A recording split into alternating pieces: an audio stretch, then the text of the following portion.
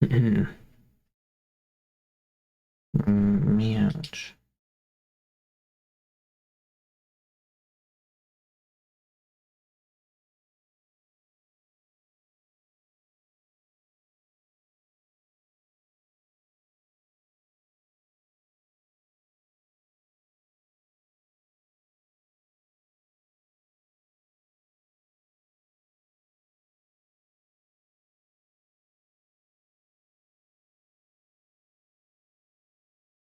Oh, I should fill my water bottle.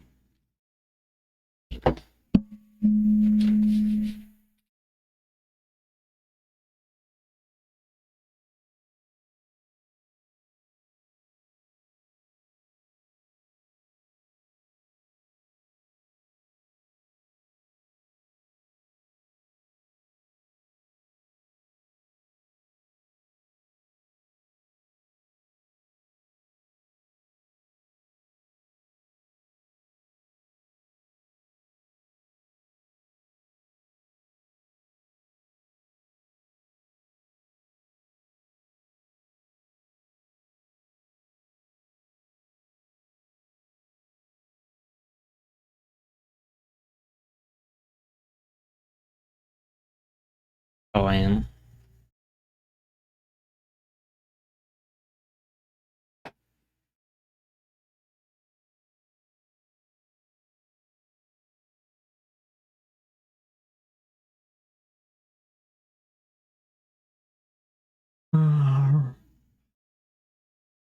Oh. Mm. Yeah. Yeah.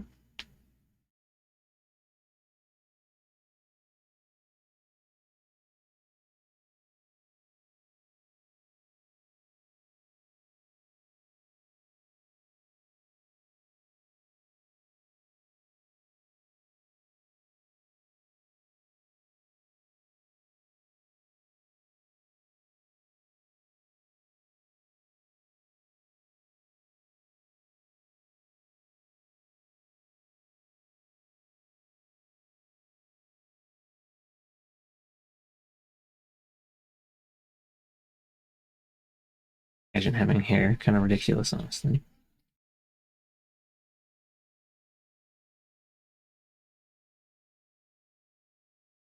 I'm gonna have to eat dinner in an hour. Maybe I should have waited. Oh, but or started that earlier. Oh, I was busy watching a YouTube or something. No, I was busy rotting in bed. I mean, uh,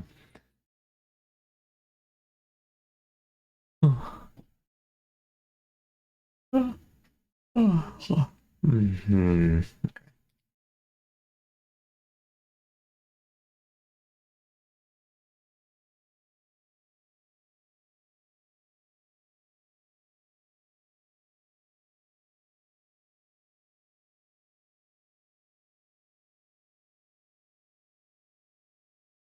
Oh, it's gonna be cut off.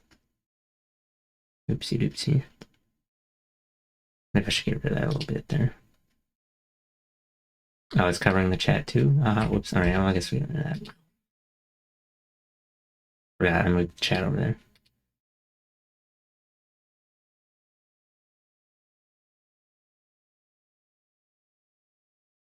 there. Seemingly random sleep time problem has been getting worse, and I think I slept through half the day. I don't even feel all that refreshed for it.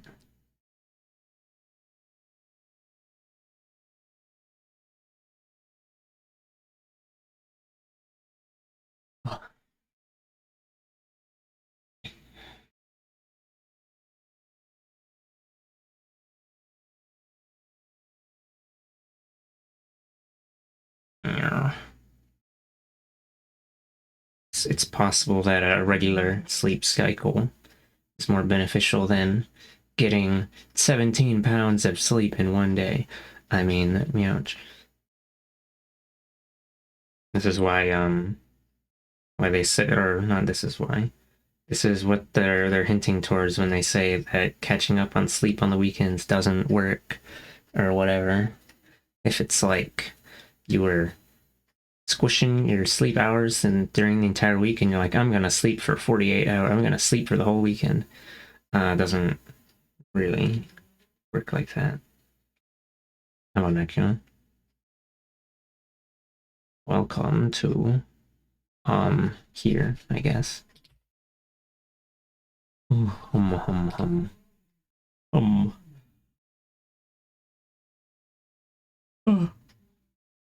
I don't know what I'm waiting for. I guess I could just start reading now.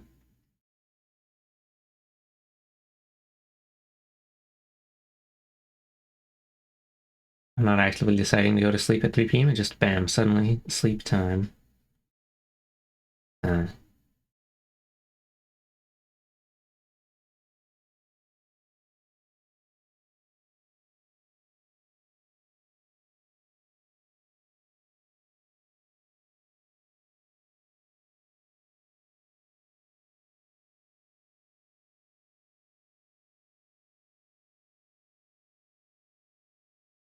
I think they call that narcolepsy. Possibly. /HJ/Hunger Jacks. Meowch. Oh, I guess I'll point this thing out real quick. I added shorts to this model because that makes it TOS. Well, no. I don't know. I guess most of the time I was using it like this, so you wouldn't be able to see down there anyway. Whatever. They're just there.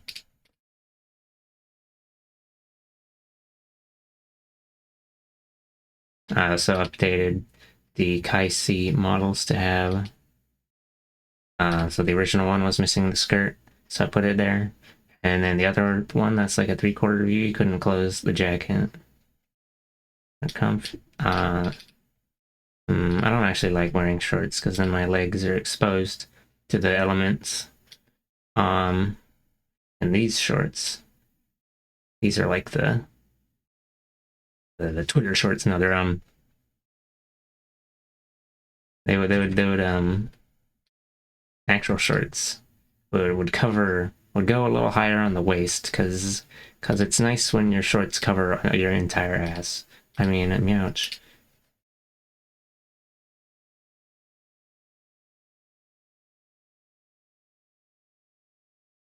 I don't know. I like wearing pants most of the time because then I don't have to feel the couch on my legs when I sit down or whatever.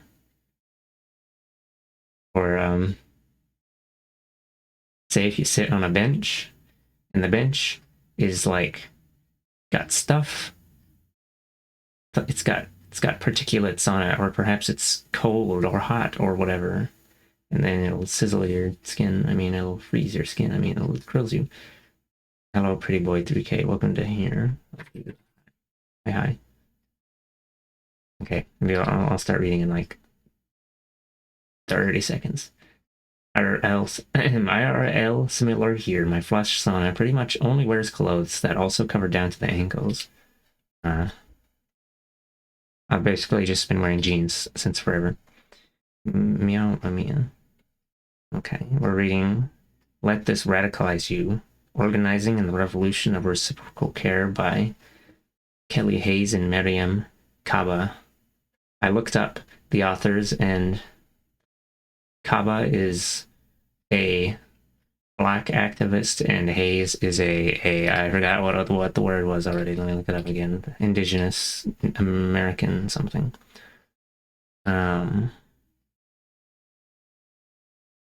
Minomine.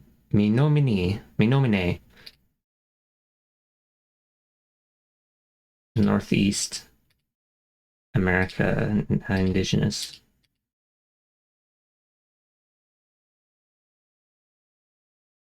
Praise for I'm gonna read. Oh, I mean I said I was gonna say I'm gonna skip over these, but yeah. Props from Naomi Klein. Okay. I think I remember seeing that name before. L.A. Kaufman. However, do I have this zoomed in? Oh, right. I had it zoomed into here. I forgot. Okay. Ouch. Copyright 2023. This is a post-COVID book. This book is dedicated to people who have marched, wept, laughed, and planned alongside. Everything worthwhile is done with other people.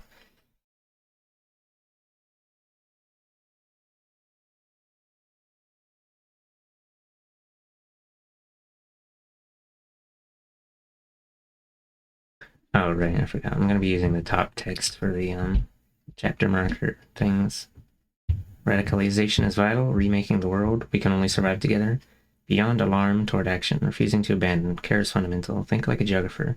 Rejecting cynicism and building brother movements. Violence and social movements. Don't pedestal organizers. Hope and grief can coexist. Organizing isn't matchmaking. Oh my god. Dunking on him. I mean, avoiding burnout and going... Oh, these are links. I can click on these. Avoiding burnout and going the distance. Relationships, reciprocity and struggle. Beyond doom toward collective action. Movements make life. I'm going to click on one and watch the thing go yeet. Oh, yeah. Forward. Radicalization is vital. Maya Shinwar. Are these all made by different... Oh, I don't know why it has a name there. Oh, yeah, okay. I guess it's like the foreword is written by someone else. I'm gonna turn the music down slightly.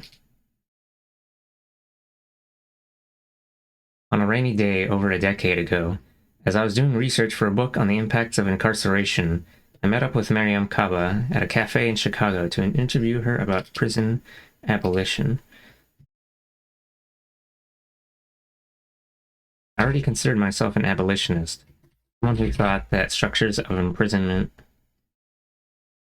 and policing needed to be dismantled, and real ways of making safety needed to be uplifted and created.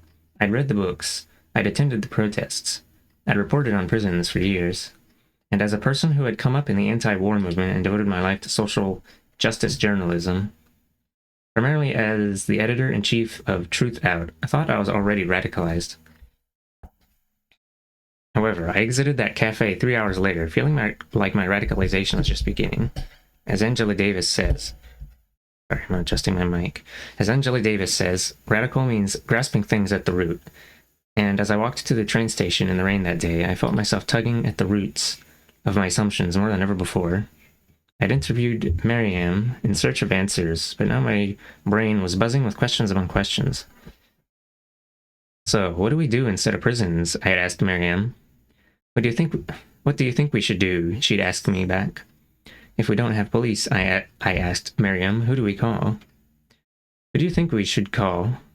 She'd asked. What do you think we should create? It wasn't that Mariam didn't have a million brilliant insights in response to my queries. She spent much of the afternoon generously recounting her decades of experience, building new ways of creating safety and supporting people, and collectively pursuing it outside of oppressive systems. However, it was the questions that stuck with me most, because Miriam was urging me, as she urges everyone, to understand that we all have a role in imagining and building the world we want to live in. No one gets to simply ask, to simply write down the answers, even journalists. You heard that? You heard the cat? Come on, stand still. Sniffing, removing a portion of his ass as punishment. No, I was cutting some lump of fur off. Over the years, Miriam has pushed me to transform my way of being in society, always knowing that the work of changing, imagining, reimagining, building and rebuilding the world is on me too, because it's on all of us. Oh my god, stop. Pushing the microphone arm. Thinks it's just a piece of furniture that you should rub his smell on.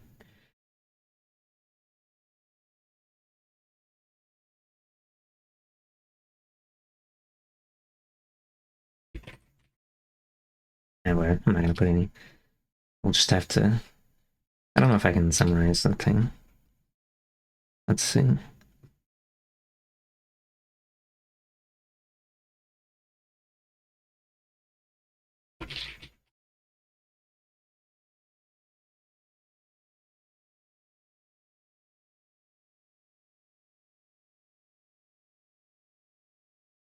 Something. Let me look at the chapters.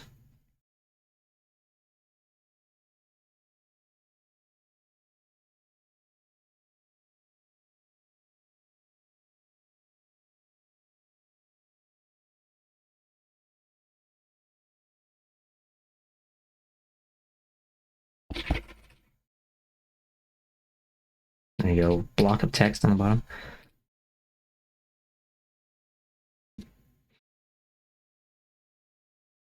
not chaos. He's more like a predictable thing that flops around. I mean, meowch.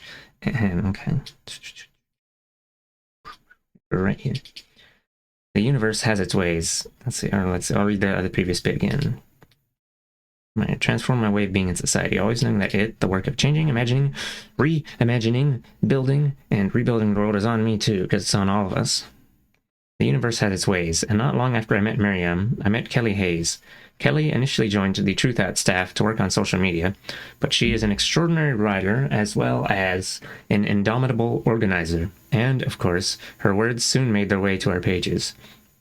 Now she hosts Truth Out's flagship podcast, Movement Memos.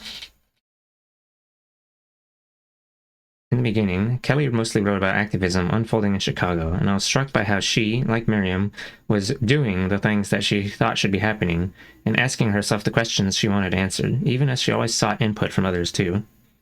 If someone was arrested at a protest, Kelly was the first to ask how we could get them out, and to motivate others to join her in taking action to free them. If someone was evicted, Kelly was going to ask how to find them housing, and to spur others to work together to make that happen. If the city was shutting down mental health clinics, closing schools, killing people with its murderous police department, Kelly was out there asking herself and others, what should we do? What should create? And collaboratively organizing unforgettable actions at every turn. Yeah. I actually saw a thing in my email from... Not in my email, what was it? No, it wasn't my email. Change.org is sending... I clicked on a thing once in there, they wanted to send me emails forever and ever afterward. Apparently some 16-year-old got shot by police in the east part of my city like a month ago. And, obviously no one got charged or whatever on the police force, because pee-pee-poo-poo. Because that's the expected outcome.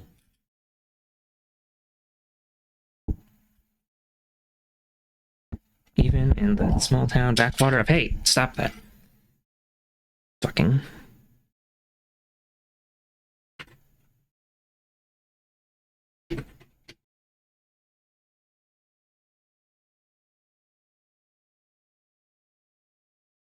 See, what was her name?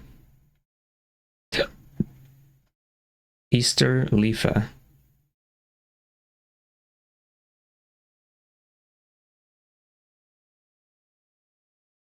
I'm gonna see if take care of cats. It stops bothering me.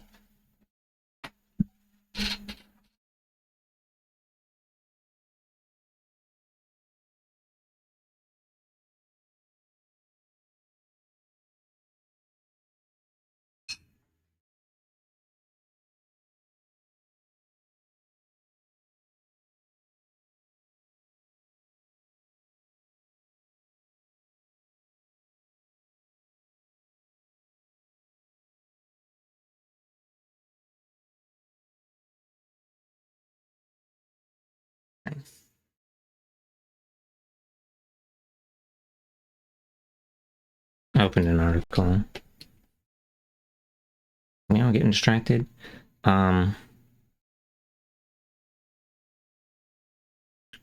As you might expect, basically, it was a mental health crisis, and then the family called the police, and then when the police got there, they just shot her.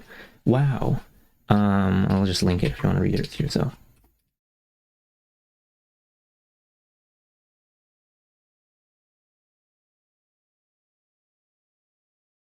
Something statistic about half of all people that the police shoot are, I don't remember, something about being disabled or mental health or something. Crazy with my mind.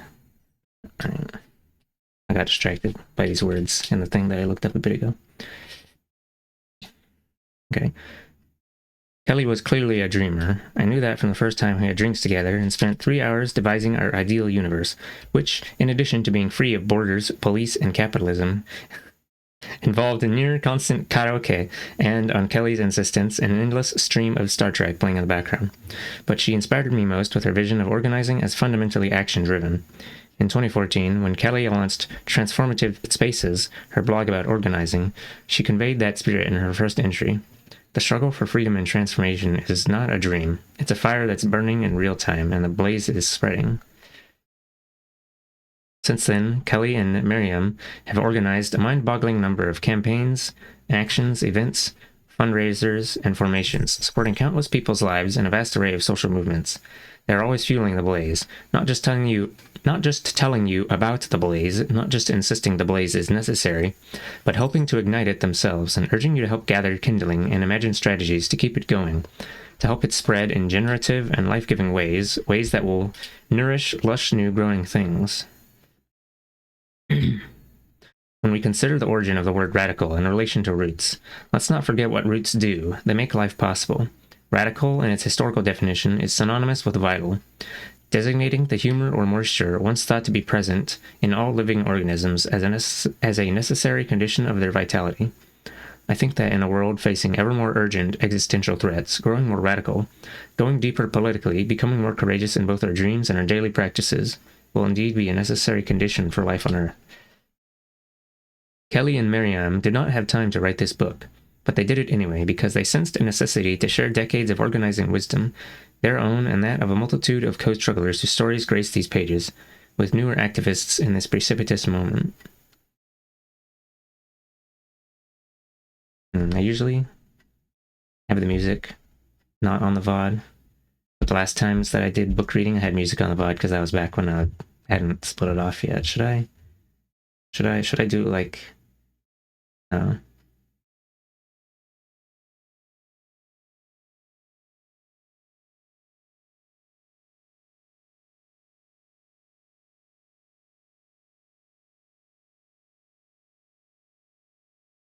I guess so. And then it'll get a copyright stamp from some guy. No, where is it? There it is.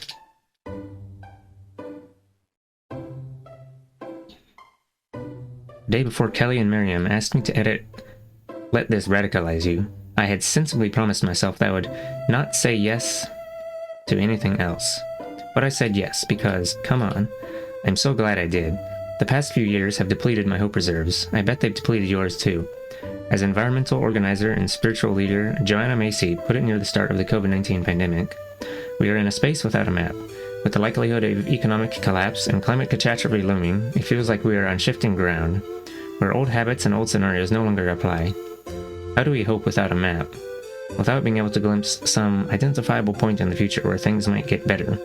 And how do we act if we don't know where our hope will come from? If you're grappling with these questions too, it's a good thing you have this book in your hands, or on your phone, or in your ears. Reading Let This Radicalize You recharged my ability to hope and to act, and to understand how deeply those two verbs are connected. This book is powered by hope, and it draws that hope not from theoretical aspirations, but from existing movements that, in spite of all the scary odds, are winning. Those wins sometimes look like recognizable, celebrated victories, but usually they don't. Often they are about supporting people's basic needs in the face of a climate-caused disaster, defending someone's right to remain in their home, administering life-saving medical care in the midst of a protest, sustaining a coalition or an activist group in the face of conflict, growing new organizing efforts out of old ones that have run their course. Often they're about making it possible for a person or a family or a community to survive another day.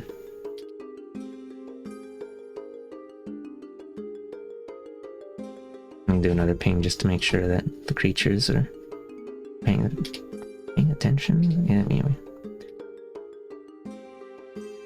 Kelly and Miriam interviewed dozens of organizers and read piles of books and zines and articles and toolkits and screeds to write Let This Radicalize You. Each page of the book is dense with collective wisdom. By reading it, you'll come to know in your marrow that every day, everywhere, people are striving to make change in their communities, and that where there is profound injustice, there is always also creative struggle. Hope and grief can coexist, Kelly and Miriam remind us, amid millions lost to the pandemic, amid rising fascism, amid many-sided attacks on our most basic bodily autonomies. And if we wish to transform the world, we must learn to hold both simultaneously. we have the VOD at least 2 to come back to. Yeah, I guess. That's true. This book derives its title from the words Miriam often repeats in times of deep crisis. Let this radicalize you, rather than lead you to despair. As you read the book, I challenge you to follow the title's suggestion, let it radicalize you. To do this, you'll need to let your guard all the way down. Let your inner cynic take a nap. Tell your inner devil's advocate to take a few days off. Then let yourself be lifted by the stories of the organizers that fill these pages. People who are stubbornly practicing hope each day and taking imaginative action in spite of doubts, losses, and heartbreak. If you engage with the book, in this way, I'm willing to bet you'll want to take action too. After all, these days, becoming radical isn't an impulsive... I don't know if that's a typo. Dalliance? A casual, romantic, or sexual relationship. Brief or casual involvement with something. Berkeley was my last dalliance with the education system. Okay. Ahem. After all these days, becoming radical isn't an impulsive dalliance. It's a leap toward allowing yourself to believe in the possibility of our collective survival, and to believe that even if we don't make it, we are all still worth fighting for to the last breath. If you're up for the challenge, keep turning these pages. Introduction.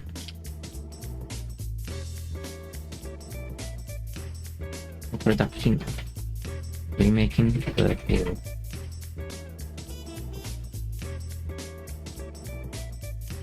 If you find your imagination cannot stop itself from churning out the scripts of the death machines, pull its plug, dismantle it, reprogram it, dream daylight, manufacture daylight, we are the magicians, make magic. Krista Franklin, call.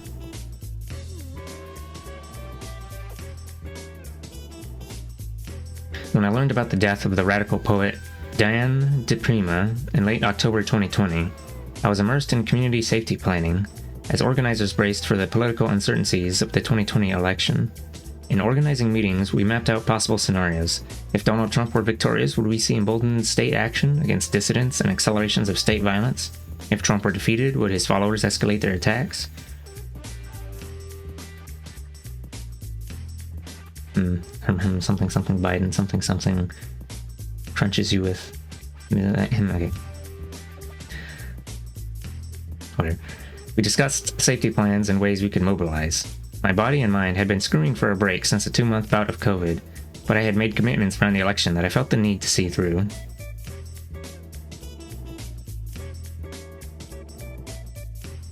Something COVID, Biden sends you back to work anyway? I mean, Mioch. Okay. Then I learned that De Prima had died, and I sat down to grieve the best way I know how, by stringing words together until they tell me something about myself, the moment, or what needs to happen next. The resulting essay was a rant against despair, and a meditation on the poetics of organizing. I still return to that rant, just as I return to De Prima's work, to ground myself and to remind myself that organizing is the work of dreaming new worlds into being. As Robin G. Kelly writes in Freedom Dreams, the Black Radical Imagination, in the poetics of struggle and lived experience, in the utterances of ordinary folk, in the cultural products of social movements, in the reflections of activists, we discover the many different cognitive maps of the future of the world not yet born. I first shared a version of the words that follow in Truth Out on October 28, 2020. I offer them here as a call to engage deeply with your own imagination as you read this book, and to envision the construction of a world that has not yet been born. A professor I was friendly with introduced me to De Prima's poem, Rant, when I was a freshman in college.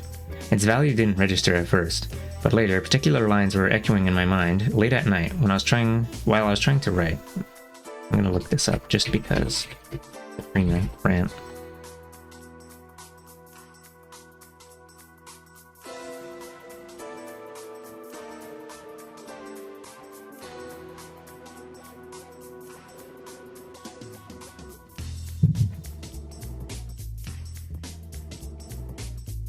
Oh, that's might be actually lit. The other website I'm trying to click on, it's not even loading. Never mind. And the other one was like a blog post about it, and then they split it up into pieces when they talked about each piece, so never mind.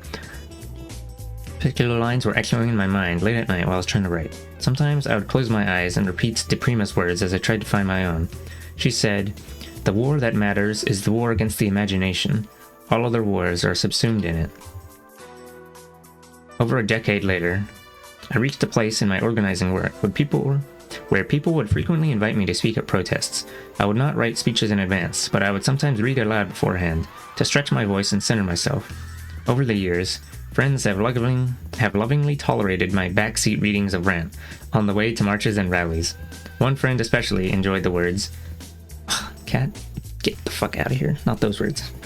One friend especially enjoyed the words, "You are an appendage of the work. The work stems from / hangs from the heaven you create."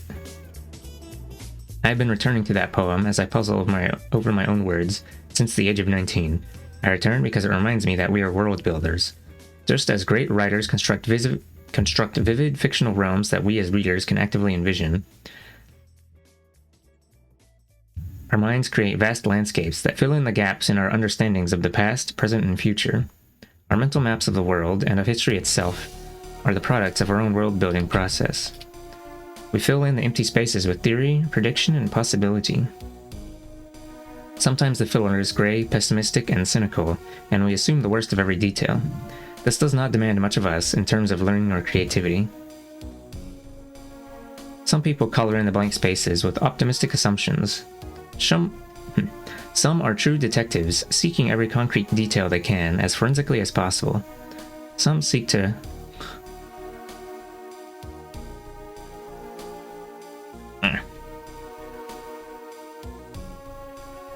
I've got the sneeze itch.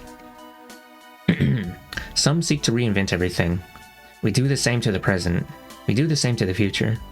But as De Prima said, the ultimate claustrophobia is the syllogism. What's a syllogism?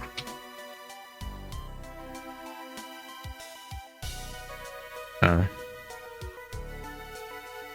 form of reasoning in which a conclusion is drawn from two given or some assumed propositions.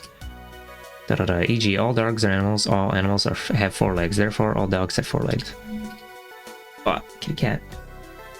Kitty cat is a dog, crunch. The ultimate claustrophobia is the syllogism. The ultimate claustrophobia is, it all adds up. I know that claustrophobia too well. The belief that you've come to understand something awful and inescapable. It's a feeling I have confronted many times, but I eventually learned that the answer is always the same. When you feel trapped by an oppressive inevitability, you never stop trying to escape, because every jailbreak begins with a decision to reject the inevitable. It is the courage to pick up a pen, every time, knowing you may not finish the story, but knowing full well that you will reject the ending you've been given every step of the way. Reality is malleable. As De Prima said, "History is a living weapon in your hand, and you have imagined it. It is thus that you find out for yourself. History is the dream of what can be. It is the relation between things in a continuum. To understand the past, we must investigate the stories we were not told, because those stories were withheld for a reason. We must search out all the pieces we weren't meant to find, the things that disrupt the narratives we've been given. How did people survive desolate times? How did they find the joy and humor that sustained them in long stretches of siege and survival? How did they build relationships that allowed people who disagreed to collaborate and achieve convergence? What do those uneasy alliances look like? What helped them succeed and what caused them to fail? History is, as De Prima said, a living weapon. As an organizer, I like to think of history as a map of the world, cut like cardboard into a jigsaw puzzle. Its pieces have been scattered and cast in all directions. They are tucked inside books and libraries. They are buried in the stories of people we don't know. They are tucked into memories that we ought to write down, but often let drift away, unpreserved. They are embedded in photographs and paintings and pencil marks. They are buried in graves and amalgamated with the dirt, water, and wind of this world, because the elements carry fractions of history too. Stories of nuclear fallout and contaminated oceans. Stories about what lived and died and grew in a place, long before our feet touched the soil. It's important to both ground ourselves in the here and now, and also remember that the world is much bigger than this moment.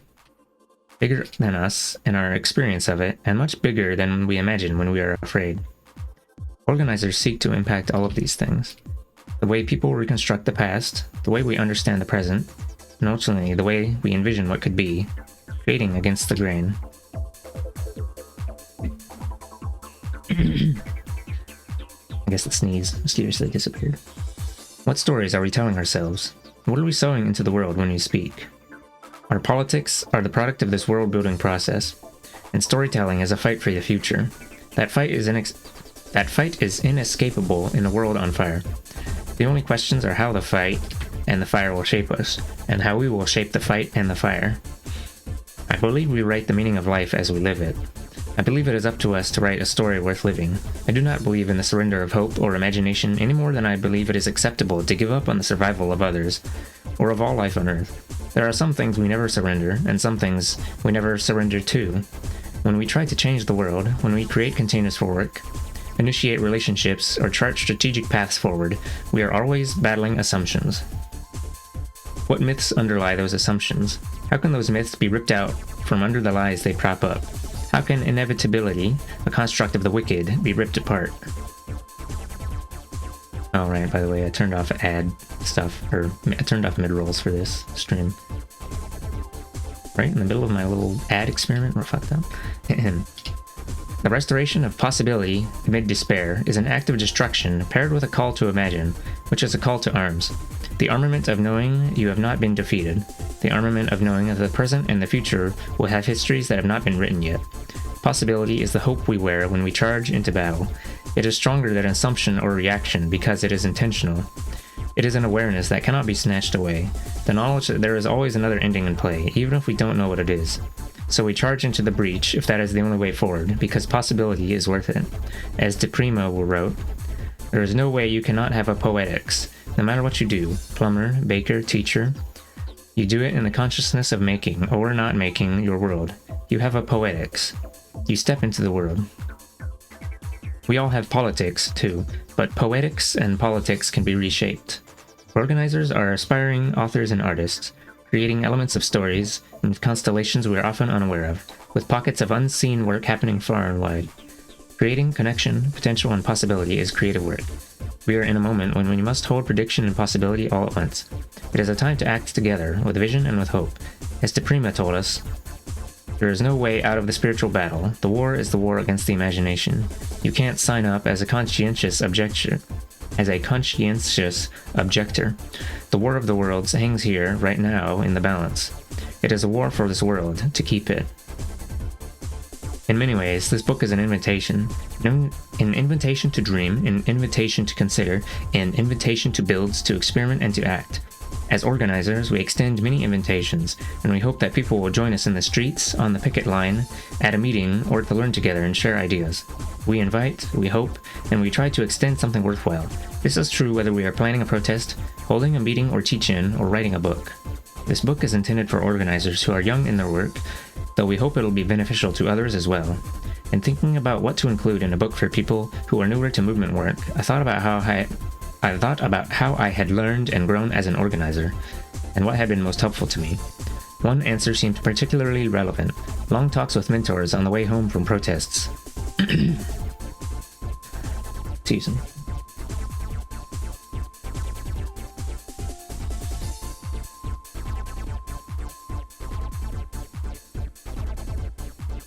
The mucus is already making its way upward and needing to be cleared out, and then my throat's gonna be sore by the end of today.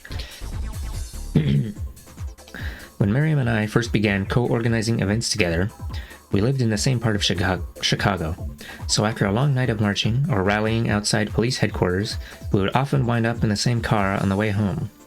Sometimes Miriam would be driving, but she would always be talking. She would talk about the action and its relationship to the moment. She would share histories and personal anecdotes, ask questions, and recommend books. We would not always agree, but our dialogues were so constructive that I enjoyed being challenged by Miriam. In a world that often shames us for what we do not know, I found those conversations enlivening and at times life-changing. By the time I got out of the car, I would feel curious, creative, and ready to learn or do more. I I have experienced similar moments with other organizers, on road trips to protests in coffee shops or sitting on sidewalks at jail support during the hours-long wait for the release of other protesters. I came to think of those conversations as rides home too, even if they did not take place in a vehicle, because there was something about that descriptor that I liked. Excuse me. The idea of an important conversation that helped bring me home. Those talks helped to shape my perspective as an organizer, and they've also helped me grapple with tough questions about myself and about movement work. Some of the people I was lucky enough to have those conversations with, in addition to Miriam, are featured in this book, because while this book is a mashup of manifesto, anecdotes, and advice, my greatest hope for this project is to create a book full of rides home. We know that many of you will be taking action in the days ahead, and that some of you are already hard at work, trying to remake the world. We are so grateful for you. We know what you are up against, in the form of state repression, and that you have inherited a world on fire. We share your fears and your fury, and we trust your creativity. If you are completely new to the work of movements, welcome. Please know that you are needed, and that while your journey will be messy, possibility is worth it.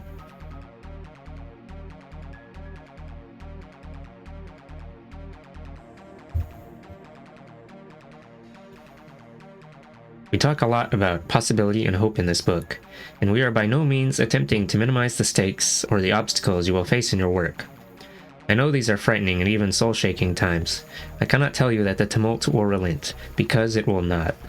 But I can tell you that here, on the edge of everything, we are each other's best hope. As organizers, we are builders in an era of collapse. Our work is set against all probability, and it is in that space of cherished improbability where our art will be made, where our joy will be found, and where our ingenuity will fashion ways of living and caring for each other, even as the ground shifts beneath our feet. Life will be a scramble, but we will not scramble alone. Together, we will fight for this world, to keep it. Although we hope to cross paths with many of you in the streets, or wherever we hold our ground collectively against injustice, the limits of time and space mean that we probably won't see you at our next protest. But it is my sincere hope that, through this book, we still might be able to offer you a ride home.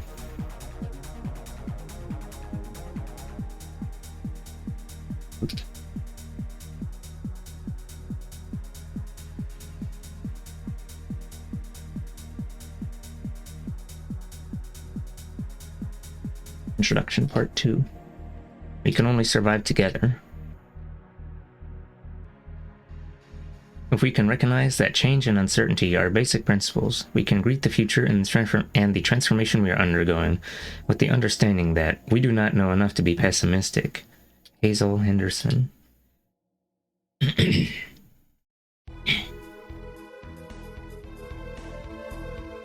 came of age in New York City in the 1980s.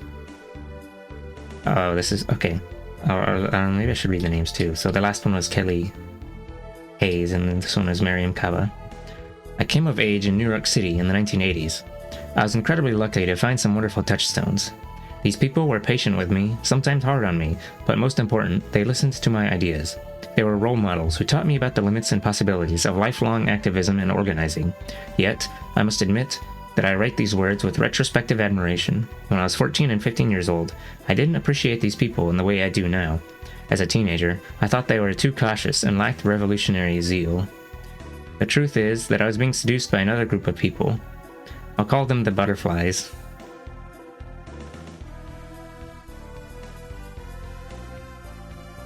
Yeah, we're about to dunk on the white guys who just read books and don't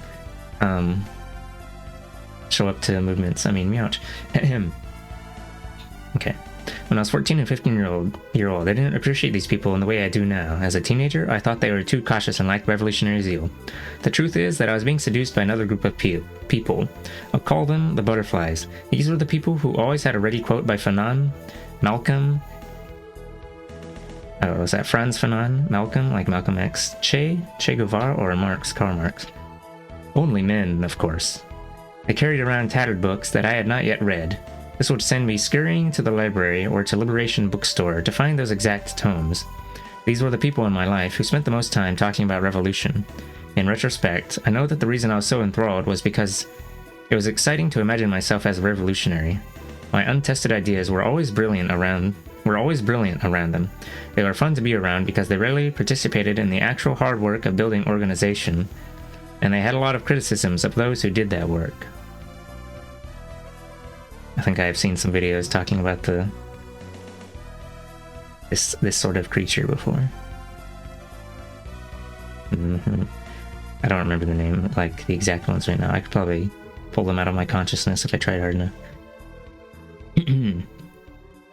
While others were going door to door in Harlem to talk with community members about affordable housing, the butterflies were lamenting the fact that the people were not being sufficiently engaged in our struggles. None of them ever went door to door. We talked a lot about new models of engagement, even though the old ones would have served us just as well. We were not getting out there and talking to people. We weren't putting ourselves on the line or risking being told to F off. Early on in my activism, these people dazzled me.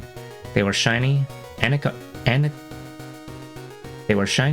analytically brilliant, and looked the part of committed organizers for social change. I was a major brat to people who I proudly proclaimed were sellouts because they had to be accountable to private funders and to the man. Those were heady days. Then, one afternoon, I won't soon forget, as I spouted off about someone or other being a sellout, one of my mentors asked me a question that helped shape the trajectory of my activism and organizing. "What have you built?" he asked. I must have looked perplexed. So he asked me again, "What have you built?" "I don't know what you mean," I answered. "Come back and talk with me when you figured it out," he told me.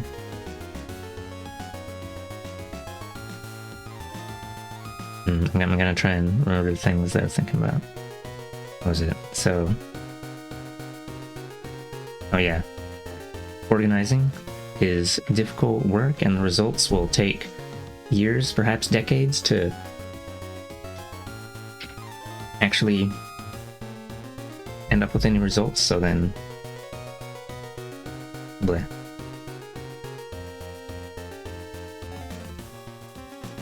So it's not... it sucks. Ow. But someone's gotta do it. Krills you with my mind.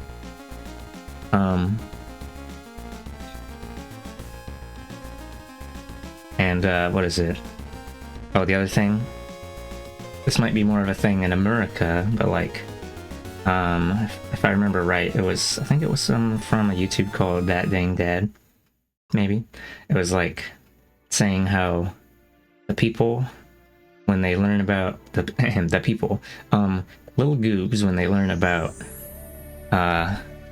all the left shit and about how capitalism, the invisible hand of the free market, is reaching deep on our ass or whatever. Not in a fun way. No, but like, what is it? When you learn about how all the shit sucks and how you should probably break down the system and replace it with something else, and it's like, oh yeah, revolution, pog champ. But then, revolution doesn't just happen suddenly when everyone decides to. Whatever, it has to start small and be built over time. And something in America, or something American, American non-Christian, totally Christian culture. It's like the revolution is going to be the coming of. It's going to be when Karl Marx comes down from the heavens and he blasts us with his beautiful revolutionary energies. The rapture, yeah. We replaced Jesus with Karl Marx. I mean, ouch. So then, instead of actually getting out there and doing those small things to build up to something bigger, it's like we're waiting for a rapture. Oh my god. Splat. Yeah. something explodes you. Hold on, let me look a little more. Or let me look at it again. Okay. Yeah, I think that covers about most of the thoughts I had. Let's see. What have you built? And then they got epically owned. I was so pissed off by that exchange that I left the office where I was working as a volunteer in a huff. I didn't have an answer for him for another 2 or 3 years. It turned out that I hadn't built anything. He was asking me, who are the people to whom you're accountable? When had I been brave enough to actualize and execute the ideas and theories that I was always so quick to offer to others? What was I actually doing? My mentor had been passionate about the issue of affordable housing and had built something significant, a community-based organization where I was volunteering, to implement his ideas, to test them against his theories. Once I understood his question, he became one of my greatest teachers. The butterflies began to lose their appeal. I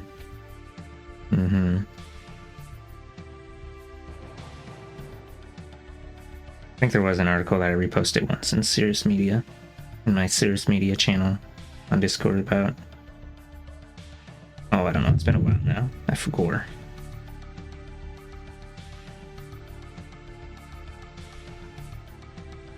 I think it was about... it was TLDR. Oh my god, we have to go offline? I can't believe this shit. No,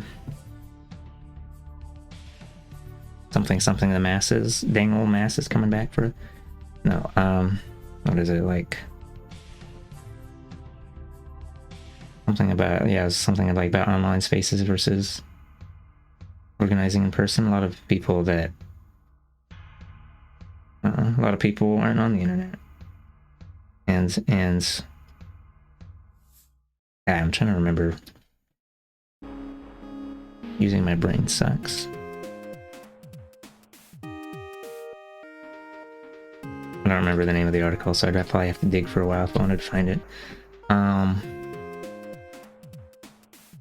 Okay, but I had some, I think I had some either that or some other article from the same website had some examples of like, you do the community work for like the clean needles or like the homelessness housing or whatever, and then, or the food distribution things, and then when you're doing that, you'd be like, hey, you heard of this thing called communism? No,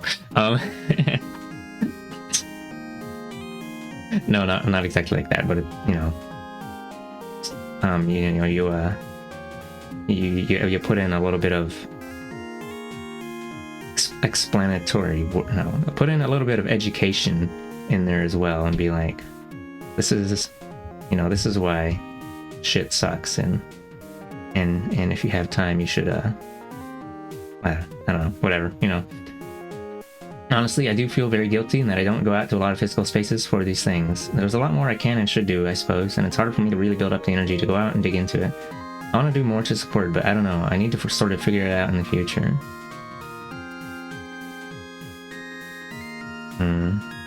Yeah, this is why I'm reading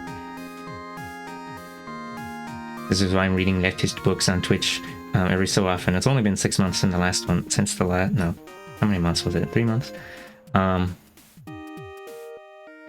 And I'm doing it so that I feel better about being a little shit who hasn't built anything. TM. Oh my god, epically owned.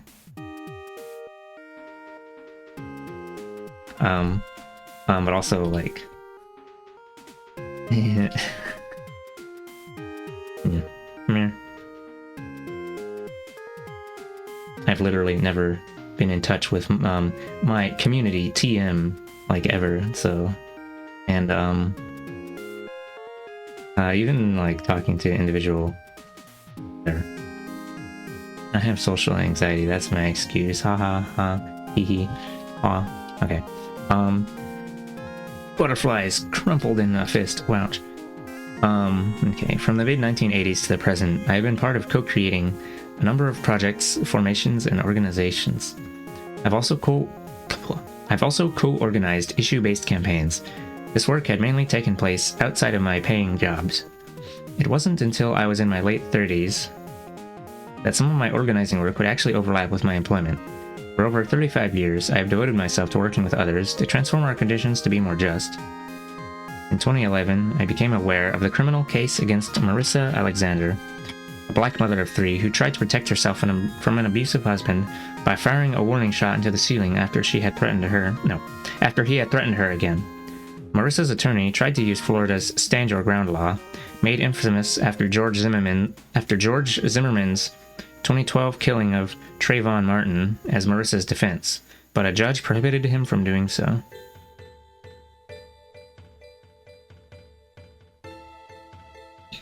You know, only works for white guys, fucked up and evil. Historian Danielle McGuire has written in her excellent book, At the Dark End of the Street, that there was a time in this country when it was presumed that... Ow.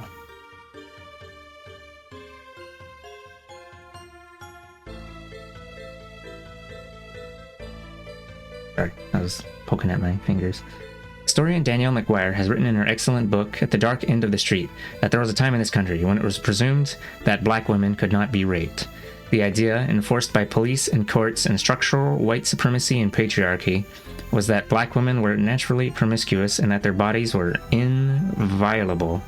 In other words, no never meant no for black and brown women, and some poor white women. This idea has carried over, I think, to the concept of self-defense as applied to black and brown women.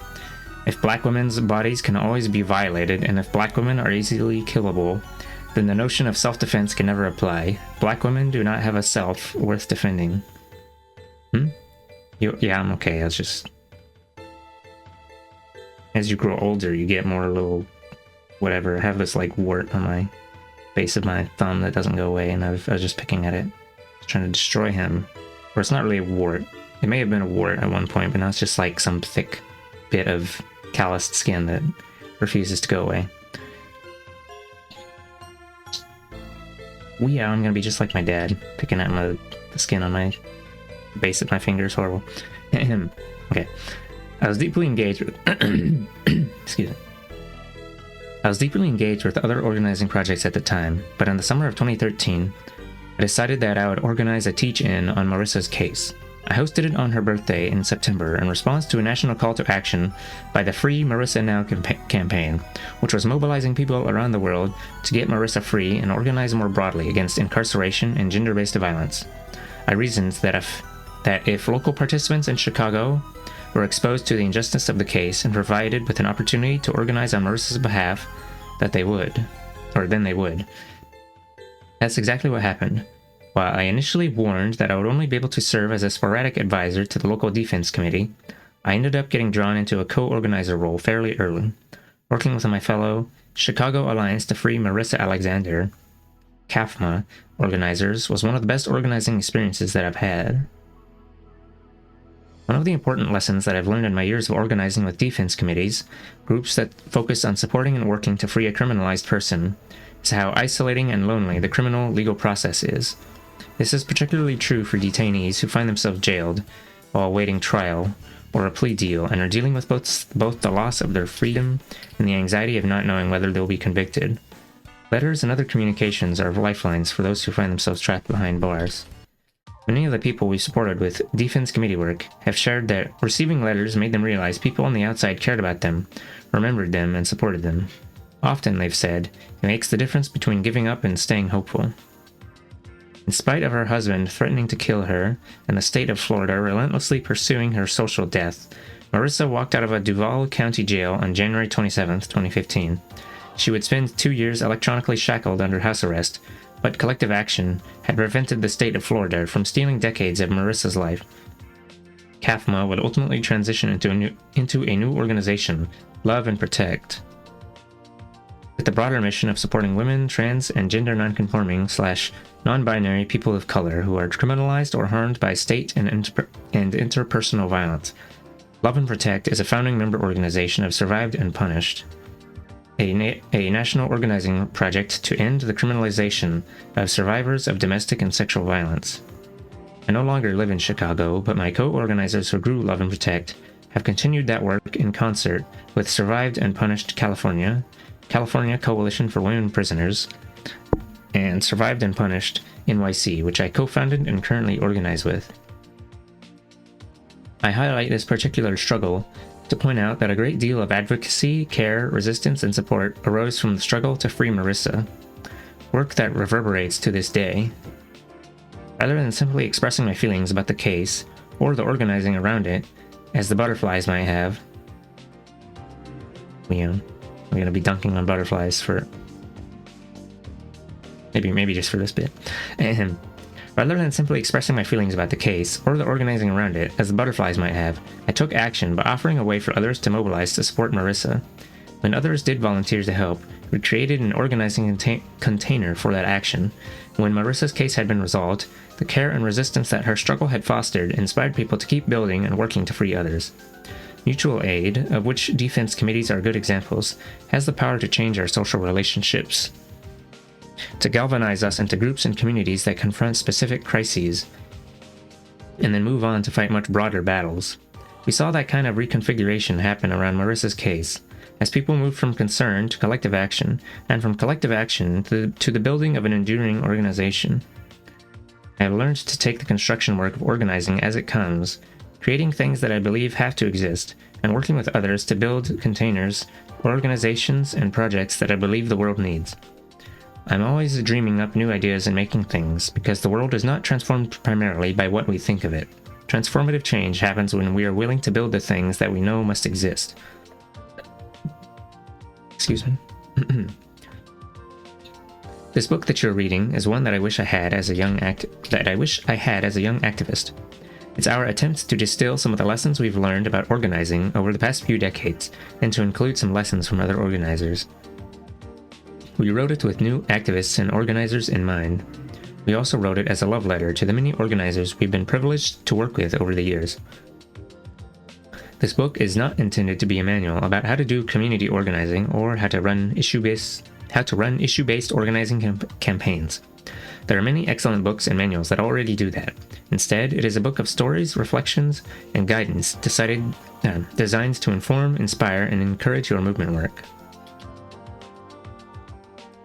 I don't remember when Kelly Hayes and I first met, but it feels like we've always known each other. For at least 10 years, we've been comrades and friends. We've co-conspired and co-organized together to shut down prisons, to win reparations for police torture survivors, to free people from prison through defense campaigns, and more generally to help uproot oppression. Some of the most meaningful work Kelly and I have done together has involved working to free incarcerated people, from migrants in immigration detention to criminalized survivors, like Marissa Alexander, Naomi Freeman, and Brescia Meadows. I have learned a lot from Kelly, and learned even more through the writing of this book. Kelly and I are often asked to define what it means to be an activist and an organizer. For us, there is a distinction, however tenuous, between activism and organizing, though the terms are not mutually exclusive. We would argue that every organizer is an activist, but not every activist is an organizer. Activism encompasses all the ways we show up for justice. It can take a multitude of shapes, depending on a person's skills, interests, and capacity. An activist might conduct research, canvass, fundraise, or attend marches or meetings regularly, or they may simply practice a skill in their own home, such as art making, in the service of a cause or campaign they support. Activism can be done on our own, in which case we are accountable to ourselves. Activists are essential, whether or not they are also organizers. Organizing, on the other hand, is a more specific set of practices. It is a craft that requires us to cultivate a variety of skills, such as intentional relationship building and power analysis. Relationship building? Well, I guess they better count me out. I mean... As we were preparing to write this book, historian and organizer Barbara Ransby told us, there are people who I can just be one of the activists doing the small shit. Ouch. As we were preparing to write this book, historian and organizer Barbara Ransby told us, there are people who are in motion, who may be the people who go to demonstrations, who go to rallies, who go to vigils, or advocate, or write, or express their solidarity with a movement in various kinds of ways, but they're not necessarily people who are, in a strategic, methodical way, trying to move other people in terms of campaigns or in terms of movement building. Those protest attendees are activists, while the movement builders are organizers. I think of organizers, Ransby told us, as people who really are trying to move other people, and create collective movement in a very conscious, deliberate, and strategic way, informed by a larger social change agenda. Abolitionist scholar and longtime organizer Ruth Wilson Gilmore points out that organizing centers on the cooperative pursuit of a particular end. Being an organizer, to me, means seeing the kinds of things that people either are doing or might be able to do, given what their energy and excitement or vulnerability is, and helping people achieve a goal that undoes some aspect of what makes life too difficult, or makes it not precious, says Gilmore. So that can be anything from organizing with organizing labor. So that can be anything from organizing with organized labor, to helping loved ones who have people going to trial, sit through the proceedings and listen with them, to anything in between, but it's achieving something other than notoriety for the problem. This book is intended for activists and for organizers. We hope that what we've shared will be of use to you, whether you're working to take action in limited specific ways or looking to strategically co-organize mass movements. No matter how we choose to take action, we are usually working toward a future that we'll be unlikely to see. It's a future built on the hopes and the sacrifices of our ancestors, upon whose labor and love we stand. Mary Wynne Ashford writes, "Since you cannot see into the future, you simply proceed to put one stone on top of another, and another on top of that. If the stones get knocked down, you begin again, because if you don't, nothing will get built." Making positive change is difficult. Uprooting oppression is the work of many lifetimes. There are some terrific highs, but they are mixed with many setbacks. Yet, I have learned over these many years of organizing that the most important thing you can do to transform the world is to act. Taking action is a practice of hope. Experience and meaning are derived from doing. To transform the conditions of our oppressions, we can only do what we can today, where we are, in the best way that we know. We can only survive together. This book is your invitation to act in the best way that you know and to survive together.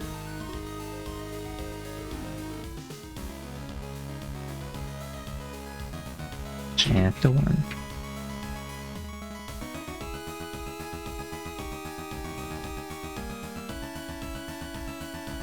Beyond alarm toward action. In order for the oppressed to be able to wage the struggle for their liberation, they must perceive the reality of repression not as a closed world from which there is no exit, but as a limiting situation which they can transform. Paulo Freire, Pedagogy of the Oppressed. Oh, that's one that's on my book list. Fucked Up and Evil. Maybe I'll read that one at some point.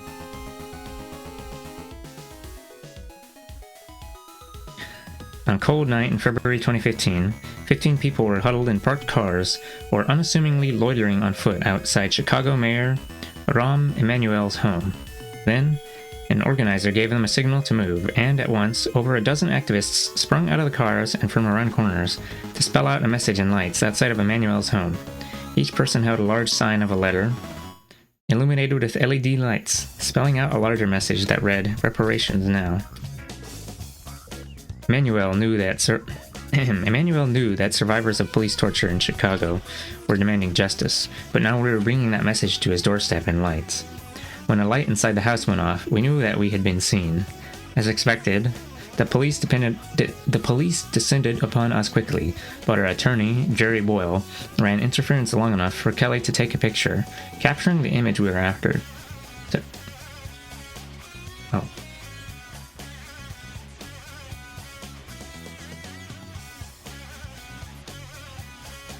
Sorry, I had a bit of nose thing and I thought it might be bleeding or something. No, it's just nose run. Ran interference long enough for Kelly to take a picture, capturing the image we were after to help spread our narrative online. That image helped us tell the story of a campaign that made history in Chicago.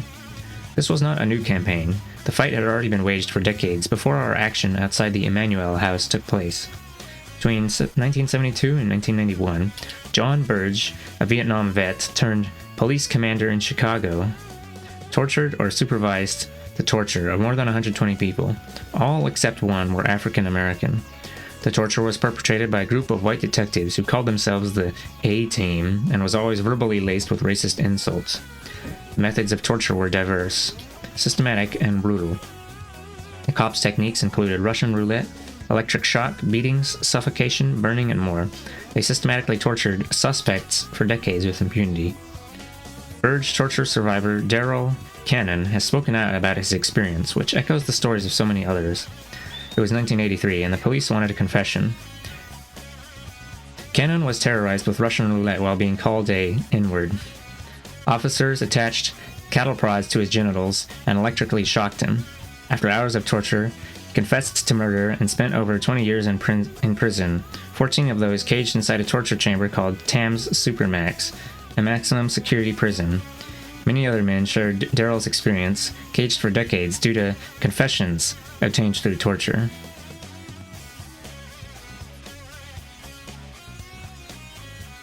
Beginning in the mid-1980s, survivors of Burge's torture started to organize behind bars while their families began to organize on the outside. It took years of litigation, agitation, investigative reporting, mobilizations, and organizing for Burge to eventually be fired in 1993. Many more years of organizing would lead to his federal prosecution for lying about torture and his conviction and sentencing to 4 years in prison. Wow, an entire 4 years? Only 4 years?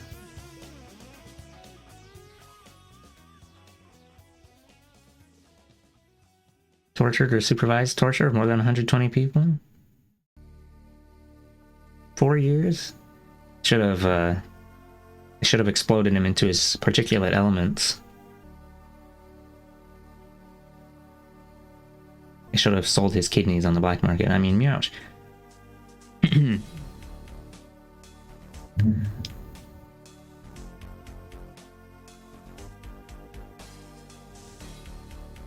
Oh, 4 years in prison. What became clearer through the years, though, was the real inadequacy of traditional legal remedies to make individuals and communities whole in the wake of systemic harm.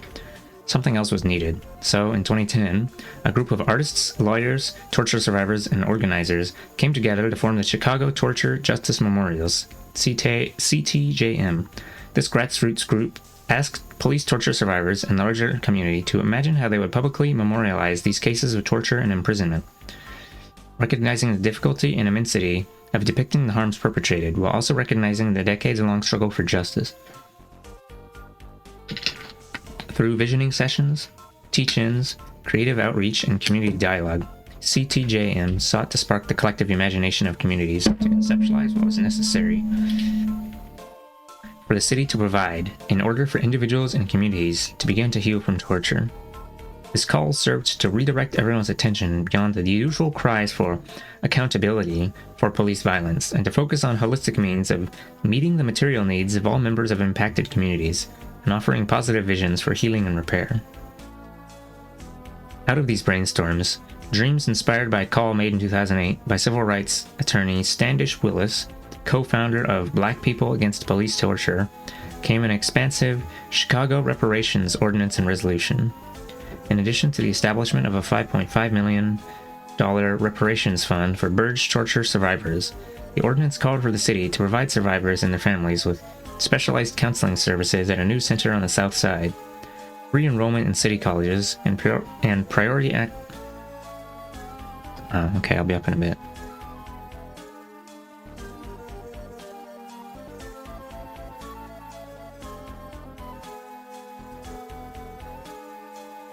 Food time? Redonkulous. We were right there.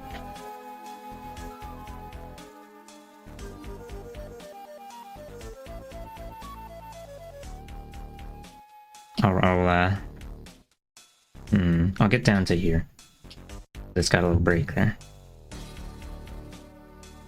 See, free enrollment in city colleges and priority access to job training, housing, and other city services. Additionally, it called for a history lesson about the Burge torture cases to be taught in Chicago public schools in the 8th and 10th grades, and a permanent public memorial to be erected to commemorate those who were tortured, as well as the resistance. The action at Emmanuel's home in February 2015 was one component of an intense and successful 6-month Reparations Now campaign, after which the ordinance passed and Chicago became the first municipality in the United States to offer reparations to those violated by racist law enforcement.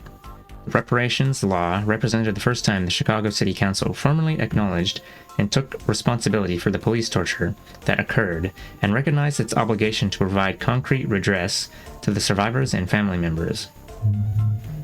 The reparations ordinance is a memorial for the living. The ordinance's stubborn insistence that people, no matter what they have done, should be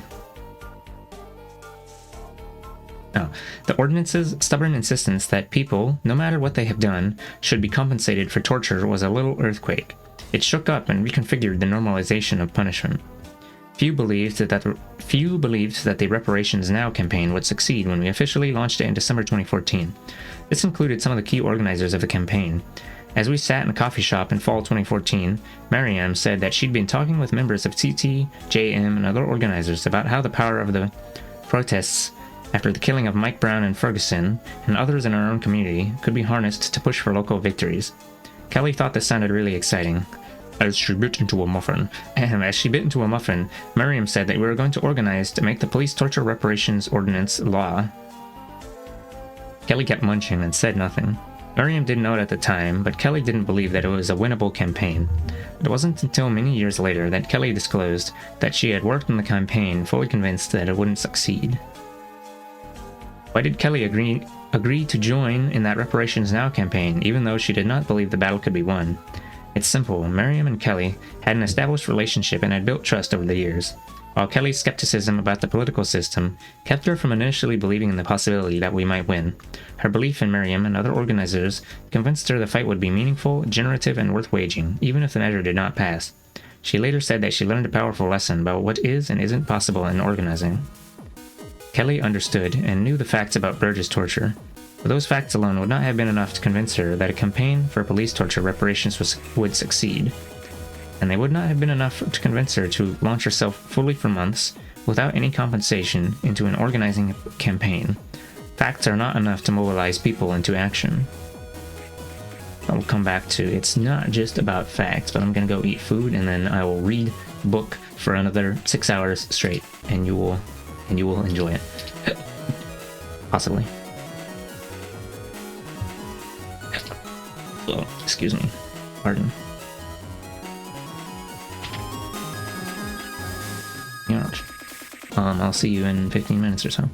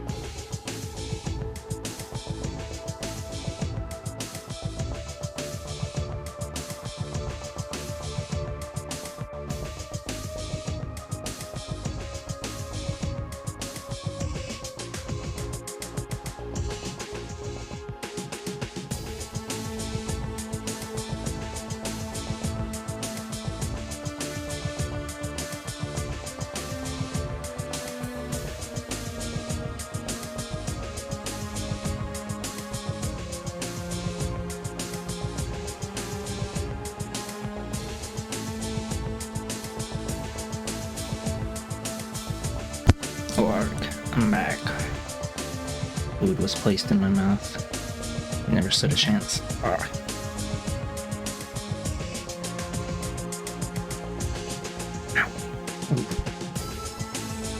Man. Got a bottle of suspicious liquid, and on this particular, it's root beer.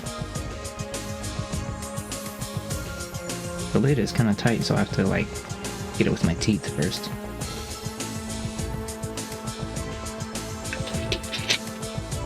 Okay.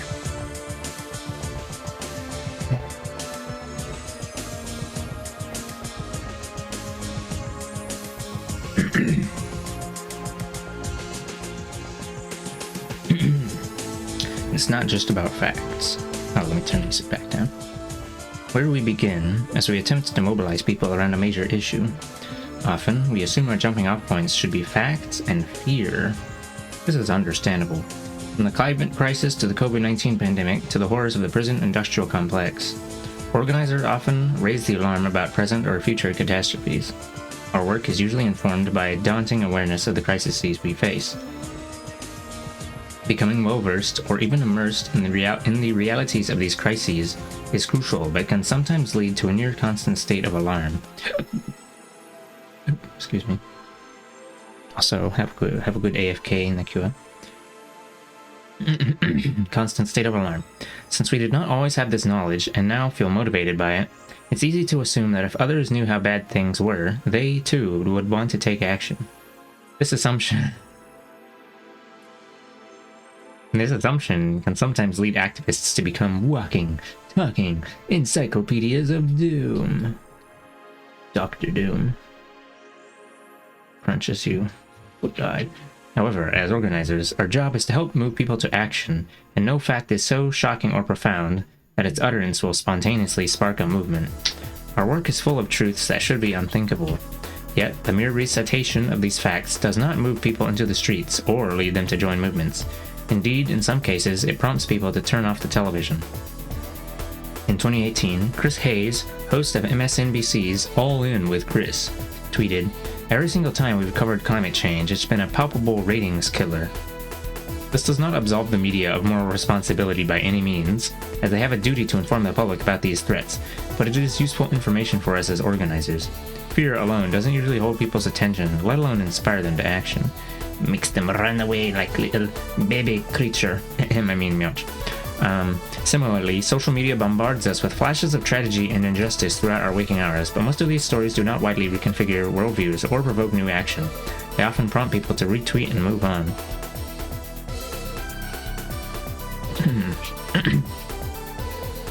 As organizers, we're repeatedly disappointed by others' lack of response to urgent crises. In cases like these, it's tempting to impose moral binaries, to deem people good or bad based on whether the facts moved them to act. An activist who informs someone of the severity of the climate crisis and is met with complacency or fatalism, for example, might assume the person does not care about the natural world or other people. If someone is unmoved by the facts, we might conclude we simply don't share the same values, but things are rarely this simple.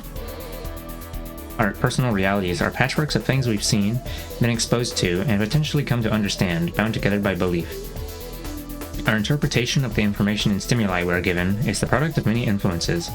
Remove any one of those influences, or add another, and one's worldview may change drastically, or it may not. Excuse me, sorry. The just ate dinner mouth activity? We interpret new information on the basis of how it compares to what we've already seen, experienced, or contemplated. For many, new and conflicting information is simply measured against experience, their current worldview, and input from influential sources. If the information does not fit their sense of reality, people will often let it go or even forcefully reject it. It can be easy to deem people who reject crucial facts as bad people. Some may indeed be doing terrible things, but many are just laboring through life, making sense of it as best as they can. We have to strive to receive people on these terms. When a fact or a set of facts prompts people to change course, it's usually because someone or something has interrupted the narrative they knew and told a story that feels more true, one worth making changes over.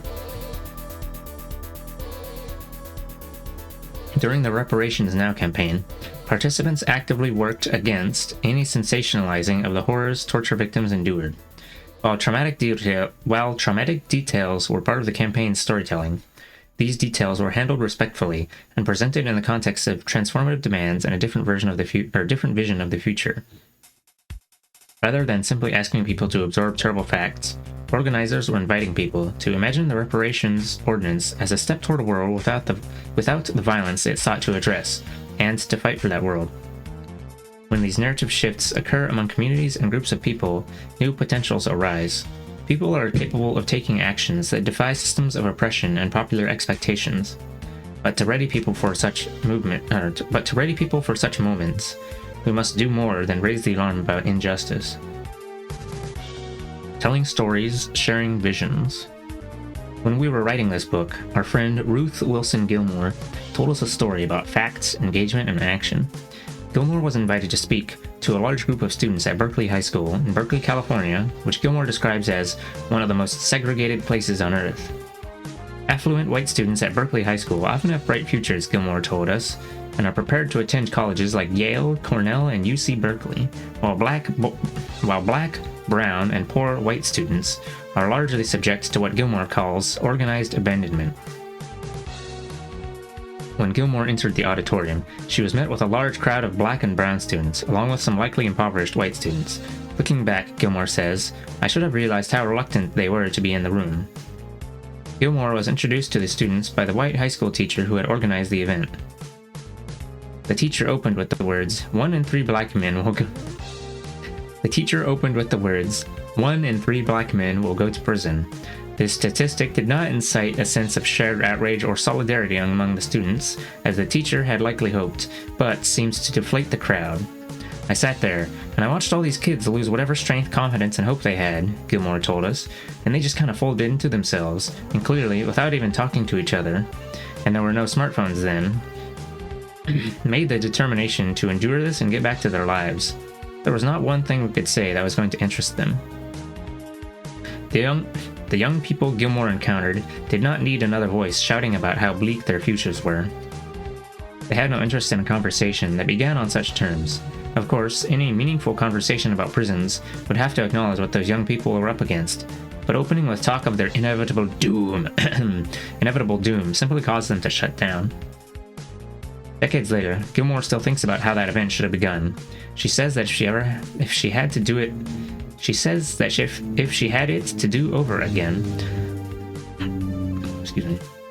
I would have asked them questions about their lives and why they thought the teachers thought they should listen to the people presenting the assembly. I would have asked them why I should want them to trust me, and told a story about not trusting myself.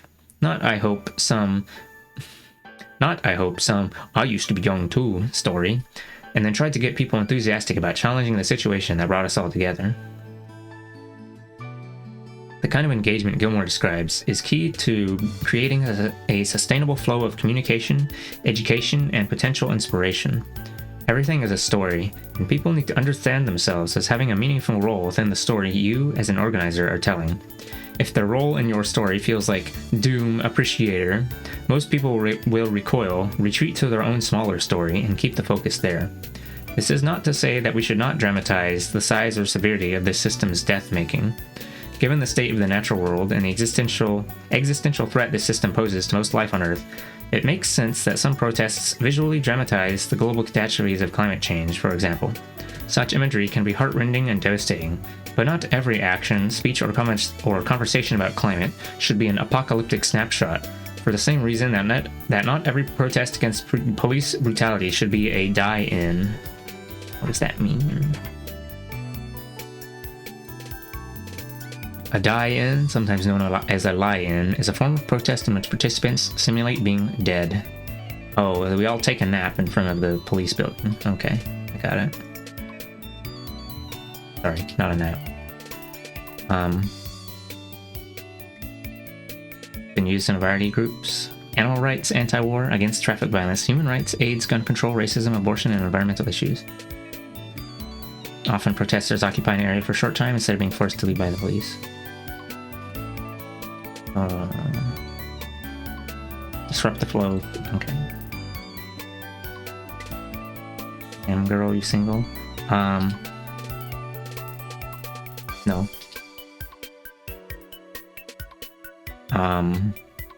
Hello, Guru Ganesh.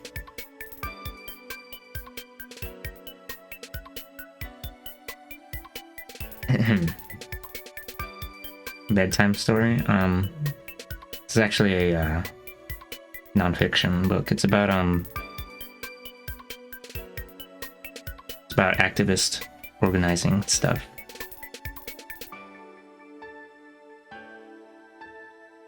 Where was I?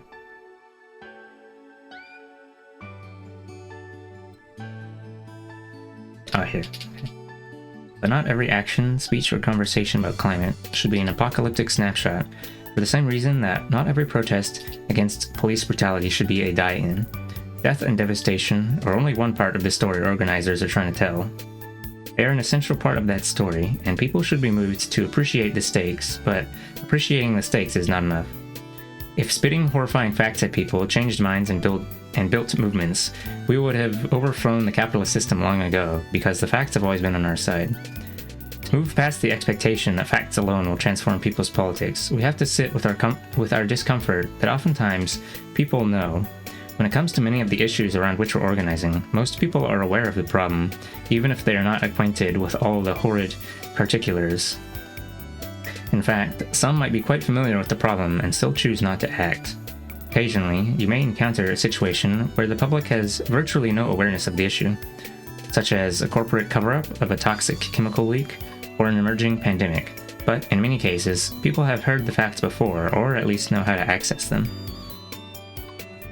Consider that nowadays, in spite of the mainstream media's failings, there is a profusion of sources of facts out there. While some information is withheld from the public, on most topics there is no shortage of journalistic reports, academic and scientific studies, government reports, viral videos, or anecdotal testimony that should shock and alarm the public, and millions upon millions of people voraciously consume this information daily.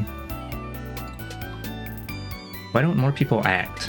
Some people believe the problems are insurmountable, or they may believe that most people are too selfish or lousy at working together to do anything about them. Others conclude some problems are unfortunate but necessary evils. For example, when confronted with facts about prison conditions, people will often respond that people wind up in prison for a reason. We've encountered similar attitudes around the treatment of unhoused people and people who use substances.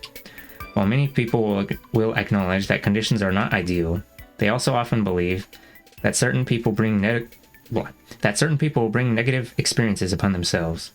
These beliefs did not emerge organically, as the powerful have always generated stories that excuse their own violence. Beliefs about the inferiority of Black and Native people, for example, did not precede chattel slavery and colonial genocide, but emerged to justify violence that was already in motion. Sad, I missed everything you said due to internet. Oh, I'm like reading off the page here. I'm reading book. Yeah.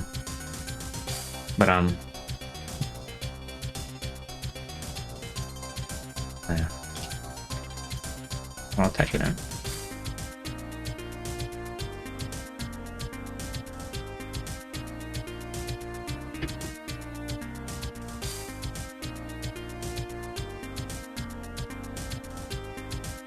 What is it? What do they say? Manifesto and advice and whatever. Activism.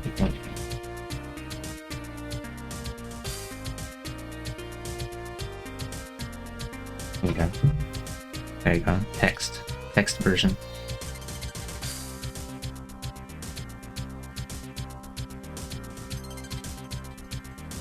Okay. These assumptions create not only justifications for violence, but also a basis for cooperating with violence. Until those assumptions are undermined or dismantled, facts alone will not motivate a person whose inaction is buttressed by them. What works when facts fail? Over the course of our movement work, we have learned that people understand the world in stories. This means organizers must be effective storytellers. We are not suggesting that you should withhold information, but it's important to understand that how we convey that information is central to our success.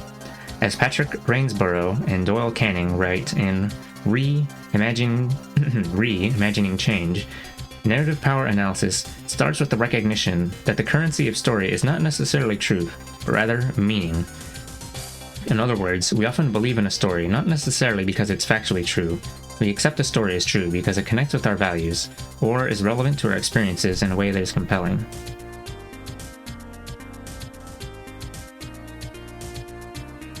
The COVID-19 pandemic imparts valuable lessons in this respect. In 2020, public health guidance around slowing the spread of COVID-19 was at its most stringent. I don't know what stringent means. Stringent. Strict, precise, and exacting. Okay.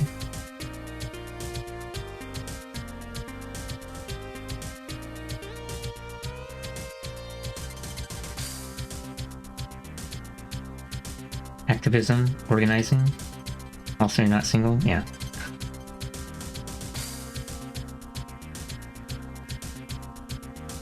Current chapter is it's up here. Right now we're on chapter 1, Beyond Alarm Toward Action. Yeah. Let's see. In 2020, public health guidance around slowing the spread of COVID-19 was at its most stringent. Some of us marveled at the obliviousness of people who did not seem cognizant of how harmful their defiance of COVID safety protocols was.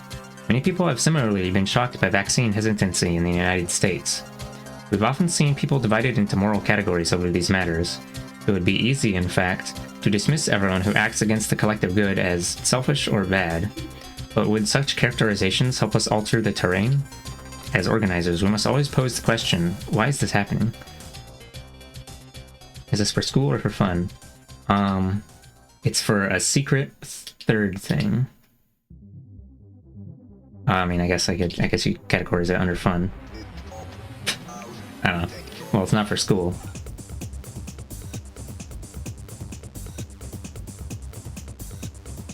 Oh. Okay, I just stopped it there. No, I chose to read this on my own. I've done this before where I've read, like,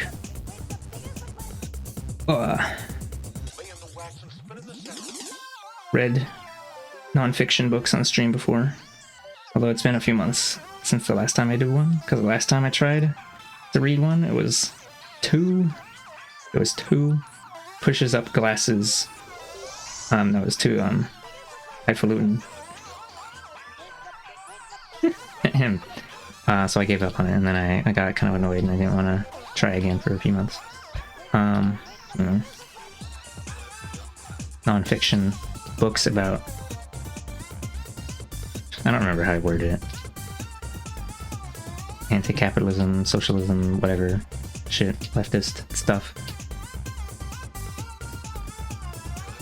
But yeah, there was one book that I wanted to read. It was like published in the 80s, and they actually said in the foreword that people have difficulty with the first 4 chapters, or the first 3 chapters, and that it's okay to skip to the 4th chapter. I didn't listen though, much to my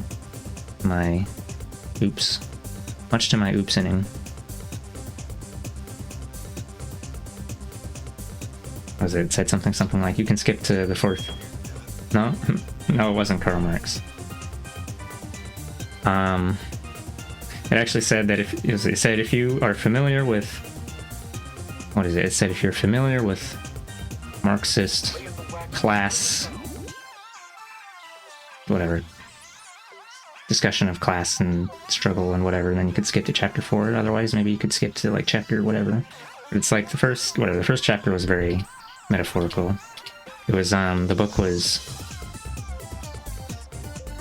Society of the Spectacle by, I don't remember.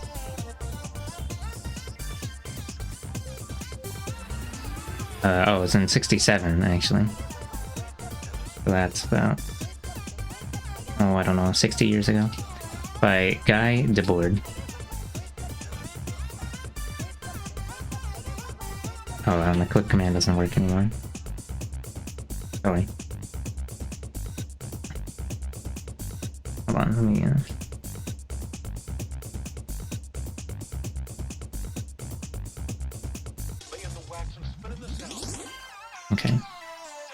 let's see. This was the last thing. As organizers, we must always pose the question, why is this happening? Stephen Taylor's 2019 book, The Psychology of Pandemics, describes the range of individual responses to major health threats. Some people react to a public health crisis with what scientists call monitoring behavior. To cope with uncertainty, monitors seek all available information, such as reading as many news updates as possible or checking for new information on government websites. However, monitors with a low tolerance for uncertainty may eagerly search for answers in unreliable places, which can lead to the embrace of hoaxes or conspiracy theories. Meanwhile, others are prone to what's known as blunting behavior, which involves the distraction from and minimizing of threatening information. Still others exhibit what's known as unrealistic optimism bias, characterized by the belief that they're more likely than others to evade harm and experience positive outcomes. Research has shown that monitors are responsive to emotional appeals as well as detailed information about risk factors and harm reduction strategies, whereas blunters are likely to avoid such messaging. For them, simple, logical messaging is likely most effective. Understanding these different reactions is essential to effective messaging and highlights the importance of taking multiple approaches in our organizing. One activist who tackled the issue of vaccine hesitancy constructively is a young social worker in Seattle named Jenny Martinez Lorenzo. Martinez Lorenzo comes from a family of immigrants, and her work as a social worker primarily involves connecting immigrant families with financial resources.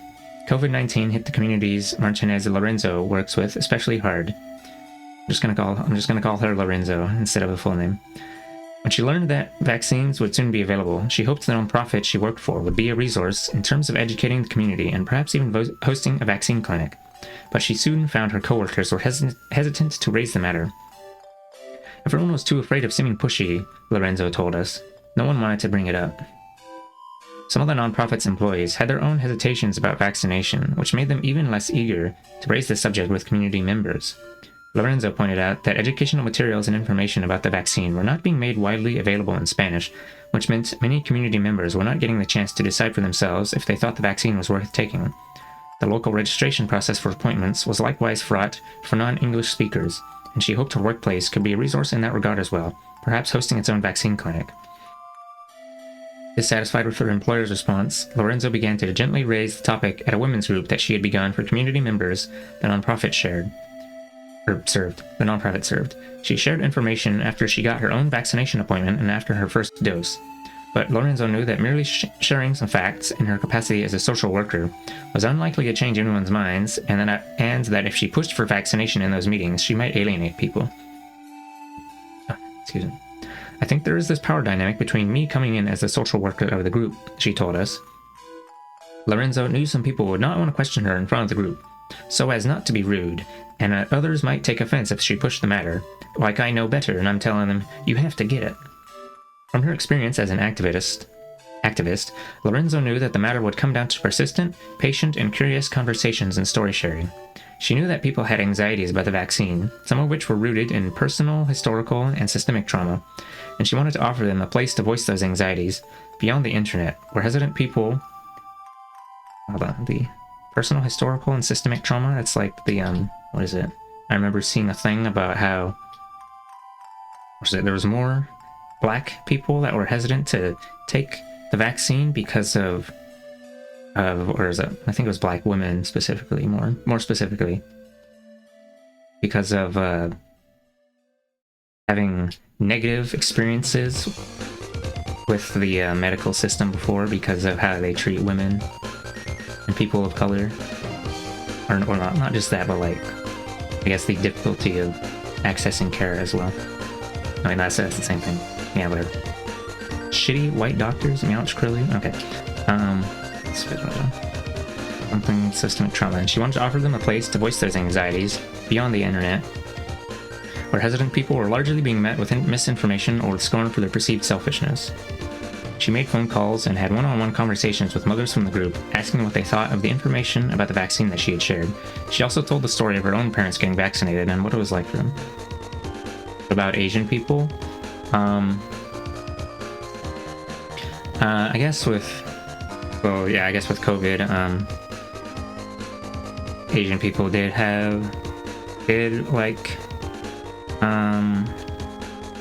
what is it? There was there was anti-Chinese sentiment being spread by Orange Man,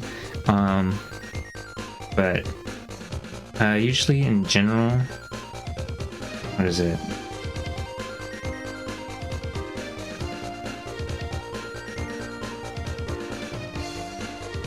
I don't know if that actually would have affected how Asian people felt about getting vaccinated.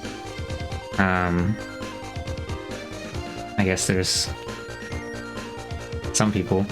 I know a friend of my mom has been before very distrusting of Western medicine, but like, I don't know, as far as getting access to care and stuff, a lot of the time Asian people are more like Asian people are, what is it, this thing that Hana was mentioned before, and I think maybe someone else, proximity to whiteness. Whiteness as like oh my god, I have to explain the things where it's easier for Asian people to like assimilate into white society, and then yeah.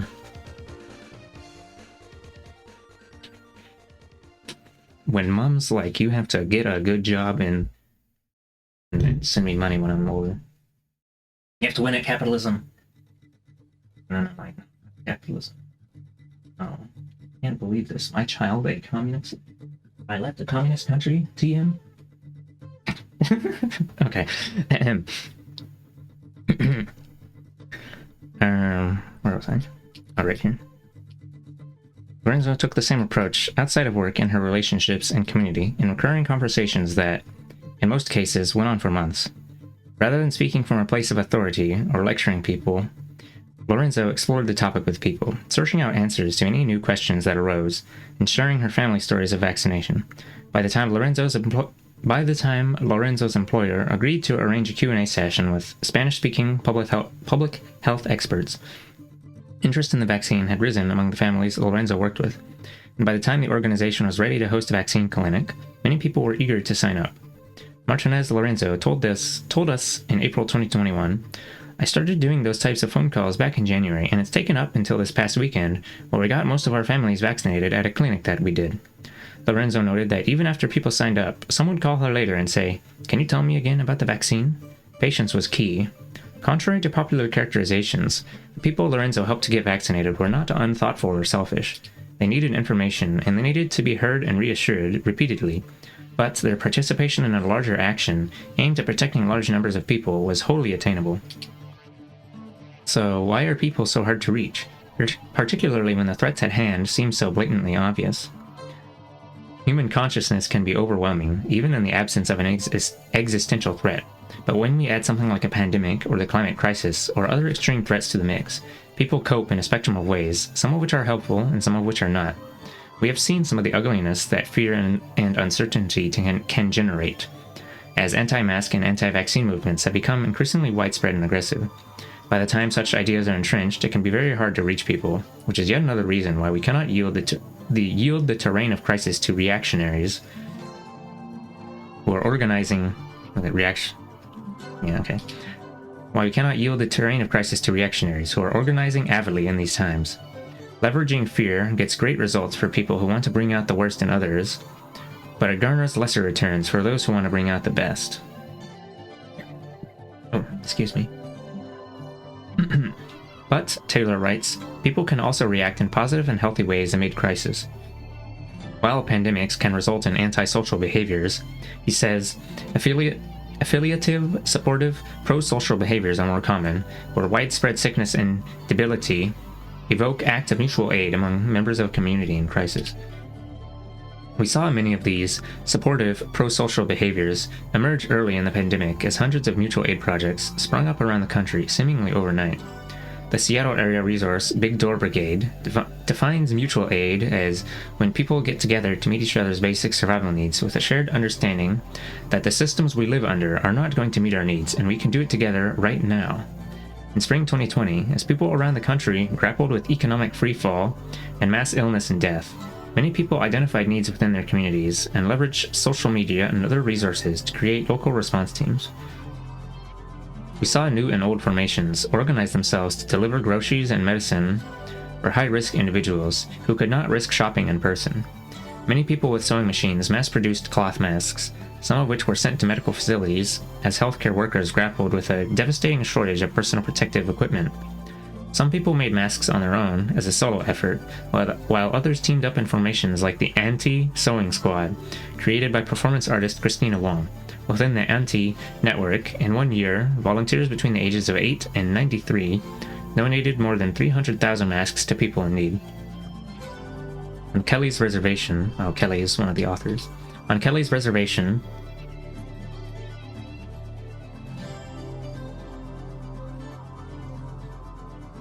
Mektakwa Kiku Mete Mosak, Woodland Women's Group, a group of Menominee women who, prior to the pandemic, gathered weekly for crafting, cultural education, and mutual support, organized grocery deliveries for elders and others who could not safely run their own errands. To inspire constructive behaviors like these, we must embrace storytelling that centers support and inspiration, not just fear.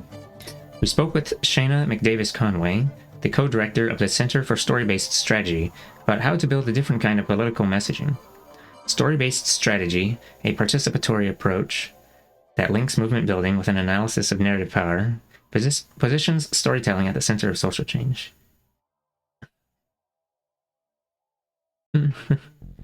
You're hot? Oh, wow. I actually had to... I toned down the hotness by 10%. I put on some shorts because I heard that some VTubers were getting banned for being too sexy or something. This, of course, while the boba streamers were out here with their whole ass or whatever. And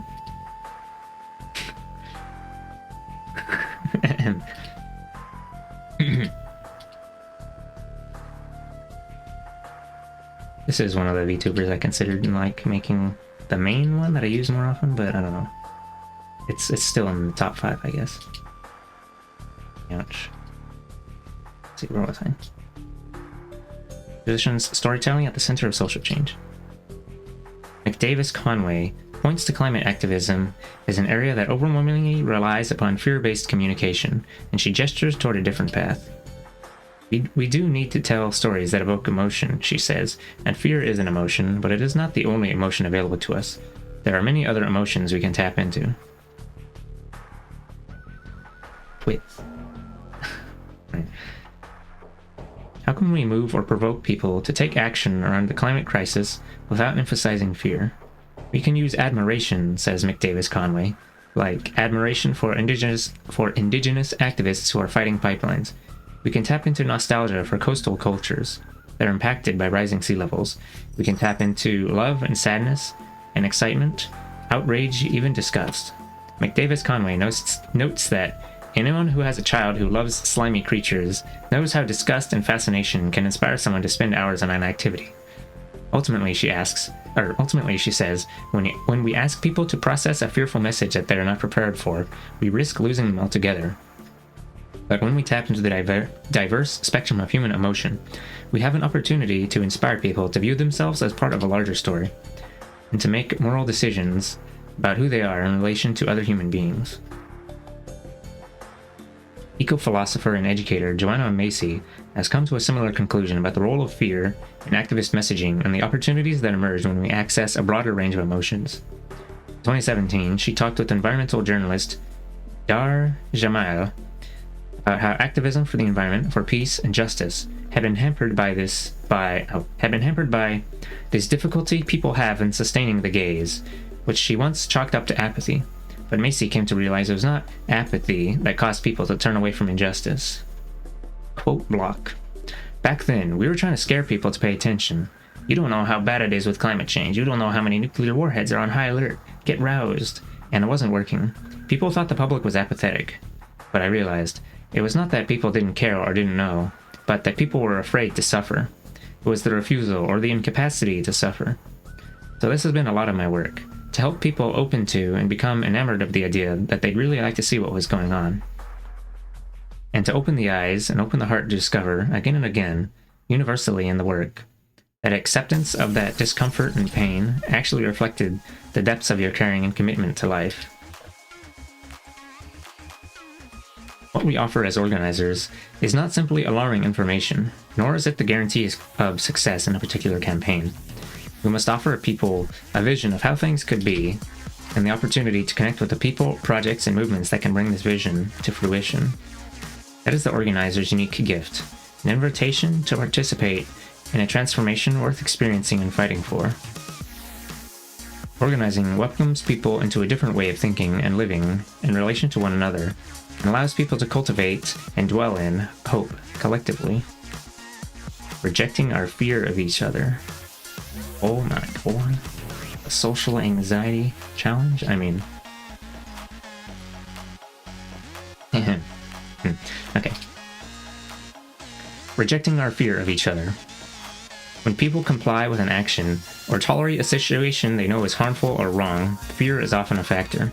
Fear of punishment, of the unknown, of one another, often prevents us from protecting and connecting with each other. Powerful actors must keep us convinced that it's the people around us, everyday folks whose struggles overlap with our own, who pose the greatest threat to our safety, well-being, and happiness. It is the grandest illusion ever created.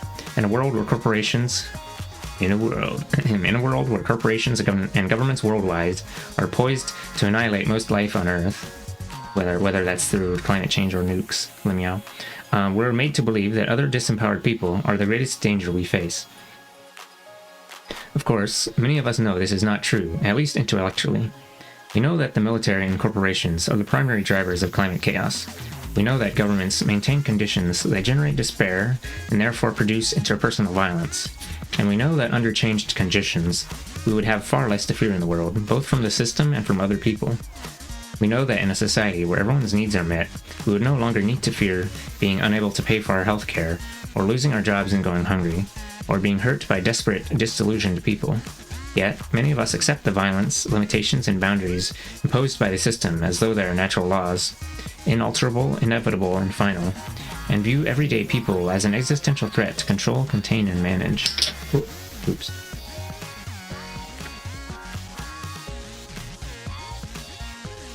Wow, I lost my bottle cap. It's okay, I got him. Obviously, other people can and do harm us, regardless of how much we share. But the conditions that alienate us and enable harm are wholly alterable. People are capable of generating social mechanisms and relations that foster safety and understanding within communities. People are capable of overcoming, or at least Oh, this is why I stopped taking sippies of suspicious liquid. It makes me burp. People are capable of overcoming, or at least negotiating, difference for the sake of their common interests, especially in moments of crisis.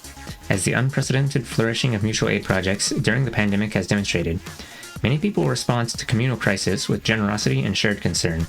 The idea that disasters auto-generate panicked, aimlessly violent hordes of people who must be controlled with an iron fist is an authoritarian fever dream. While the powerful would have us believe that frightened people are always selfish and hypervigilant, cooperation and collaborative care are common human responses to disaster. People across history have largely turned to one another for comfort, sustenance, and protection in moments of crisis. Acknowledging this truth threatens a social order built on the myth that we need authority to protect us from our own chaotic impulses in times of crisis. Is this like... Muddy was playing Frostpunk recently, and you need authority in that game.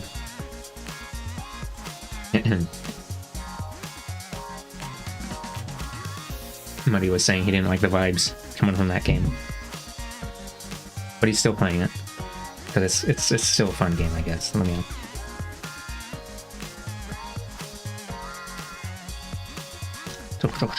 That we need authority to protect us from our own chaotic impulses in times of crisis. The state sees communal care as an ideological threat. Oh my god, communism? I mean... Okay, this is why mutual aid movements are routinely targeted and undermined by the US government. Mutual aid projects are a manifestation of power that contradicts the state's primary narrative about what it is, who we are, and whose purpose it ultimately serves.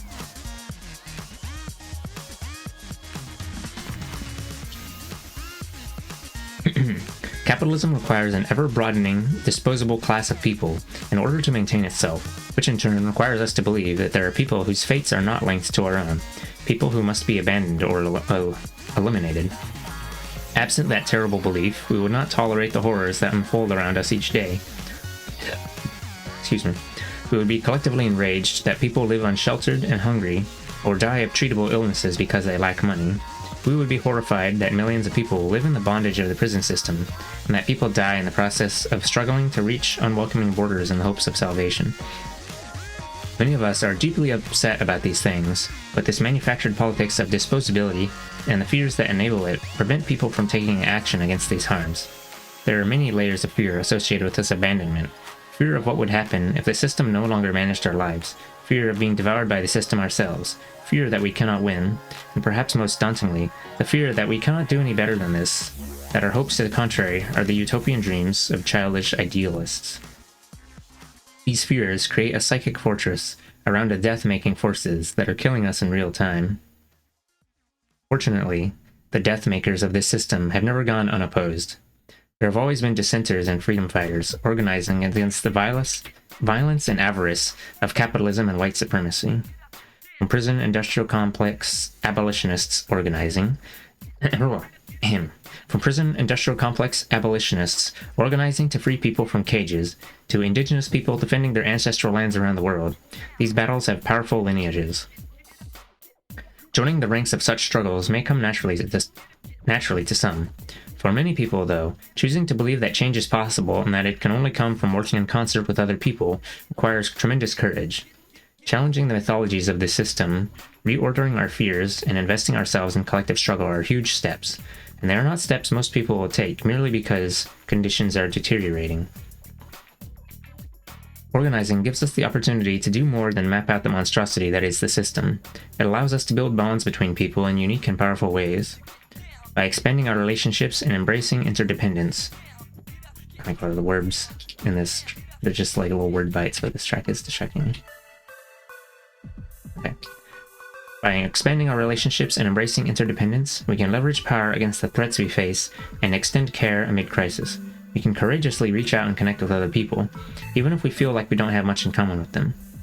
When we experience a taste of collective power, our courage will grow as we recognize that we are stronger together, as we realize that we are stronger together, and that we are not alone. When we are no longer ruled by a manufactured fear of one another, we experience a form of liberation. It is not a total liberation, as the structures that oppress us are, for now, very much intact, but we experience a kind of unshackling that allows us to begin the process of dismantling individualism, a violent ideology that has siloed us and stifled our collective potential. Excuse me. I remember seeing a thing that watched a video that's saying it's more like hyper-individualism and normal individualism is okay. Or what is it? That you should have individualism and collectivism. And that they're not actually opposites, but whatever, that's besides the point. Dismantling individualism. A violent ideology that has siloed us and stifled our collective potential. When we challenge our anxieties about other people and begin to see unlikely points of connection as points of potential stability and strength, we become more powerful. Unraveling our fear of one another is a multi-layered cultural project. After all, it's undeniable that people sometimes hurt one another, and many people are accustomed to following certain rituals of order when harm happens, even when those rituals do nothing to ameliorate their suffering. For example, many people know no recourse for violence besides calling the police, even if they do not believe that doing so will lead to any form of resolution. We have been taught to imagine that the alternative to policing is nothing less than brutal chaos. Then, in addition to building relationships that foster collective power, interdependence, and care, we must educate people about alternative interventions that actually address the needs of people affected by violence, poverty, and climate collapse. We must also continue to create our own works of visual art, fiction, and poetry that drive people to envision cooperation and mutual aid as our primary responses to crisis. And we must help people imagine a world in which we can rely on one another. As author and organizer Shane Burley told us, solving a problem collectively takes a great deal of faith in others. We have been trained to see our survival in opposition to the community, something we do by putting ourselves and our families first. So it is a big leap to start trusting that collective liberation will actually care for us. The mutual aid efforts of groups like the Anti-Sewing Squad and... oh my god, I have to say it again. Groups like the Anti-Sewing Squad and Mektukwa Kiku Meteo Mosak can help build that net, Burley says. To have faith that a liberatory approach is the best option, some people want to see evidence that we have helped one another survive and that we can do it again.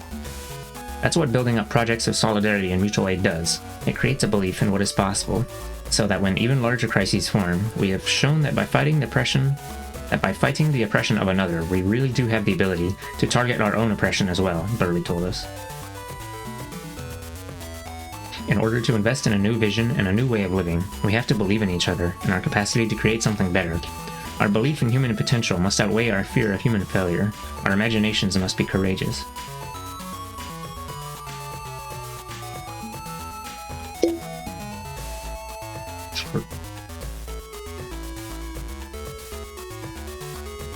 I'm taking a moment to do my click because I need a reminder too. Well,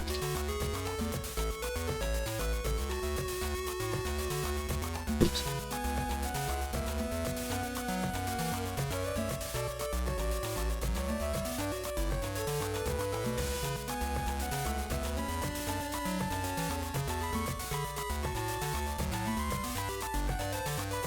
Lagging out my browser. Antidotes to fear. Anchoring ourselves and belonging. In March 2022, activist and Professor Dean Spade was having a conversation with his class about the climate crisis. Some of Spade's students expressed that the topic was painful for them because they had relatives in prison, and imprisoned people are routinely abandoned by authorities during climate catastrophes. Rather than simply acknowledging their feelings and pushing forward with the conversation, Spade chose to make room for what the students were experiencing. When describing the moment to Kelly on the Movement Memos podcast, Spade indicated that he wanted to honor how deep that abandonment is and how heartbreaking and wrong that is. So, Spade led his class in a thought exercise, saying, "What if we just sat down and just imagined in the most complex way we can a plan for breaking people out of prison?" Spade asked students to consider catastrophic scenarios. If the lights go out, if the earthquake comes, if the fire comes, what would we have to research that we don't know now? Spade asked students to consider what skills they would need to develop, what conditions at the prison might be like, and how the staff might respond to their actions. Spade encouraged them to be bold in their imaginations. How else would that plan ever happen if a lot of people didn't take time to try to dream it and try to imagine it, which is true of every bold plan? Regardless of whether Spade's students ever participate in a prison break, the activity of imagining what a refusal to abandon imprisoned people might look like is generative. As a teacher, Spade was asking his students to discuss a difficult subject, and when that topic caused some of his students pain, Spade suggested an activity that helped ground the students in their values. This also reminded them of their power, and encouraged them to imagine how they might express that power collectively in order to rescue people whom society might otherwise leave behind. It was an anchoring moment that allowed students to inhabit a difficult reality together, rather than retreating or despairing. In a world where we are steadily being splintered apart, where so much of our social lives have been reduced to commercial interactions, and where fellowship and belonging are desperately lacking, we must relearn how to hold space and belief together in ways that anchor us to each other and to our collective moral commitments. This is not simply a task of educating ourselves, but the ongoing work of charting and experiencing reality together and sharing our joy and grief over the wonders and tragedies of our times. Our atomized and alienated society leaves a little organic space for political communion or even shared compassion, and in the spaces between us, fear grows.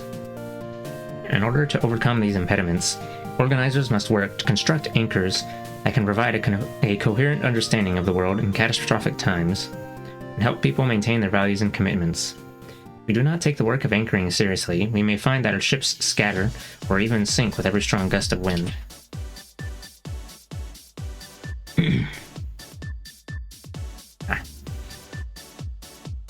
She knows. Imagine having skin. Horrible. Wretched. Alright.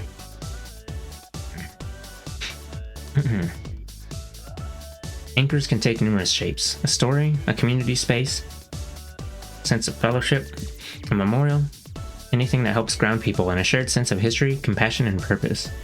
Projects and actions that anchor us awaken compassion, enliven our connectedness, reinforce our values, and, when necessary, reorient our political focus.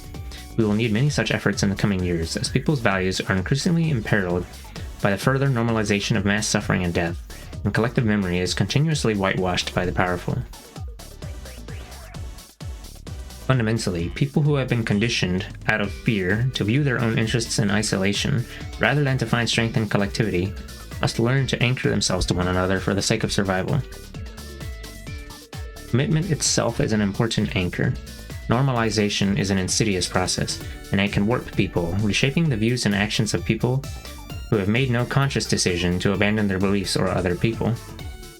When it comes to resisting the propagation of harmful ideas or cooperation with harmful actions, an existing declared commitment that runs counter to the harmful idea or action at hand is one of the best defenses we have against persuasion. This is why commitments and affirmations should play important roles in the development of spaces and practices that anchor people. We must be concrete in our commitments to one another, to humanity, and to the earth, and we must reaffirm those commitments regularly. Or burden it up. See, there was all caps down there. My nose is still itchy. This can look like saying or singing our commitments in unison, creating artistic representations of those commitments, or asking people to join us in making public pledges. At some of the protests we have organized, we have invited members of the crowd to engage in dialogue with someone close by, and to name what commitments they are making in the cause or campaign. We can also participate in symbolic acts that affirm our commitments. In Chicago, we co-organized many protests that ended at or took place entirely outside Cook County's Juvenile Temporary Detention Center. Such protests facilitate a moment of connection between protesters and the imprisoned children inside the building, some of whom can see the assembled activists from their rooms. At some events, attendees sing to the youth and carry a lighted message that reads, "We love you." But children inside often respond by pounding on their windows, making gestures of love and solidarity with their hands, or writing messages in soap on their windows. Attendees at these protests experience a moment of political communion, one that helps anchor them in their values and the reality of what must be fought. But even heartfelt commitments will often falter if people cannot develop a sustained sense of fellowship. Many people enter movement spaces wounded, traumatized, and hurting. Even in the absence of such feelings, entering a new space can be intimidating.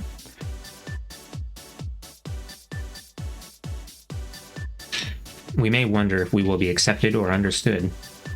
Will people be kind? Will they judge us and decide we aren't knowledgeable enough to speak? Amid all of this uncertainty, people are also moved by the anxiousness of hope when entering a new space. The hope of a worthwhile experience, of a new journey or purpose, of finding friendship or solidarity. People come into movement spaces for a variety of reasons, but one that we rarely name or recognize is that we have a basic human desire to belong, and our competitive, commercial, individualistic society does not foster belonging. The disconnection of modern capitalist society has left many people hurting in ways they cannot make sense of, with injuries that cannot heal in isolation. The remedy to alienation, a state that often keeps people cooperative and docile in the face of injustice, is belonging. As longtime organizer and nonviolent direct action trainer Lisa Fithian told us, we have to intentionally build a culture of belonging that embraces the time and space for healing work as part of that culture. Some common organizing models are transactional and extractive, often replicating the oppressive dynamics of capitalism, where organizers function like managers, treating volunteers as workhorse employees. Frameworks that treat activists as mere unpaid labor, or as bodies to arrange for photo ops, without cultivating hope, purpose, or belonging for those individuals, or granting them any power in the entity they work within, can lead to frustration and burnout, and cause many people to drop out of movements. I remember reading something like this, or maybe not reading, a video talking about,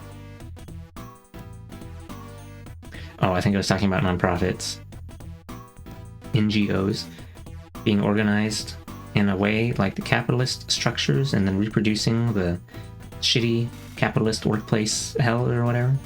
Wow. Okay.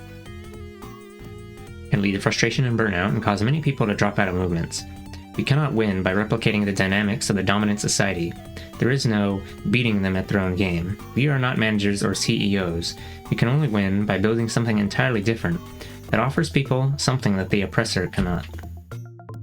Effective organizing, therefore, does not begin with having the most compelling argument or the most dazzling direct action, but with developing the capacity to bring people into relationship with one another, such that they might begin to overcome alienation and fear. We are told by the powerful that, in times of instability, our fears will bring out the worst in us. In reality, it is the stability of this system that best demonstrates the awesomely destructive power of our fears.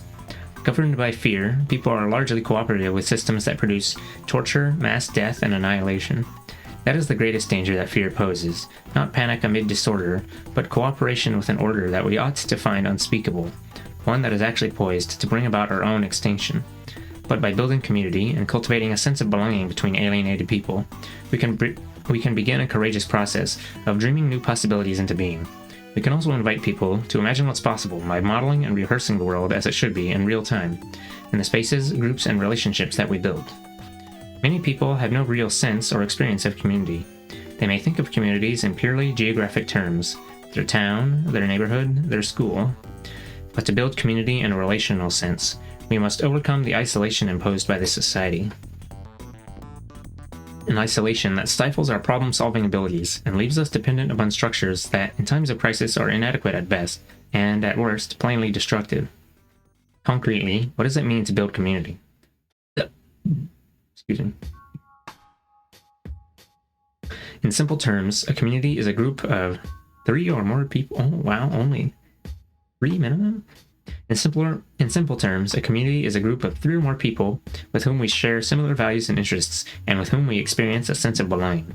Establishing a community around mutual aims, such as the collective well-being of people living in proximity to each other, requires us to cultivate a sense of shared belonging. Radha Agarwal writes that belonging is a feeling of deep relatedness and acceptance, a feeling of, I would rather be here than anywhere else. Agarwal tells us that belonging is the opposite of loneliness. It's a feeling of home, of, I can exhale here and be fully myself with no judgment or insecurity. Belonging is about shared values and responsibility, and the desire to participate in making your community better. It's about taking pride, showing up, and offering your unique gifts to others.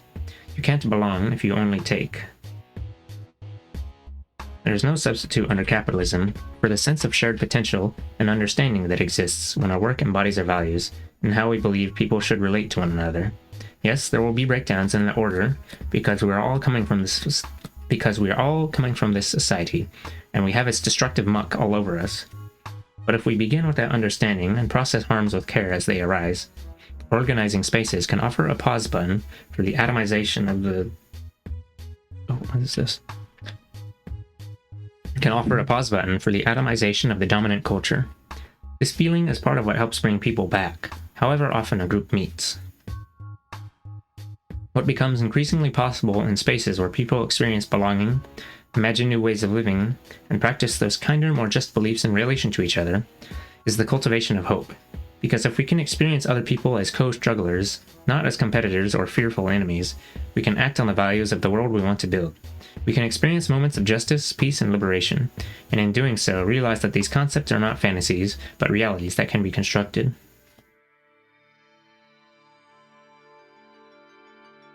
Another crucial anchor for organizing is carefully constructed political education. This element is especially important as we work to confront our fears. Creating space for people to come to grips with disturbing truths and grapple with them in collectivity helps us build braver communities where people find strength and inspiration in one another.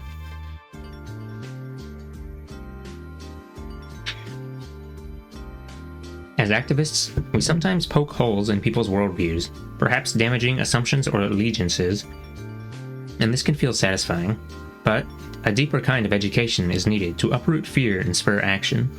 The more difficult work begins when a person must reconfigure or replace their damaged or delegitimized worldview. If you leave them to it, they may find ways to patch over the holes you poked in their old point of view and rebuild something similar. Anyone can tell someone who is wrong that they are mistaken. Organizers go farther, welcoming people into the practice of envisioning and enacting change. As old worldviews fall away, new worlds must be built. Part of our work is helping people understand the world on a new set of terms, a framework in which the social dynamics of capitalism are spelled out in gritty, honest terms, but also understood as malleable, impermanent, and breakable. Imagining how the world ought to be, and then fighting and rehearsing for that world, demands a great deal of the human psyche. People need new transformative stories to embrace, in place of the false narratives they must let go, or that are being ripped out from under them. They may need to reimagine what the fulfillment of their values looks like, or even reimagine their values. Organizers must help people reimagine the world. Organizers must help people reimagine the world, commit to rehearsing for and building that world, and develop creative ways to remain grounded in an increasingly chaotic and fractious environment together. Made it to chapter 2.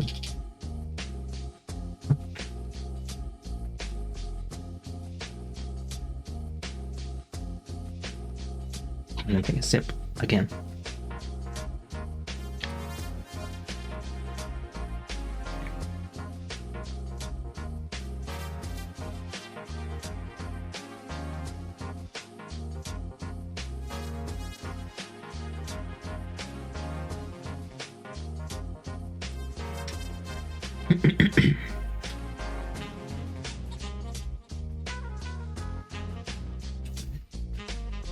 How many pages was that? Okay. Chapter 2. Refusing to Abandon. Monica Cosby is an organizer, mother, grandmother, writer, and prison abolitionist. In November 2020, Kelly spoke with Cosby on Movement Memos about her experiences organizing collective care as an incarcerated person. Prisons are notoriously fascistic, and women in prisons are punished at higher rates than men and for smaller infractions. In Illinois prisons, women are frequently ticketed for insolence and can wind up in solitary confinement over their verbal tone or a goofy facial expression. Cosby said she came to a realization when she first learned of Ruth Wilson Gilmore's theorization of organized abandonment. She noted that the care work she experienced in prison functioned in opposition to abandonment, and that imprisoned people often defy the system by refusing to abandon each other. Cosby explained, "We've already been thrown away. We've been thrown away by the system." She added that, to some extent, many imprisoned people have also been thrown away by their families and people they knew before entering prison, but no longer stay in contact with them. Even imprisoned people with loving families can feel abandoned, as loved ones struggle to balance costly visits and phone calls with other financial strains and responsibilities. According to Cosby, that shared sense of having been discarded creates a solidarity among some imprisoned people that's about refusing to throw each other away. Put simply, Cosby explains, we refuse to abandon.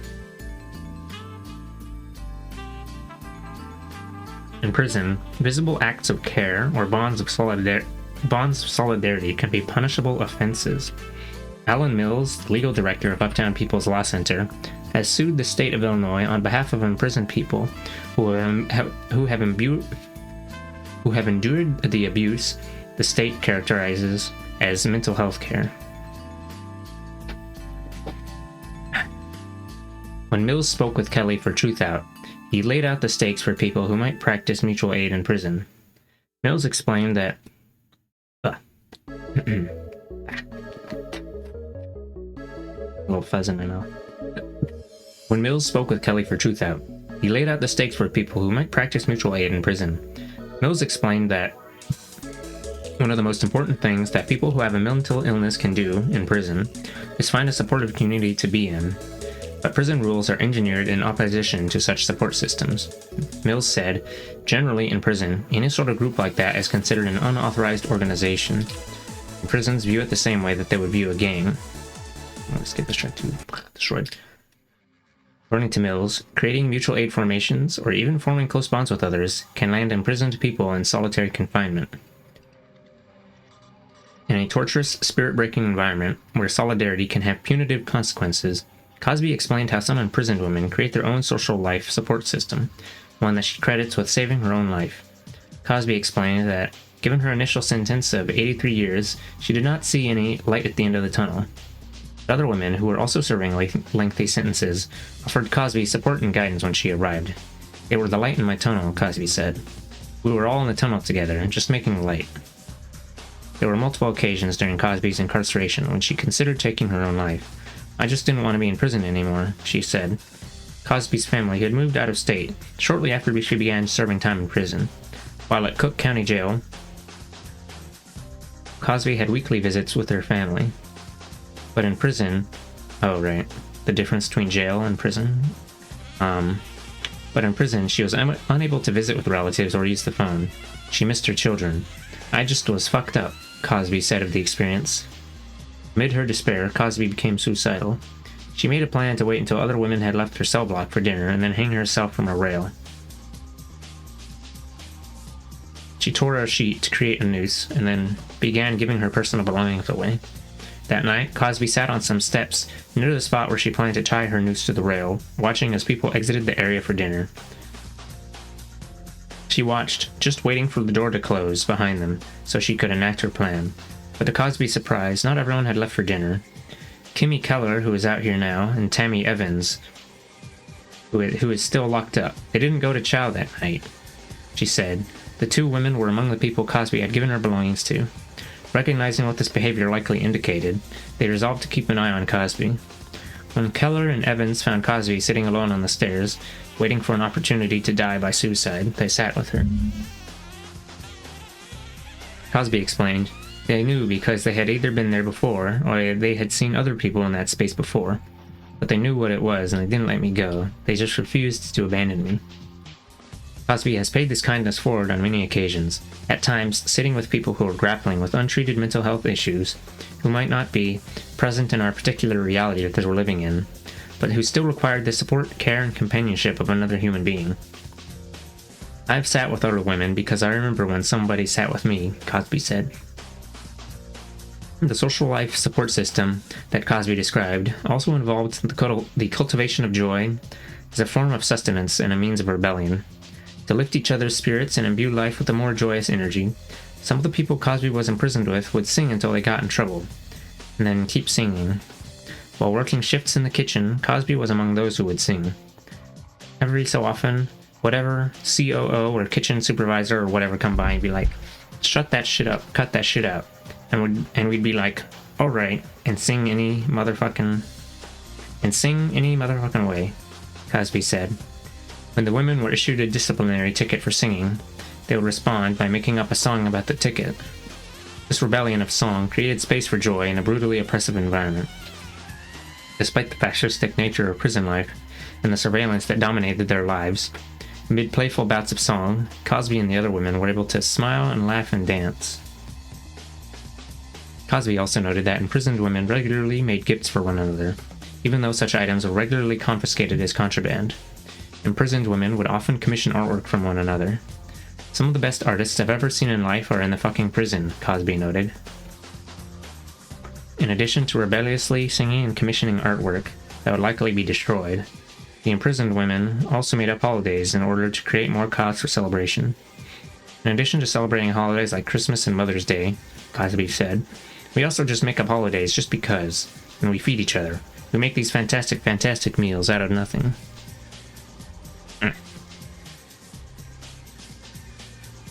Cosby said that few accomplishments, from finishing a GED class to simply waking up for another day, went unappreciated.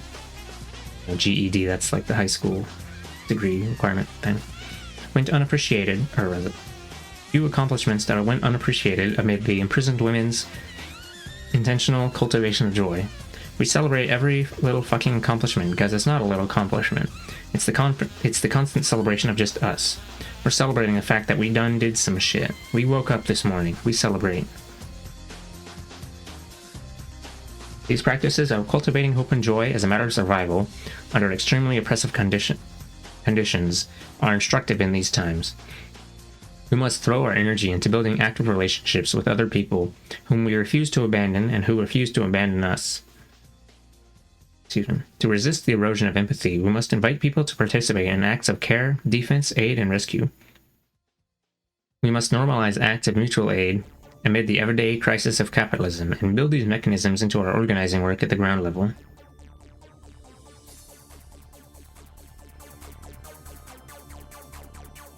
Against misanthropy.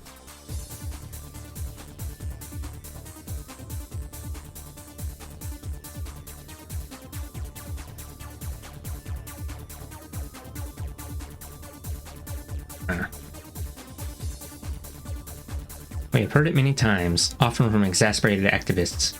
I give up on people. We sometimes hear these words in the wake of electoral outcomes, or when the public has been unresponsive to a crisis. It is the voice of exhaustion. We empathize with that exhaustion. The natural world is being killed by corporations and the military-industrial complex, while millions of people languish in prisons, and disabled people are treated as disposable the world over. Indigenous people are murdered for defending their land and water, while anti-black racism, homophobia, and transphobia drive violence daily. When people fail to act against these forces, or fail to even denounce them, our frustration is valid. People should be moved by injustice, and they should take action. When they don't, it is easy to judge them for their failures and release ourselves from any further obligations toward them. But, when we assess the conditions that precipitate our struggles, we can see that they are not being orchestrated by most people. Most people are merely cooperating with the world as they understand it, either under the threat of violence, or because they are navigating the illusions that were constructed around them. The people driving those conditions are a relative minority whose greed and violence does not define all of humanity, no matter how much they would like us to suppose it does. Amid a landscape of catastrophe and extraction, draped in bright plastic product displays and endless streams of escapism, most people are simply being herded along. They do as they are told and try to replicate the same set of relations that defined life before. As things deteriorate, they keep trying. They do not know what else to do. Nothing in their experience or imagination has prepared them to conceptualize the realities of the capitalist system, their real relationship to it, or any fathomable escape. As humans on Earth in these times, we are raised into a rigged game, traumatized by its violence, and coached to replicate its dynamics. We are surrounded by lies, illusions, and coercion. We are sold punishment as justice and annihilation as progress, and many people cannot imagine anything else. But just as we do not abandon people we love who are in crisis, we have not given up on humanity. We have witnessed transformation too often to dismiss its possibility, and we have an obligation to that possibility in individual lives and in large groups of people.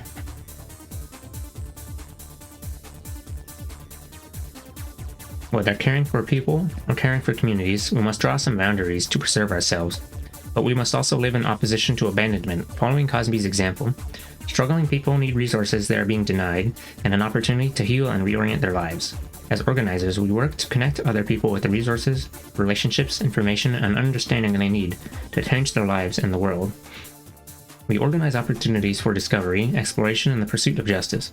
Some who take these journeys with us are transformed by their experiences and through their own labor and healing, just as we have been transformed by our own journeys.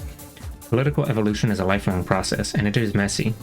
Being present for people will always mean being there for the mess created by human conflict and trauma. Organizers do not have the luxury of misanthropy. We have to believe in people, and we have to believe in ourselves. I'm gonna be right back, because my nose is itching up a storm. A wretched beast he is. A short head.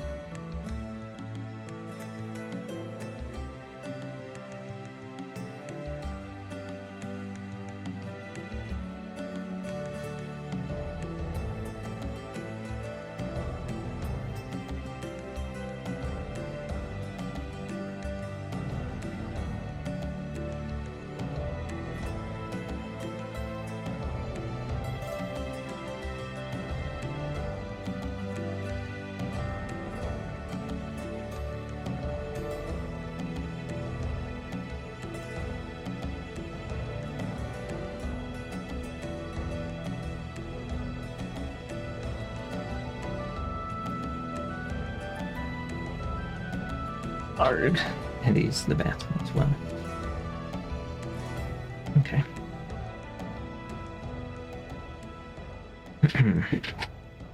Okay.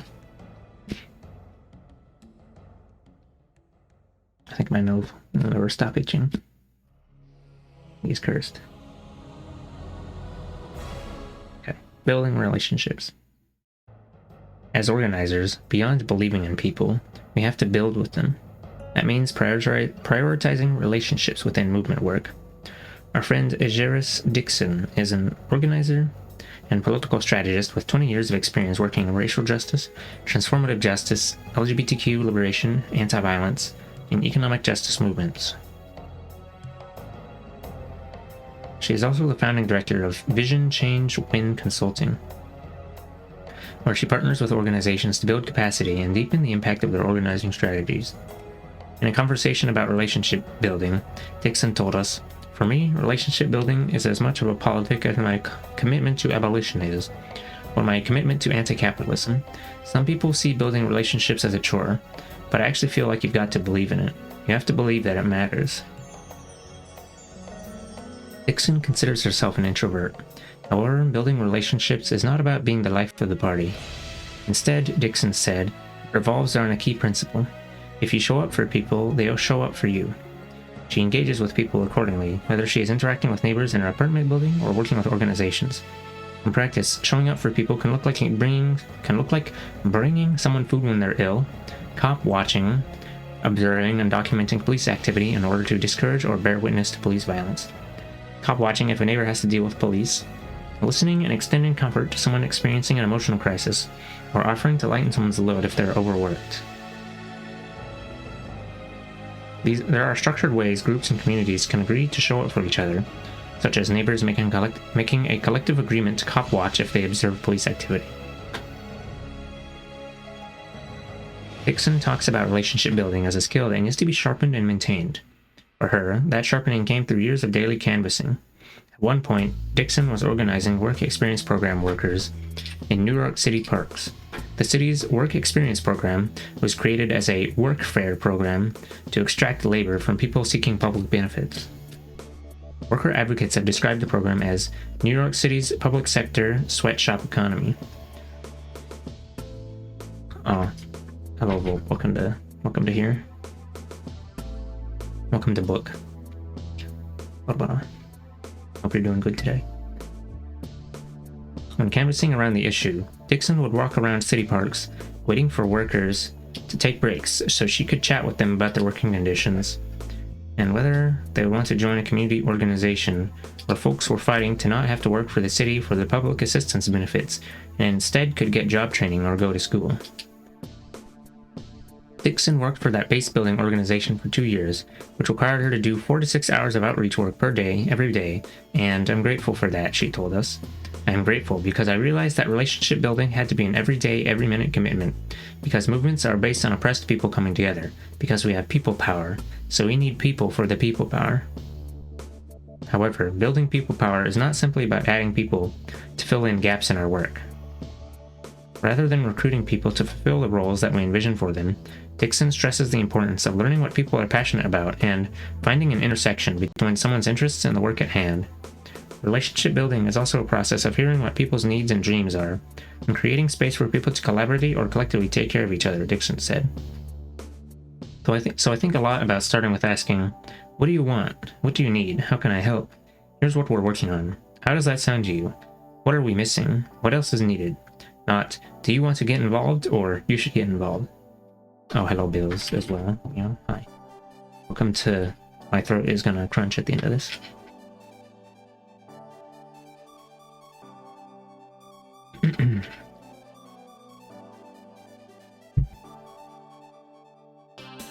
While not everyone will be as immersed in direct outreach as Dixon was during her canvassing days, canvassing and outreach are powerful opportunities to broaden our practice of communication and to learn how to relate to people we would not ordinarily speak with. She encourages would-be organizers to try engaging with activities like door knocking if they're able, because such activities bring us into contact with people we may never have encountered otherwise. You don't know what's on the other side of that door, which means that you don't get to pick and choose who you're building with, Dixon said, and sometimes that's good. Canvassing work, such as door knocking, requires us to speak to and engage with people from a variety of backgrounds, and offers us the opportunity to practice listening, sharing stories, and, perhaps surprisingly, asserting boundaries. Authentic communication with strangers often requires us to share stories that reveal some of our vulnerability, while also drawing lines about what remains personal. Dixon warned against lecturing people or pontificating as we work to build organizing relationships. This idea that we know better than a community about what they need, without asking and being in conversation, isn't relationship building. It's more like political imposition, she said. And so, I think when you start with a politic of asking people what they need, or if what you're working on resonates with them, or what is missing, then you build stronger relationships than when you just say, come to the rally, or come to the meeting, or come to the event. Come to the event. Not that kind of come. Okay. When listening people... Hello, cat. When eliciting people's concerns, interests, and vulnerabilities, Dixon cautioned that the goal is not to prey on people's fears or push their buttons. She warned, there's a fine line between what people can call agitation and manipulation. Agitation like political agitation, not, "Durr, you took my pizza, I'm so agitated." Just cut off another segment of boy cat's ass. Soon he'll have no ass at all. I mean, a little lump of fur. Oh, jeez. Manipulation is not a sound basis for participation. Cat, stop walking around. And it does not build... Okay. Manipulation is not a sound basis for participation, and it does not build strong relationships. Rather, Dixon suggested, an organizer should acknowledge what an individual has shared and extend options or requests that may resonate with the person they're approaching. An organizer can also ask, what would make this more interesting and appealing for you? What would make this more interesting for the people that you know? Are there other people that you know that want to get involved? We build better relationships, Dixon said, when we build projects where people honestly have a stake in the project, not because we told them they have to, but because we've asked them what they need and we are responsive to the needs of multiple people. Examples of this kind of responsive organizing include campaigns that are grounded in demands and input that come directly from those who are being encouraged to get involved. Young organizers with #NoCopAcademy in Chicago, for example, canvassed Garfield Park, the neighborhood where a proposed police training complex was slated to be built, and got input from residents on how they would prefer to see the money spent and what investments they would rather see made in their communities. Those demands and visions were foundational to the campaign to stop the complex. While the campaign did not ultimately halt the project, young organizers did a tremendous amount of relationship building, engaging community members in discussions about what they wanted for their neighborhood. Excuse me. Those relationships could prove crucial in future organizing endeavors. Sometimes good outreach is not about extending an ask or even eliciting ideas. As Dixon told us, there was a time when I was working in a community-based organization and we did a lot of work around violence. Whenever there was an incident within someone's area, we'd make calls, and we'd be like, there was this issue, we're calling to check on you. During such outreach, Dixon and her co-organizers would inquire about people's well-being and needs. And that's not the time to say, we know you care about violence, so clearly you should come and make calls too. They were literally just check-ins. We were checking in with people, and sometimes connected to that, people were interested in getting more involved, and I think those are real relationships. And it also created different relationships. The centrality of relationship building to organizing means that within an organization, everyone should be doing it. It shouldn't be one person's job, Dixon said. Everyone should see it as part of their organizing role to bring in more people. That doesn't mean outreach and relationship building are easy, but placing relationships at the core of our work is key to building sustainable movements. As Carlos Saavedra, founder of the ANI Institute, told us, the journey of community organizing is not an easy one, as it involves bringing people together with many different perspectives to build something new and do something that feels impossible to do. In the first year, what determines whether the project or the leadership can continue is the quality and depth of their relationships with one another.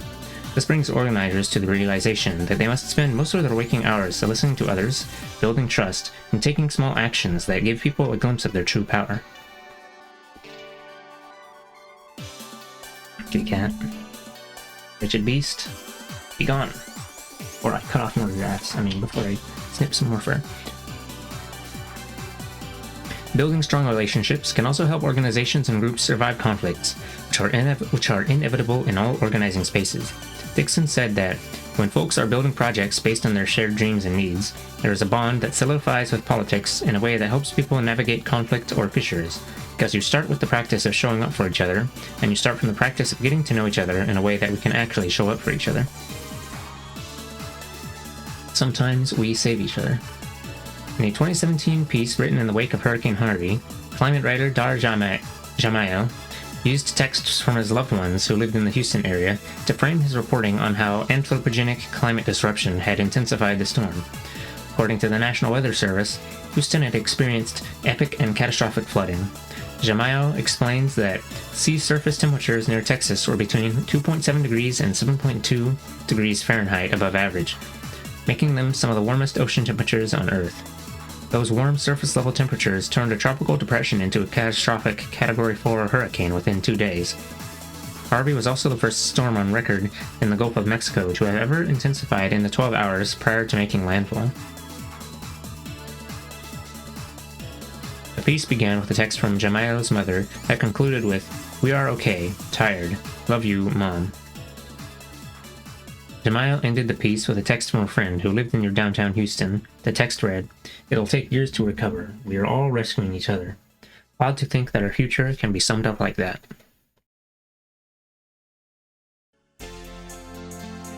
When Jamayo's friend said, "We are all rescuing each other," he could have been referring to community-led rescue missions where anarchists, anti-fascists, and other volunteer rescuers coordinated with stranded neighbors on social media in order to rescue people by boat.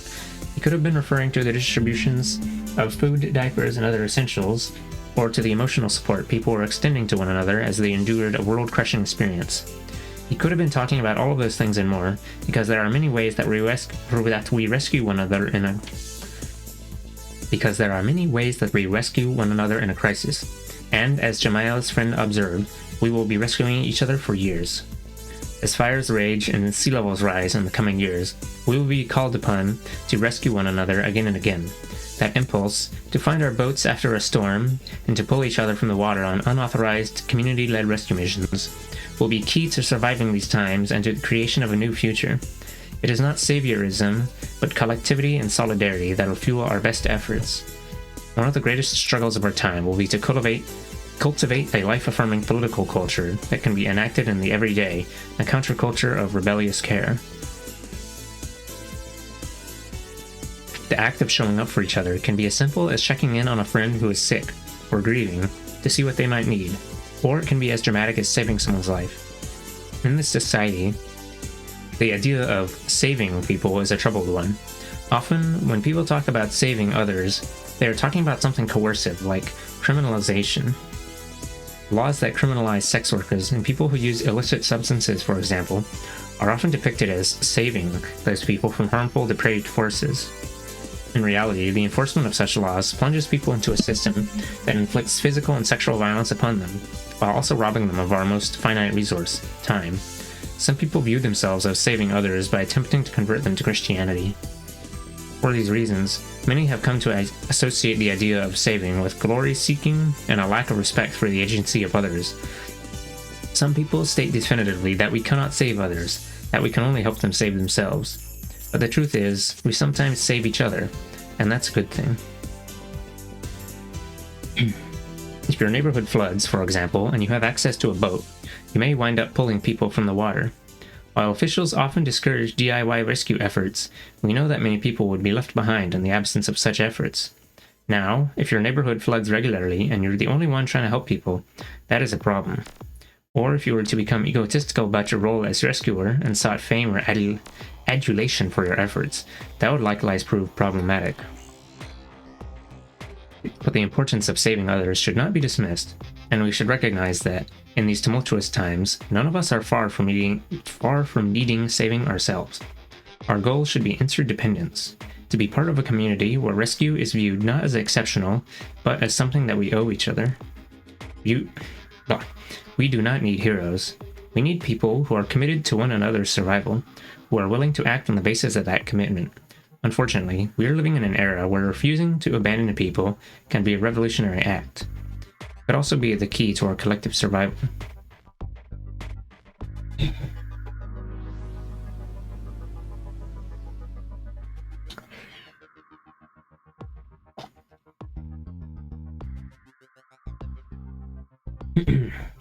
As Chris Begley, who is a wilderness survival instructor, anthropology professor, and author of The Next Apocalypse, The Art and Science of Survival, has argued, many people who worry about catastrophe and collapse are preparing for the wrong apocalypse. Begley argues that while the survival skills he teaches, such as how to build a fire or purify water, can be important in a crisis, social and political skills, and more immediately, how you treat people, will be most important in ensuring survival in the end. Having studied apocalyptic events across the course of human history, as well as the likely disaster scenarios of our time, Begley quashes notions of rugged individualism, insisting that basic traits like kindness, fairness, and empathy will be the basis of any sustainable, meaningful effort at collective survival. And as Begley stresses, we cannot survive alone. We know that some people, such as displaced black people, are more likely to be targeted for violence in the wake of catastrophe, as reactionaries double down on their bigotry and a mentality of scarcity, the idea that they must protect what is theirs from people who they would sooner shoot dead than assist. We saw this kind of violence in New Orleans after Hurricane Katrina, when some white residents armed themselves and hunted displaced black people amid the flooding. While some defensive action may be necessary in such moments, Begley emphasizes the need to build community, rather than brave violent onslaughts alone or in small groups. I am not suggesting that you should not protect yourself or your stuff, Begley writes. I am saying that if you're in a situation where your continued well-being depends on you having frequent high-risk violent encounters, you are bound to lose eventually, and that is not a viable strategy. While many people fantasize about forming small teams of skilled people who would somehow brave the perils of an apocalypse together, perhaps fighting off zombies or right-wingers, Begley argues that an insular approach cannot facilitate long-term survival. We must instead learn from the failures of this society, including inequities in healthcare, education, food, and housing. I keep coming back to community as the solution, he writes. To brave shifting conditions, we will have to strive to create communities in which everyone's basic needs are met, because leaving people out eventually costs everybody.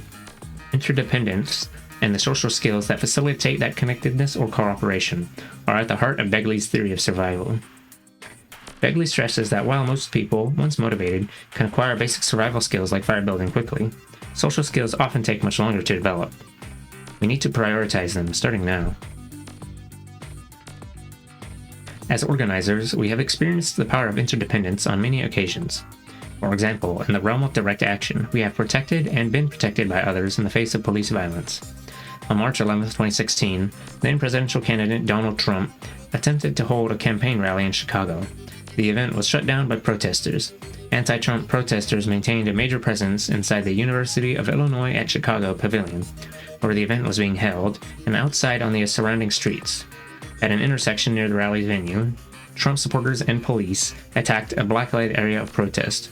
Kelly, who was playing a supportive role at the protest, was part of a dense crowd that police were attacking with batons.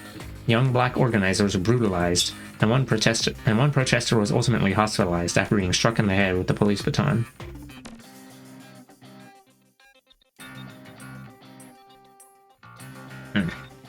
Nose itch. Itchy nose.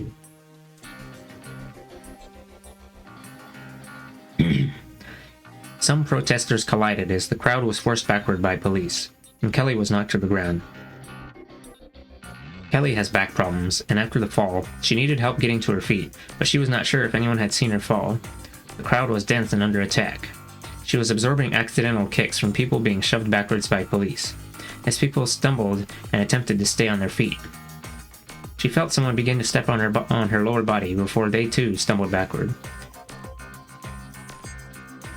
Unable to get to her feet, Kelly attempted to shield her head with her hands and arms. Suddenly, she could feel herself being lifted off the ground. In what seemed like one swift motion, she was pulled from the street and deposited on the sidewalk. She was also face to face with a friend, Philip Devon, an attorney with the National Lawyers Guild. He had seen Kelly slip below the crowd and moved quickly to get her off the street. Devon was talking, but Kelly was dazed and unsure if he was saying, "You're okay," or "Are you okay?" So she simply thanked him for his help. Within moments, they had both returned to their support roles at the action. Devon may have saved Kelly from incurring serious injuries that night, but most of their co-strugglers remained unaware of these events. Why? Because for them, this anecdote was just one example among countless others of the ways people protect and defend each other in moments of protest. Devon's actions prevented Kelly from being trampled, just as, earlier in the night, the actions of people in direct support roles had halted cars that might have struck protesters, and just as many other people in the streets took defensive action to ward off white supremacist attacks, or provided care to those who were brutalized or frightened. In such circumstances, acts of rescue are essential but not extraordinary. They are interdependents at work. In the community of protest that Kelly and Philip move in, helping an injured person to the sidewalk amid police violence is not an act of heroism, but what many activists believe they owe to each other. Acts of rescue and assistance are part of the natural rhythm of solidarity, love, and action that can take hold in the streets when people choose to hold their ground collectively.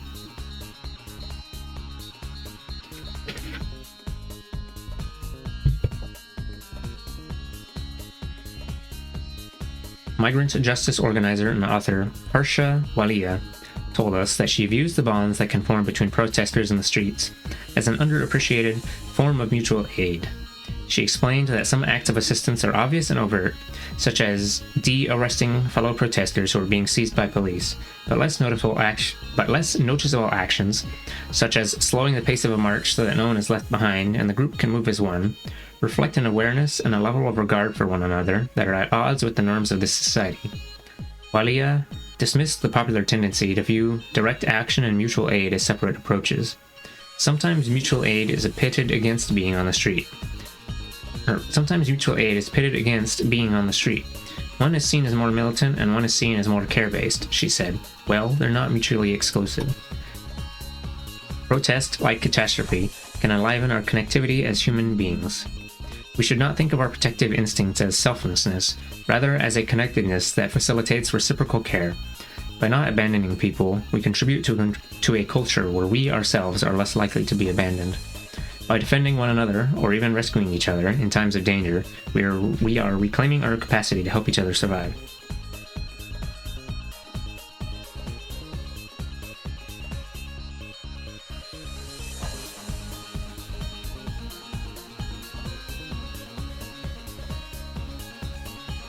Yeah. Chapter 3.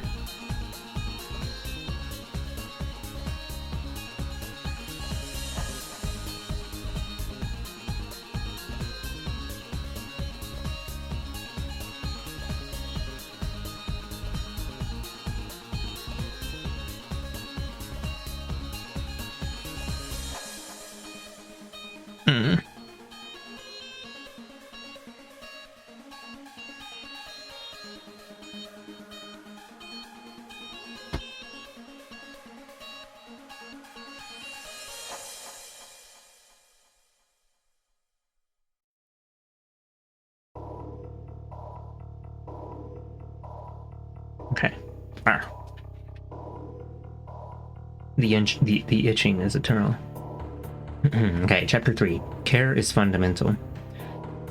And then nose itched again. Meow. Excuse me. 6 days after Hurricane Maria devastated Puerto Rico in 2017, many cities were still without power and supermarket shelves were empty. Danielle Orsini, a mutual aid organizer in Puerto Rico, was working with others to distribute free meals to people in Caguas, city north of San Juan. Since most people in Puerto Rico had no telephone access after the storm, Orsini and his co-organizers drove around Caguas, announcing through a loudspeaker that the next day, from 6 to 8 a.m., they would be serving breakfast, and that lunch would be available between 2 and 3 p.m. We were expecting, I don't know, maybe 30 persons in the morning, 50 in the afternoon, Orsini told us. Oh, hello, Sayun, thank you for the water.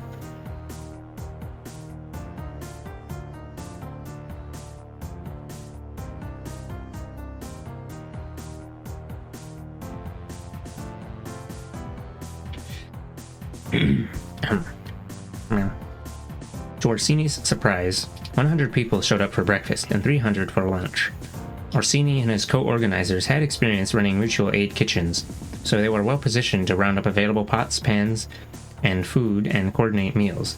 When people assembled to await their meals, Orsini noted the diversity of class backgrounds the crowd represented.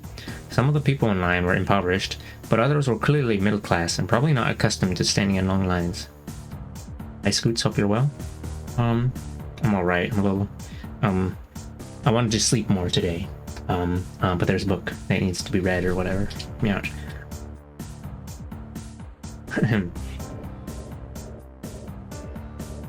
Hope you're doing good today. Hope all the creatures are doing good today. Yeah. The organizers announced to people waiting in line that no one would be turned away, but they did invite people who were willing and able to contribute something in exchange for the food they would receive. Money, food items, or volunteer hours. Orsini explained that some people had money but could not find food to purchase, while others might have food in their homes but no way to cook it due to the power outage or lack of running water. Some people had nothing but might want to contribute their time to an effort to keep everyone fed. The organizers' project, dubbed Centro de Apoyo Mutuo Caguas, Center of Mutual Support of Caguas, was one of 14 Centros de Apoyo Mutuo that emerged throughout Puerto Rico's mainland and archipelago as residents struggled to survive the mass neglect that ramped up the storm's death toll. I feel that a good book is too strong. I'm good, thank you. It's because I already pushed it back a week. I said I was going to read it last Saturday, and then I didn't. It's all Splatoon's fault. Damn you, Nintendo. I mean, Meowch.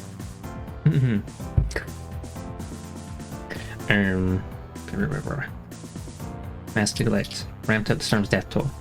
While the United States federal government initially maintained that only 67 people were killed by Hurricane Maria, funeral homes in Puerto Rico were overwhelmed by a massive influx of bodies in the weeks following the storm. Subsequent figures released by Puerto Rican officials established that 2,975 people died in the storm and its aftermath. Many of those deaths were preventable had the U.S. government funded adequate rescue and recovery efforts. Many people who required dialysis, oxygen, ventilators, and other electric medical devices died in the days following the storm. Most islands had no running water. The growth of mold in flooded homes also led to sometimes deadly respiratory infections. As the Trump administration denied the crisis and refused to extend meaningful assistance, mutual aid centers were sites of solidarity and survival. Organizers of the Centro de Apoyo Mutuo Caguas were working out of a borrowed space, but according to Orsini, the infrastructure of the space was not very good, so organizers set out to reclaim a more appropriate space in downtown Caguas. We found this huge building, we opened the gates, and we started to work on it, painting it, etc., he said. The group prepared and served meals in the space, offered acupuncture services, and planted a community garden. Your book, your pace? Oh, I feel bad if I say I'm going to do the thing and then I don't. So I didn't want to keep pushing it back.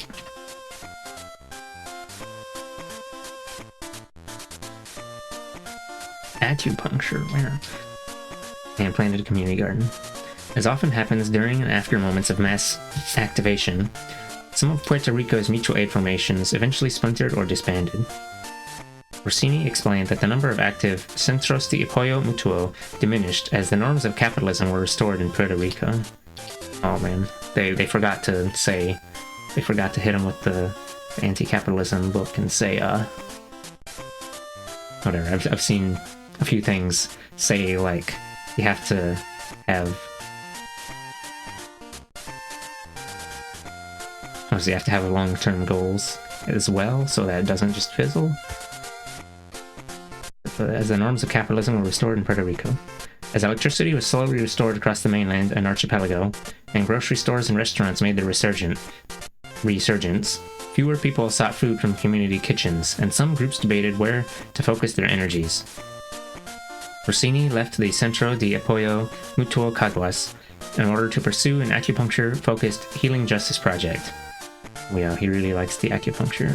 But despite the impermanence or changing shape of some projects, the rise of mutual aid in Puerto Rico is a powerful example of what people are capable of when they realize that the powerful have deemed them disposable, and that solidarity with one another is their best hope. The mismanagement of Puerto Rico and its crises was so disheartening. Yeah, it was, well, yeah.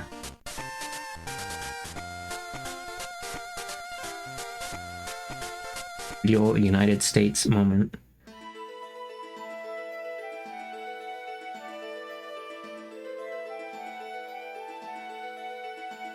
Like an electrical current that reactivates a stopped heart, crisis can create a social defibrillation that re-enlivens our connectedness to other human beings and allows our compassion, imaginations, and political will to flow more freely. This is why protests, mutual aid projects, and innovative new modes of connection and support emerge rapidly in the most perilous times. As organizers, we must learn to conjure that social electricity even in relatively normal times. So real. Yeah. We believe in caring for each other as a form of cultural rebellion. We believe in the need to foster a counterculture of care, a politics larger than any siloed issue, one that can challenge dehumanization and the erasure of atrocity while also allowing us to hold on to each other and our humanity amid disasters daily and acute. The state has the capacity to help us all survive and even thrive, but in its current form, it is actively opposed to doing so. We must have the will to survive in collectivity, as people who are willing to seize, defy, and upend whatever they must, for the sake of life, dignity, and decency, and for the sake of each other. In this moment, it is crucial that we consider the lessons of the COVID-19 pandemic, a crisis that foreshadows what is possible in the face of collapse, for better and for worse. In the early months of the pandemic in the United States, many people were experiencing the devastating financial impacts of workplace closures, overindulging in alcohol or other intoxicants, and voicing their despair publicly on social media. Loneliness, already epidemic in our consumer-driven culture, became an overwhelming force. Substance use, already on the rise in the United States, intensified. For millions of people, the pandemic was their first experience of collapse, their first realization that the world they were taught to see as fixed and immovable could indeed collapse and that the bottom could fall out completely. But amid the suffering and unraveling of those early days, we also saw a side of humanity that is rarely featured in post-apocalyptic films, which often depict an every man for himself response to catastrophe. In spring 2020, unprecedented numbers of people organized mutual aid efforts to help their neighbors survive. Using technology to overcome the physical barriers imposed by the pandemic, tens of thousands of people started new groups and built new mechanisms within existing organizations to meet the needs of people who are struggling. From delivering groceries and medicine to helping people access remote therapy after the loss of loved ones, people across the country devised ways to care for one another. Contrary to fictitious, popular depictions of people in dire straits, many people coping with the grief, uncertainty, and isolation of the pandemic longed to connect through acts of aid and care, and they did. Grassroots groups redistributed millions of dollars to people who were struggling. Empty refrigerators were stocked. Countless people in crisis were met with compassion and assistance. In a society where we are taught to fear each other, many were moved by the realization that we were and are each other's best hope amid catastrophe. That realization was bolstered by the failure of the US government to respond to the crisis with any amount of decency or competence. Our austerity-worn healthcare system was already unprepared for such an onslaught before the Trump presidency, but as our own government hijacked planes full of personal protective equipment meant for healthcare workers and spread rampant misinformation about the virus, it became clear that no government agency was going to adequately support people in their daily survival. So, everyday people, some experienced and others newly activated, toiled and organized, both according to time-tested models, and with ingenuity in the absence of experience or instruction. People experimented, muddled through, and endeavored to hold each other in whatever ways they could, even at a distance.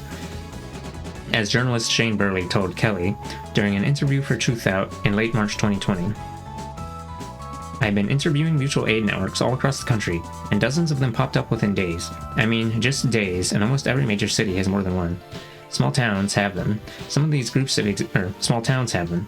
Some of these groups have existed for a long time. You know, they come out of larger support centers, community centers, other people that are doing kind of mutual aid work, or people doing things like needle exchange or sex worker solidarity work. Or some of them just popped up out of nowhere, as some of these are from folks that never done anything and just decided to get chat threads together to check in with all their neighbors and compile resources, and started doing runs to help each other. As Burley would tell us in August 2021, the scale of the mutual aid groups that emerged during the pandemic was staggering, with thousands of people coming together to support each other. What was so remarkable is that much of this did not come out of radical or political communities. They were just people looking to survive by caring for one another. Burley finds hope in these efforts, arguing that such mobilizations can fundamentally alter a community's sense of what's possible. Mutual aid is the story of this century, Burley said. We have to be there. We have to be there for each other. Care lessons from the rebellion. In late May 2020, as COVID-related mutual aid efforts flourished, the rebellions against structural anti-blackness and policing began. After the murder of George Floyd was captured on film by Darnella Frazier and the world bore witness online, millions of people took to the streets in protest, despite great uncertainty about the risk that COVID-19 might pose to their health. They were certain that intervention was needed, that justice could not wait. While public gatherings were generally discouraged, 1,200 doctors signed a public letter expressing support for the protests, describing them as vital to the national public health and to the threatened health specifically of Black people in the United States. Doctors and other clinicians suggested best practices for safer demonstrations, and a culture of care sprung up at protests. The distribution of masks and hand sanitizer became standard features of marches and rallies. Through signage, outreach, rhetoric, and artwork, protesters reminded each other that masking and preventing the spread of COVID-19 were manifestations of their larger concern for their communities and each other. The phrase, "We keep us safe," became both a mantra and a call to action. Protesters' safety efforts were successful. A study conducted by the National Bureau of Economic Research in the summer of 2020 ultimately found no evidence that urban protests reignited COVID-19 case growth during the more than 3 weeks following protest onset.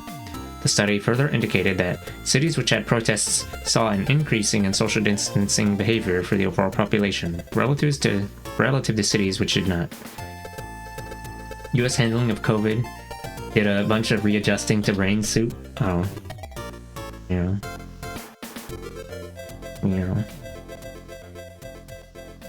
When everyone saw that, the government was like, yeah, just let them die. And then it was like, wow.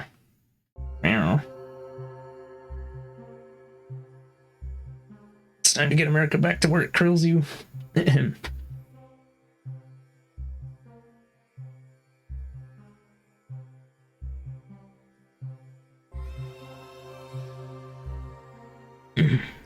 Nose itching. Return of nose itching. Okay. Asha A.E. is a Black visual artist, community organizer, and undergraduate at University of Illinois Chicago.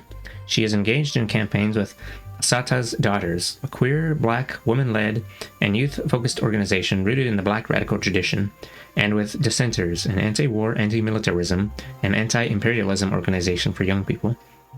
When Chicagoans protested the murder of George Floyd on May 30th, Asha was in the streets with friends, distributing kits of essentials that included gloves, masks, water, juice, Gatorade, crackers, and chips. People were so delighted and surprised that we were giving away these things for free, she told us. Asha's crew, led by her friend Eva Marie, was well organized, and while unrest had yet to erupt in Chicago, they knew Chicago police were routinely violent toward protesters. We were strapped with our own bags that included fancy, wound-cleaning liquids, gauze, first aid kits, clean towels, and other things, she said. Basically, that combined with 2020 election season made me expect way less of the usual dude. Much of the world was lacking in their response.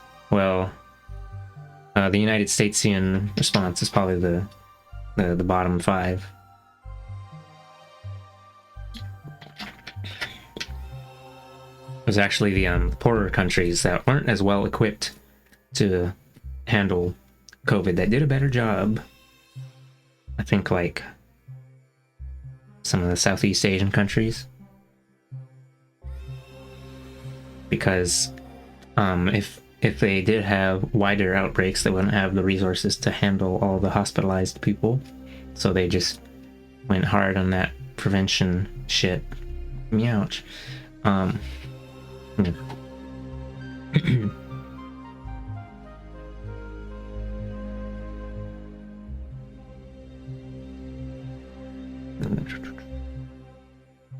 'Thousands of people rallied against police violence that afternoon in Daley Plaza in downtown Chicago.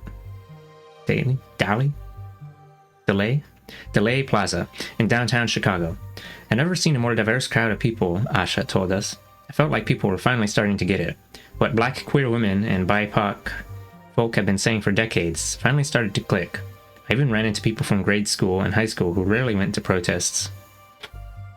When the rally ended, hours of intense marching began. Asha and her friends were there to offer supplies and aid to protesters, many of whom carried signs bearing messages like "Defund the police" and "Justice for George Floyd." Asha noted that she was surprised by the amount of explicitly abolitionist signs there were. One sign bore a list of names of people murdered by police, including trans women. Chants ranged from liberal standbys like "This is what democracy looked like" to cries of "Fuck 12." There were no clear leaders on the ground, and the scene felt rather organic. I don't know what does that mean?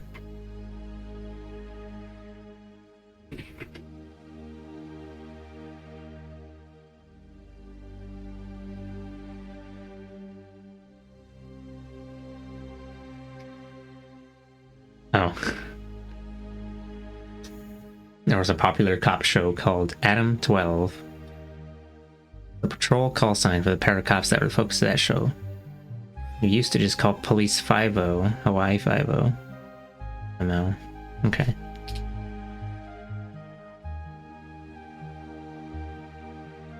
They took it a bit more seriously in that regard. The hit to the economy was less their concern.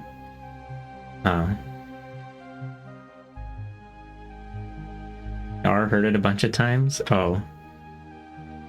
I haven't heard it before because I'm just a...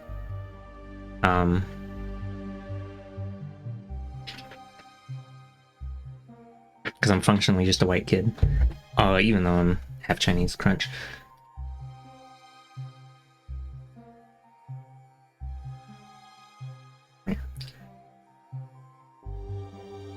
Is it? There were no clear leaders on the ground, and the scene felt rather organic. Asha and her crew wore thick gloves, masks, and yellow vests as they wove through the crowds. Mindful of the risk of COVID-19 and the potential use of chemical weapons by police, the crew also wore goggles. No, yeah, you're good. Everyone has different experiences? Oh, okay. Yeah.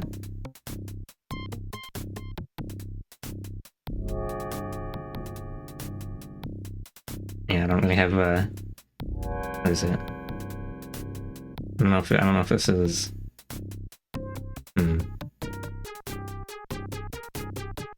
I guess, I don't know, Alaska's population is usually a little more diverse than, I don't know, people moving to Alaska from all over the place. Who knows what's up with that shit? But it's like, it's away from downtown. It's like, it's out of the main part of the city. So, and also like, I don't know if there are any of the like schools up here are like, oh my, or they use a different URL every time. Wow. I don't know. My schools were, well, the elementary and middle school I went to was like a public school, but you had to submit a ticket into like a lottery system or something, so you weren't guaranteed to get in. The high school I went to was just a public school, but I don't know.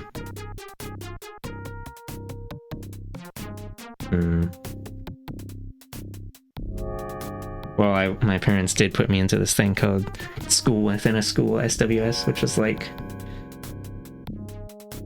where all the white kids were. There was like one token black kid in the SWS group. There's like the one, or for our year, there was like a couple of native Alaskans, a couple of Asians, but it was mostly white. That I remember. So then the SWS kids would normally be in different classes, different teachers and whatever. I think there was more kids of whatever. It was more diverse outside of SWS classes. The only reason I was even like in that was just because my sister was in it too, so it was like a inheriting the thing or whatever. I don't know.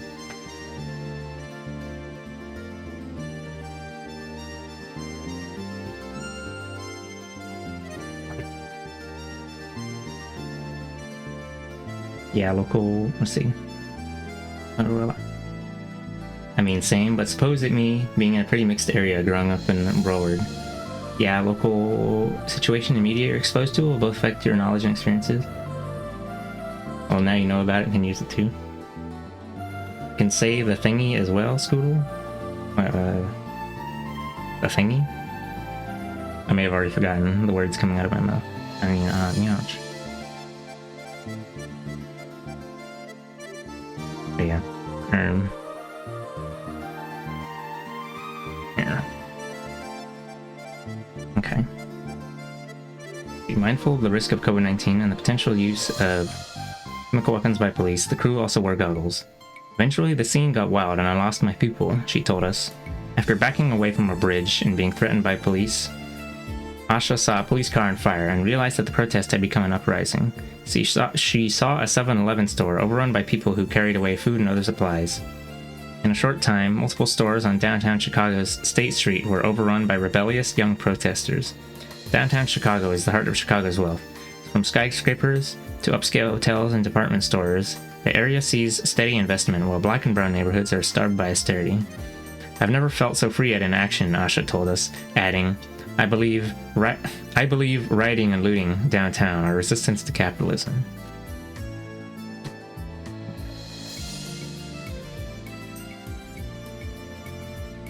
My primary school was prominently Lebanese, and high school was more variety. You two can say fuck 12? Okay. Yeah. Fuck 12. French.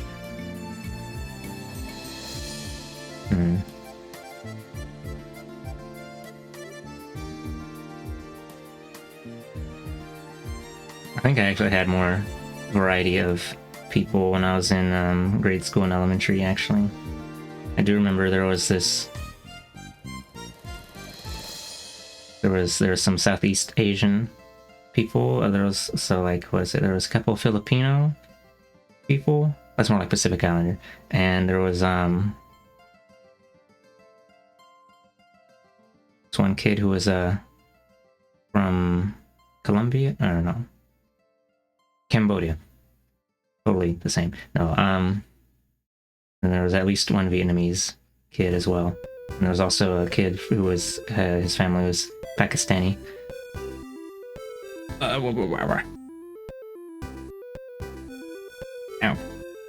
No.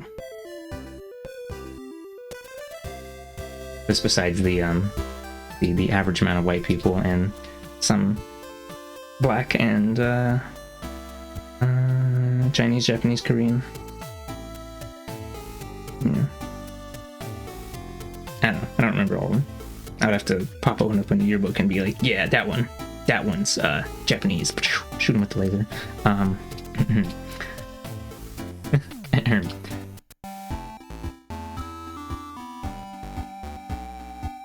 think part of the reason that the school I went to in 2nd to 8th grade had like more diverse amount of people is it wasn't a like zone-based thing. It was you could still send your kids to it even if you lived like far away from it. I don't know, maybe that's part of it. Don't remember high school much? Oh. Yeah, high school sucked. Fuck high school. Yeah. We had many of Mexicans, Puerto Ricans, Cubans, and such too back in school, and well, the general area I lived in. I don't know. I do remember there was some Samoan people, some Samoan creatures in high school. Probably other Pacific Islanders as well. Let me look up a thing. I remember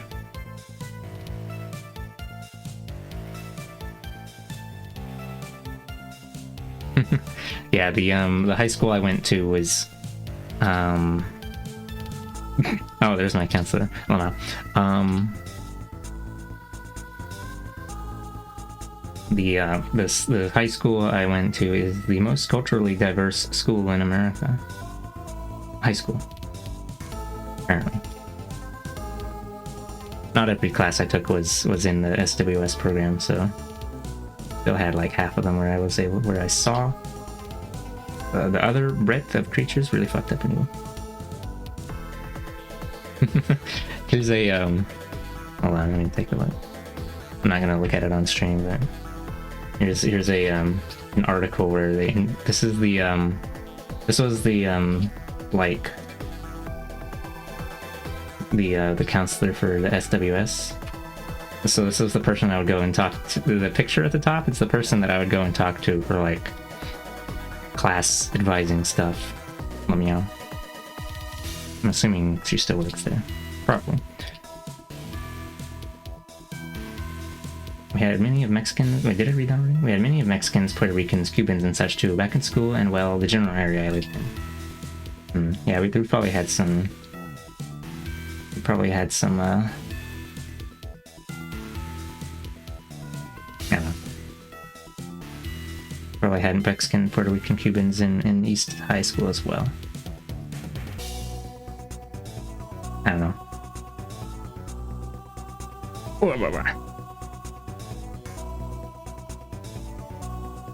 Actually, this is totally kind of not related, but I remember when I went to one of the early Palestinian protests here in Anchorage. There was one of the speakers was Palestinian, and there was an old Palestinian grandma there at one of them as well. Probably, well, I guess they probably moved out of occupied Palestine at some point before then. Came up here, you know.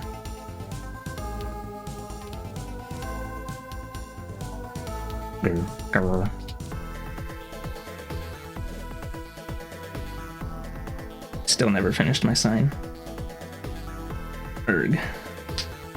Made it too ambitious. I should have just kept it a real simple flag design or something. Erg. Okay. Riding and looting downtown TM. While Asha found the energy of the moment inspiring, she was disciplined about maintaining her role as a source of care and aid to protesters in need, even as police violence intensified. We tried our best, Asha told us. There were a lot of injuries that I, for one, was not trained to handle. Talking about deep wounds and gashes from the police, we had our cleaning stuff, kept our gloves on, and got to work. There were experienced street medics, trained in dealing with more complex injuries, at the protests, but an overwhelming number of people were in need of assistance. I was horrified to learn my friend received a concussion and needed stitches on her head, Asha told us. She was beaten while helping to de-arrest someone. Yeah, more than likely they immigrated from occupied Palestine, but it's cool they were there as speakers. Oh, the grandma was just one of the people who showed up with her kids, or grandkids? I don't know, presumably. Or at least one of them. People I don't know, just thinking about how many creatures move into Alaska from wherever? I don't know. You know, that makes me wonder, what is it? I mentioned knowing what there's a Pakistani creature in grade school, middle school. This was someone that I actually talked to, but I never actually knew anything about his family. I think I went to his house like once.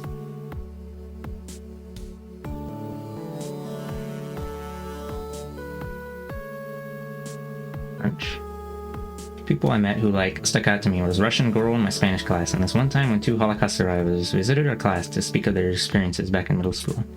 Oh yeah, we had a decent chunk of Russian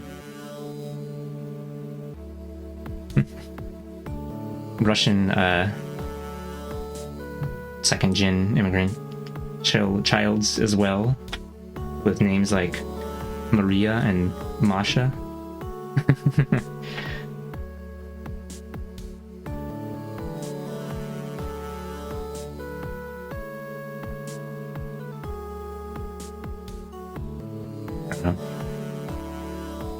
I don't remember the last names of all the creatures, of the creature named Masha Shulanova, very Slavic, Krilzu.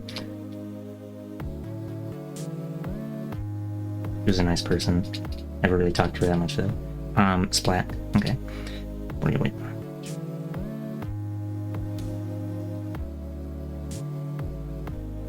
In response to the protests, Chicago Mayor Lori Lightfoot declared a 9 p.m. curfew to be enforced by police, only 35 minutes before it would go into effect. Many residents did not receive text alerts about the curfew until after 9 p.m. if they were notified at all. Public transit was cut off in the downtown area, and bridges across the Chicago River were raised, effectively trapping protesters whose very presence had now been criminalized. Among other acts of brutality, police blasted the trapped protesters with chemical weapons. Eventually, after significant public outcry on social media, police opened a path to allow protesters a way out, though they continued to wage attacks and arrests. We didn't know a curfew was called until later, but we didn't care, Asha told us. She and her friends continued to distribute supplies and care for wounded protesters well into the night, shouting free water, free snacks, and masks, and asking what people needed when we saw people injured.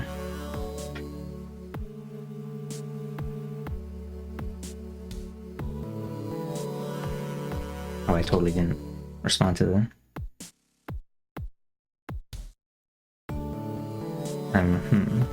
That's cool that, cool? Is that the right word to use? That's, I don't know. Holocaust survivors coming to speak in class.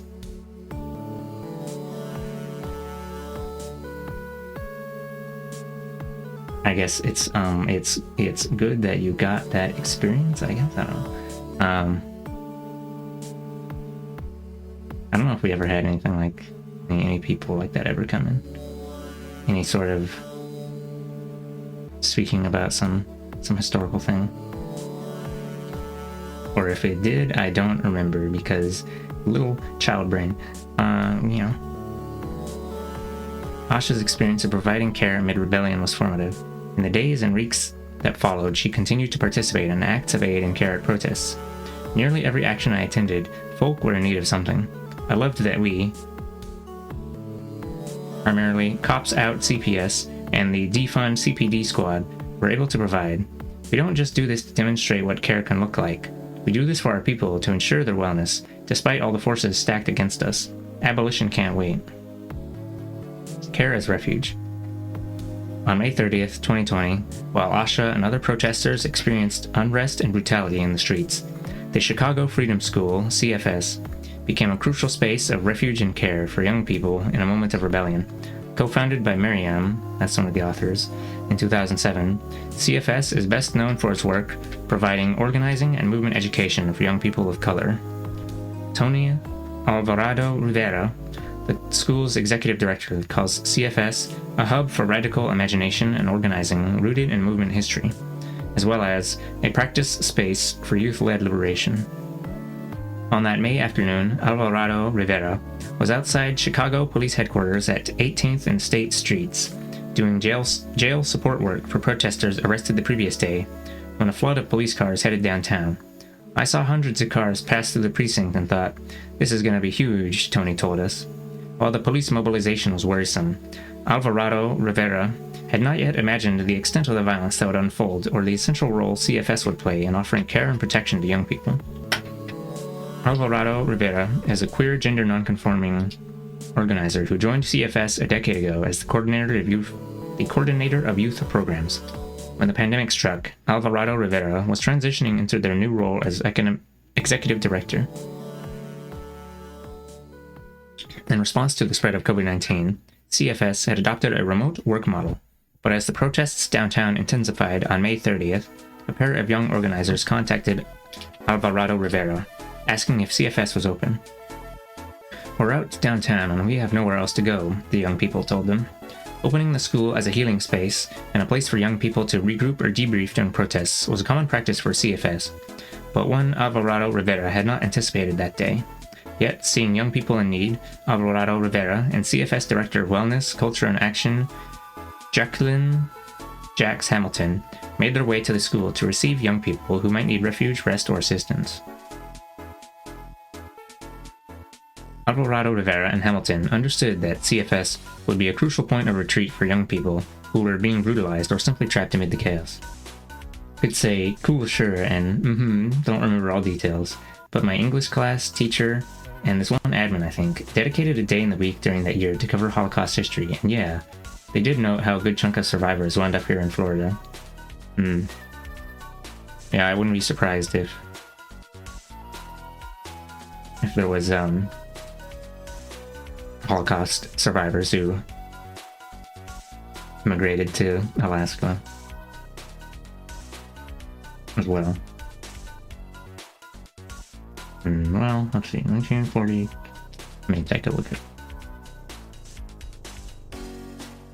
Yeah, they do have a Holocaust history. Oh no, was it a Jewish? They have a Jewish history museum up here, which may have been a little co-opted by Sussy Bakas, or maybe it was, I don't know. Yeah, but yeah, I'm pretty sure there's a Jewish community up here too.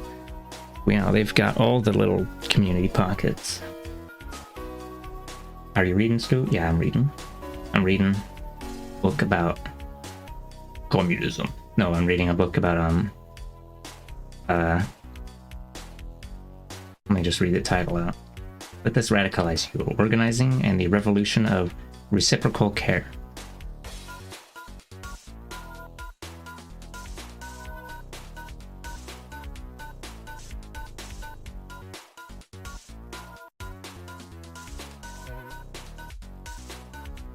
Something.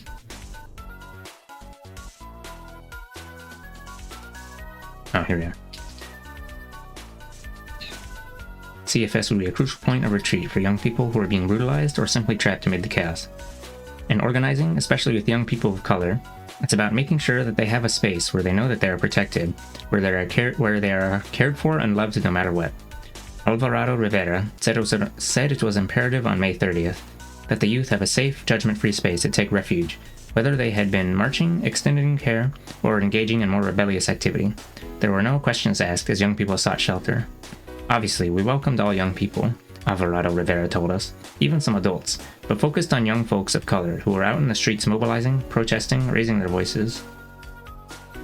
After the bridges were raised and public transit in the area was shut down, stranding and trapping protesters who were criminalized by the mayor's spontaneous curfew, organizers began spreading the word, online and in person, that youth could seek shelter at CFS.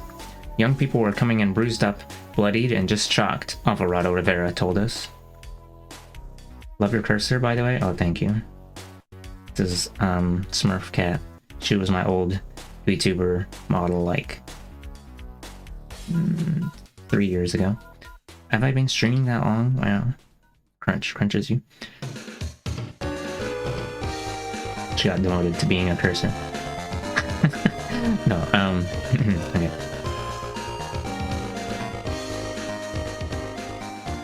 CFS youth organizer Essence Jade Gatherright tweeted that young people could take shelter and access food at CFS, or food and water at CFS, and the message quickly went viral. That drew in more young people, Alvarado Rivera told us.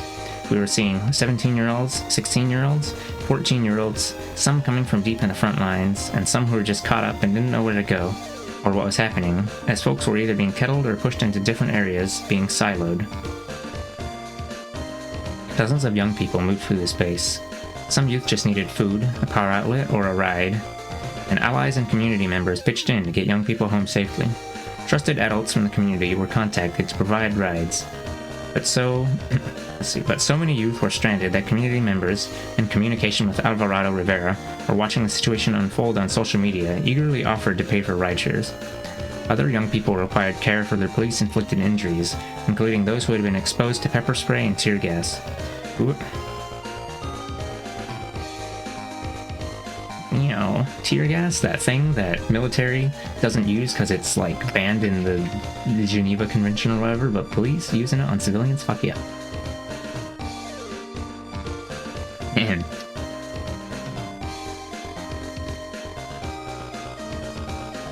Using chemical weapons on your civilian population. Smurf cat, that's adorable. Cool that your old avatar is still with you as your cursor. Yeah, I guess so. Yeah. Meow, meow, meow. It's a character that I used to draw a lot more often, but I don't like so much anymore.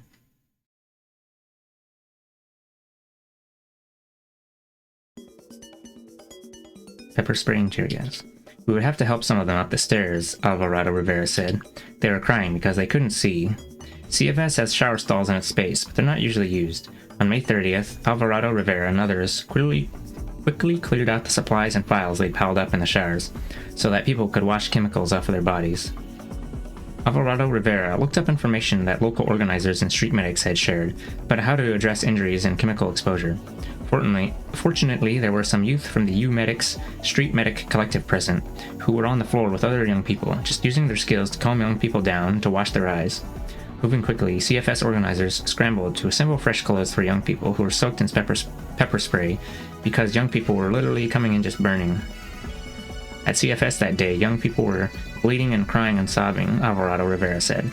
Young people who had never been associated with CFS or considered abolitionist politics were voicing their horror that the police could turn on them so brutally, realizing that law enforcement was a threat to their safety. Amid the... my fucking mouse wheel. I'm just gonna use the arrow keys. Amid the hectic scene, Alvarado Rivera was struck by the courage of the young people who had taken the streets and were now caring for one another. I thought about the civil rights movement during the Children's March, when the dogs were being set on people when hoses were being used. Meanwhile, amid COVID concerns, organizers worked to spread out the young people at CFS. An area was established for people who were moving through the school quickly to charge a phone, get food, or access a ride, and a separate area was designated for young people who were injured, gassed, pepper sprayed, and seeking medical attention, according to Alvarado Rivera. We also had different dark spaces and quiet spaces, Alvarado Rivera said, for young people who needed sensory relief. CFS is located in Chicago's downtown area, but we're in the South Loop, so we're in a pocket where we're usually a little hidden from actions and marches happening downtown, Alvarado Rivera explained. So usually it's a pretty calm space here. But on May 30th, 2020, the protests and the militarized police response spilled into the school's immediate area. Alvarado Rivera was upstairs assisting young people when police arrived and demanded to enter the building. About 20 of the dozens of youths who had come through the building for help were still inside. Hamilton called Alvarado Rivera and they ran down to the first floor and saw a crowd of police in riot gear, along with a city inspector at the building's entrance. There were 7 or 8 cops crowded around the door, and you could see a mess of squad cars parked in front. The city inspector claimed the city had received complaints about CFS preparing food and housing young people without a license. Alvarado Rivera told the inspector, "No, we're receiving young people because they were being attacked by the police, and we're giving them pizza because some of them are hungry." Alvarado Rivera explained that there was a lot of pushing back and forth, as they and Hamilton tried to hold back the police who were attempting to gain entry. Alvarado Rivera and Hamilton asserted their rights and said they would not allow the police inside. The officers persisted, saying if they were not allowed to enter, they would shut down the school and arrest Alvarado Rivera and Hamilton for obstructing them. Alvarado Rivera and Hamilton tried to record the situation, but by then, both of their phones had died. They sensed that they were running out of time and that the police were going to force their way into CFS and potentially arrest them both, leaving the young people inside at the mercy of riot police. 2 organizers quietly agreed that Hamilton would go upstairs and lead the youth to safety. I stalled, said Alvarado Rivera. After agreeing that they would ultimately allow police to enter, Alvarado Rivera began a negotiation about how many police would be allowed inside. I was like, okay, we'll let you in, but who's coming? Because this is too many people, we feel uncomfortable and unsafe. The police insisted that they should all be admitted. They said, "We don't know who's up there. Someone might be up there with a gun. Someone might want to attack us." The 14-year-olds, the bleeding face, they're gonna gun you. Yeah. And Alvarado Rivera insisted, "There's nobody here. It's just us now," in the hopes that everyone had been moved. While Alvarado Rivera continued their dialogue with the police, Hamilton led young people through the building's back exit, either to cars that were waiting to drive them home, or to an alternate space the organizers had access to, where youth could safely await their rides. Once Alvarado Rivera received Hamilton's signal that the youth had been relocated, they agreed to let 4 police enter the building. When the police entered the Freedom School's offices, they began taking photos of leftover pizza and post-it notes from recent workshops about misogyny and misogynoir. If you don't know what misogynoir is, it's like misogyny against black women. I think it's because I don't know. I'm assuming it's because of noir being like black and white or something, but I'm not really sure.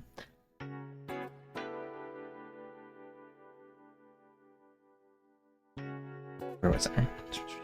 They were taking pictures as if everything was evidence. I told them, "Yeah, we run a youth program." Alvarado Rivera said police were aggressive and that the inspector claimed the school was not licensed to prepare and serve food on the premises. Alvarado Rivera noted that the food was clearly prepared at a pizzeria and merely distributed to visitors. It's just Costco pizza, man.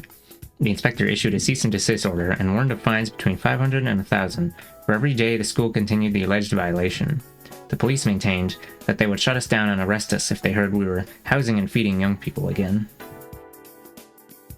Alvarado Rivera, who was still adjusting to their leadership role at CFS, was now faced with the prospect of the school being shut down unless they refused to extend care and safety to young people in jeopardy. "We had to take them to court and fight this," Alvarado Rivera told us, "because 1, we knew that this was bigger than us. We needed a win for us and our community to say, you know what, fuck you. We're going to continue to do our work, try to be as radical as we can, knowing that ultimately it may not be tomorrow, it may not be in 10 years, in 50 years, you will no longer exist. That for us will be a larger win. But right now, we will care for each other and we will defend ourselves." Fuck 12, yeah. The school filed a lawsuit against the city, demanding the cease and desist order be rescinded. Ultimately, the city yielded and rescinded the order without going to court. As Hamilton told the press at the time, city officials know that this is an abuse of a city office. They were weaponizing a city office in order to try and intimidate black and brown people who were organizing. City officials claimed they had tried to engage in dialogue with the school about the cease and desist order and were disappointed that the school filed a lawsuit. Alvarado Rivera told reporters that if the city wanted to work with the school, they need to defund the police and they need to start caring for black and brown people instead of putting them in cages. The events of May 30th raised CFS's profile and brought in an influx of donations, some of which the school redistributed to other local mutual aid efforts. With young people taking action almost daily in the streets, the school became a hub for organizing and mutual aid projects in 2020 and continued to provide refuge for young people during protests, including moments of spontaneous police violence, which Alvarado Rivera says occurred frequently that summer. CFS's healing justice approach has proven crucial in the wake of so much police violence, as well as the interpersonal friction and traumas that inevitably emerge in movement work. In the summer of 2021, CFS held a week-long retreat about conflict and transformative justice for youth organizers. During the pandemic, CFS has also collaborated with other groups that work with Chicago's young people. SADA's Daughters, Circles and Ciphers, Street Youth Rise Up, and Youth Empowerment Performance Project to create Chicago Youth Mutual Aid, CYMA. Excuse me. From grocery gift cards to gas money, cleaning supplies, electronics, and other monetary assistance, CYMA has addressed a wide array of the needs faced by young people and their families during the pandemic. In collaboration with Kelly's collective Lifted Voices, CFS also distributed free bullhorns to young people in summer 2020 and tens of thousands of KN95 masks and other safety supplies in the winters of 2020 and 2021. Oh my god, I was trying to look up what a bullhorn is to remind myself, and then Bullhorn Inc. staffing software for recruiting agencies. God, they just take all the common words and they turn them into a stupid fucking Okay, it's just like the megaphone for... Yeah.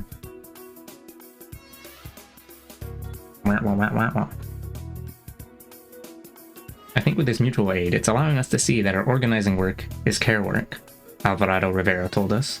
The pandemic and the 2020 rebellions pushed Alvarado Rivera and others to consider, how do we not just survive, but extend love and care and also have joy in that survival? Everything a brand name now, so evil. Yeah, I was silly joked with Muddy about something about Sonder recently, and he was like, oh, what does that mean? And I was like, oh, let me check. And I looked up Sonder, and then it was the first result was a fucking company.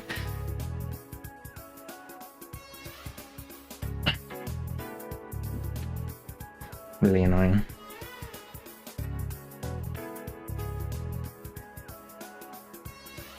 Sonder, a better way to stay. Hospitality company. Short-term rentals. Crunches you. It's not very Sonder at all. I don't remember what that means. It's the realization that every other creature leads a life that could be just as interesting as your own, or whatever. Most of them. Maybe that one over there just plays Call of Duty when they get home from their 9 to 5 every day.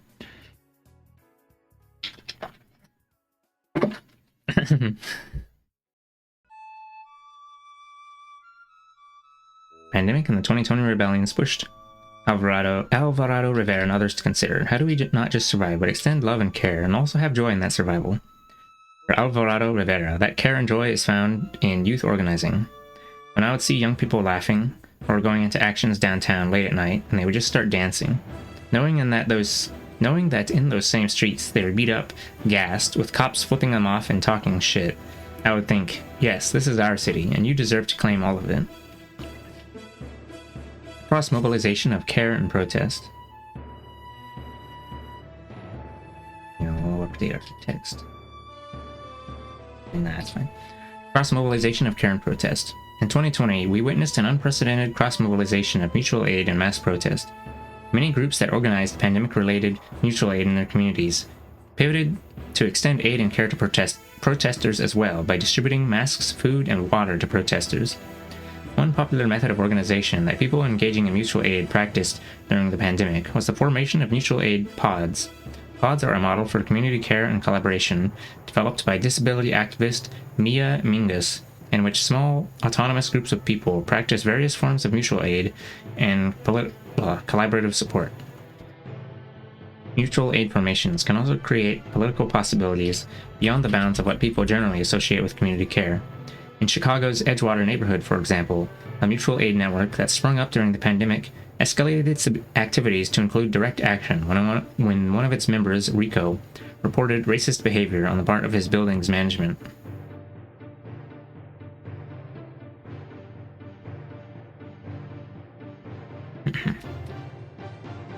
As Edgewater Mutual Aid organizer Marissa Finley told us, we were using a pod system to organize our food distro program. Rico was a member of my pod, so I texted him regularly to see if he needed groceries for our weekly distro, and see whether or not he could pick up for his neighbors. Finley and Rico began chatting about the Black Lives Matter protests that were unfolding. Rico shared that his building's management had been racist toward him and made him feel unwelcome. Rico owns his home, so he was not faced with the threat of eviction. But after management called the police on multiple occasions, he felt unsafe and at a loss. Buildings management owns his home? Oh, maybe it's like a multi-part home and it's just one part of it.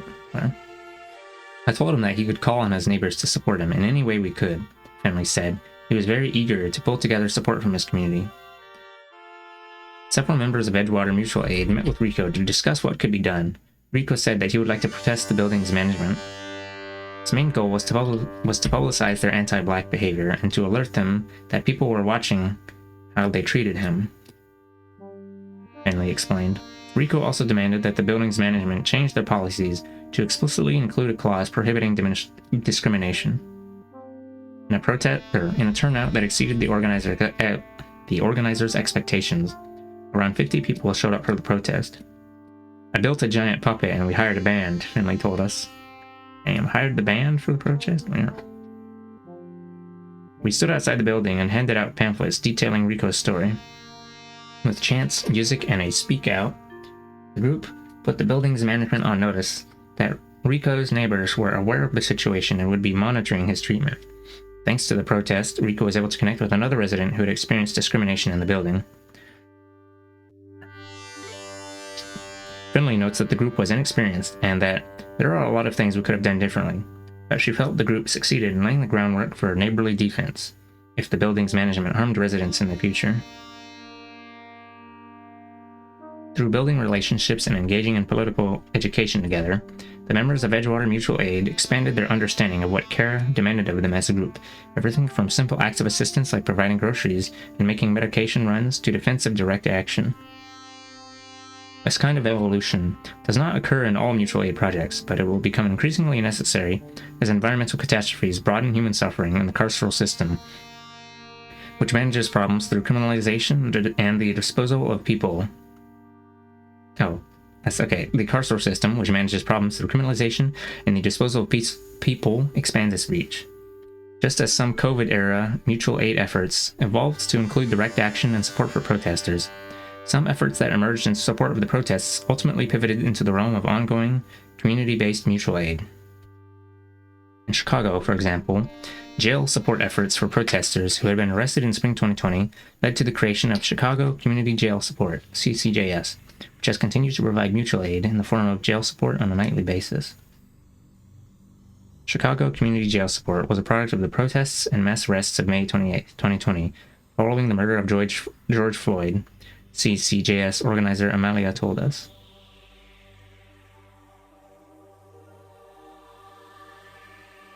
Originally organized through an encrypted group chat, the jail support site was one of several locations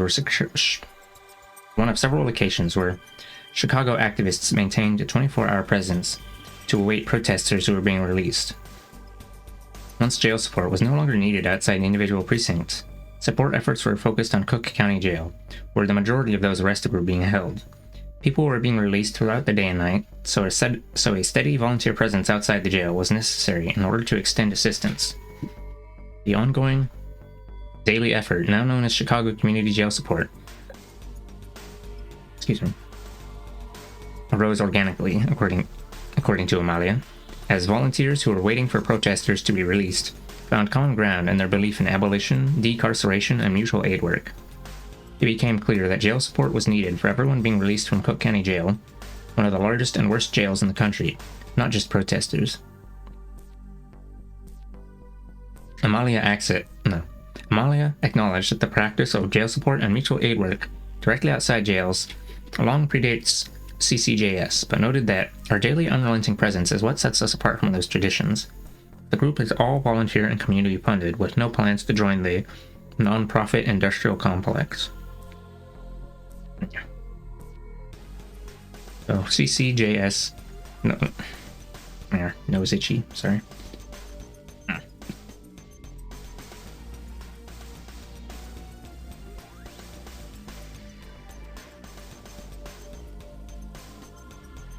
Well, be right back. Alright.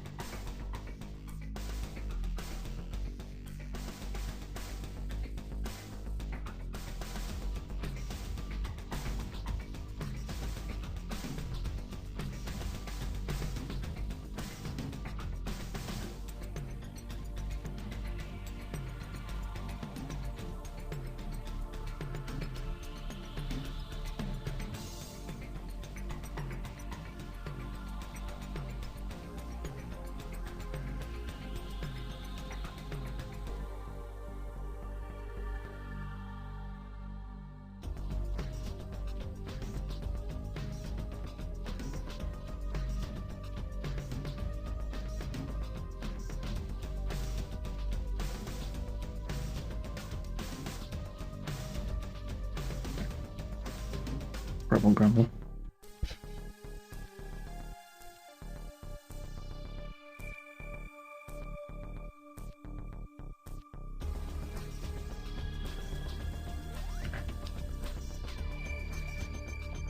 Welcome back. Oh, thank you. I was just, yeah.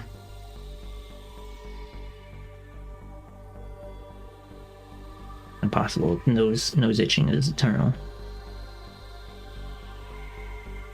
Okay. Non-profit industrial complex moment.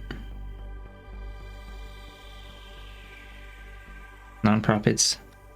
What is it? Make a grassroots whatever group get larger, pivot into being a non-profit thing, get funding from big guys, but then you only get funding if you make your goals more palatable to the big money dude, and then you are diffused into a not as radical organization.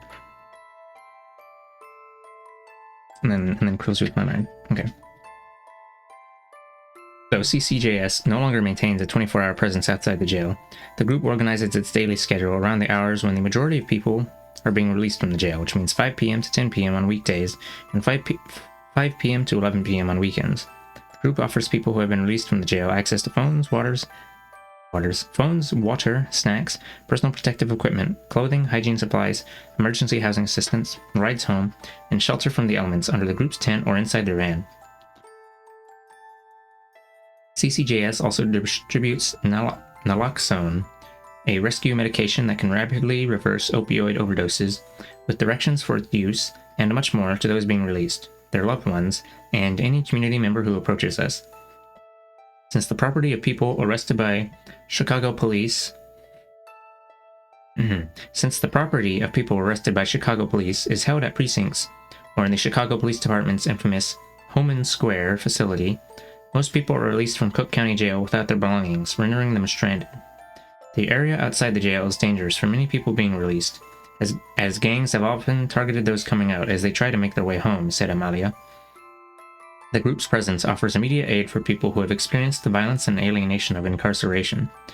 Volunteers also manage casework for people who need more long-term support. We are always finding new ways to help, Amalia told us. CCJS's mission is specific and aid-based, but exists within the framework of broader abolitionist principles. We believe no one should be held in a cage, especially Cook County Jail, and we make it our mission to work against the daily, unrelenting harm of incarceration by providing care when and where it is needed most, Amalia said. Community jail support efforts were not unique to Chicago in 2020. Portland's community jail support, which evolved in a similar manner to CCJS, is still up and running. In Charlotte, North Carolina, the group Charlotte Uprising launched its own round-the-clock jail support effort in June 2020, operating 24 hours a day to assist protesters and other community members until repeated police raids and organizer arrests broke the effort down. This and the cease and desist order CFS faced are clear examples of how the system reacts to powerful expressions of communal support and care mid-crisis. Oh. Cat. Hello, cat.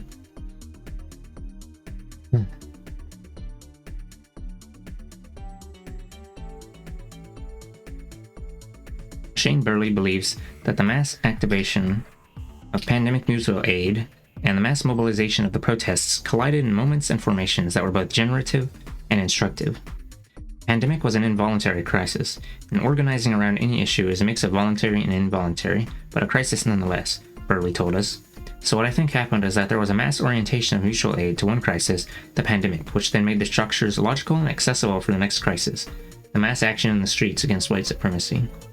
In 2020, the radicalizing potential of mutual aid collided with the radicalizing potential of mass protest. The resulting moments of care, cooperation, and community defense offered a glimpse of our future in struggle. This system will continue to fail people en masse and continue its attempts to legitimate itself through violence, which will make further uprisings and mass protest inevitable. The fragile normalcy people in the United States cling to will continue to fracture, creating more opportunities for people to either retreat or rise to the moment by building new relationships and creating new formations to sustain life. Care versus state warfare.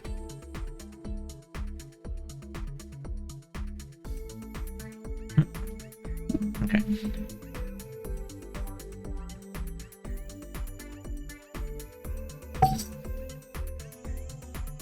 Kitty cat. Ugh, stop. Okay, let me check Football again.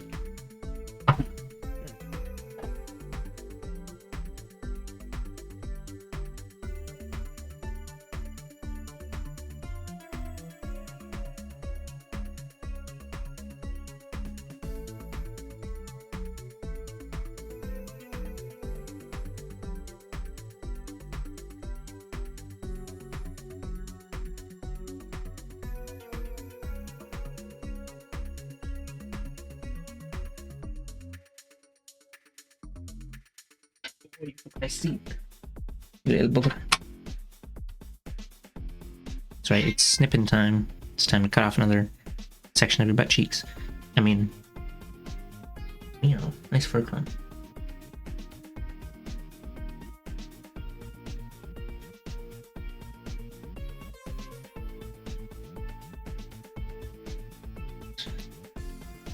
Ah.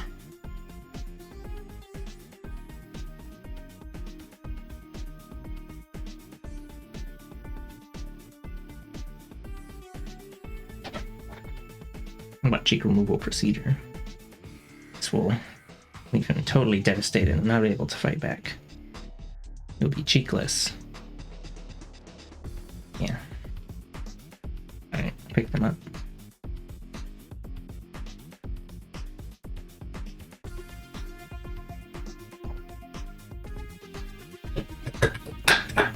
Just whatever. Just knocked my empty bottle from earlier soda consumption. Not even trying to. His catly aura makes the bottles throw themselves off the desk. Care versus state warfare. The forms of care and struggle described by Orsini, Alvarado Rivera, Burley, Fenley, and others are innovative and unique to their moments, but they are also part of a long tradition. People around the world and across history have always mobilized and deployed their creativity to create modes of rescue, deliver medical care, and provide nourishment to each other on massive scales during disasters. Cat has powers? Maybe. I'd probably hit it with his tail. Yet these histories are often erased in favor of popular narratives about authority or individual acts of heroism, because these authority-driven and masculinist narratives reinforce the necessity of hierarchies that mutual aid undermines. As Rebecca Solnit describes in A Paradise Built in Hell, everyday people and workers in the Twin Towers devised and implemented inspiring rescue and evacuation efforts on 9/11 without any meaningful direction from authority, and in some cases in defiance of instructions from 9/11 operators to shelter in place, which led to more deaths. People organized themselves to navigate dark stairwells, and some devised methods of assistance for disabled coworkers who otherwise would have been stranded as their coworkers fled. There was a mass exodus that day, not simply from the towers, but also from the entire surrounding area, as clouds of ash enveloped lower Manhattan.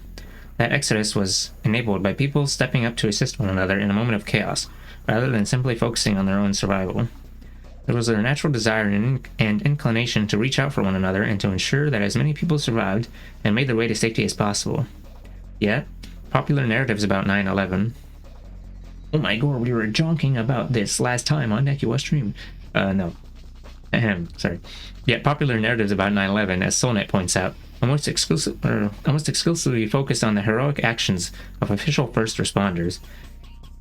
While city employees who helped people that day certainly deserve an accurate retelling of their participation, so too do the people who act spontaneously in tremendous numbers to rescue, shelter, and aid one another as a catastrophe unfolded.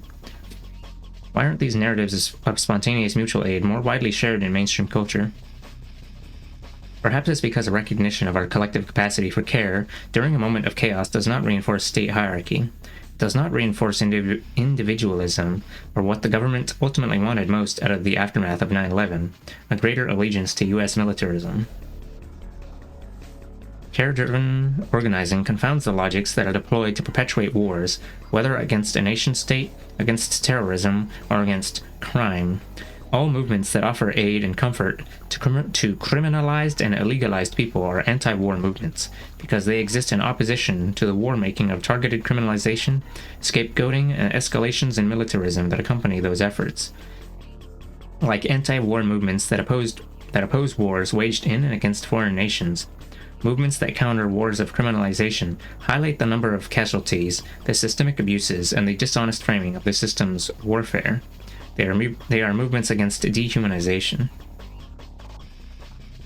As we write this book, the pandemic continues, and the supposed light at the end of the tunnel is a return to normalcy concocted by a government eager to let's get America back to work, concocted by a government eager to restore the status quo that delivered us to this moment.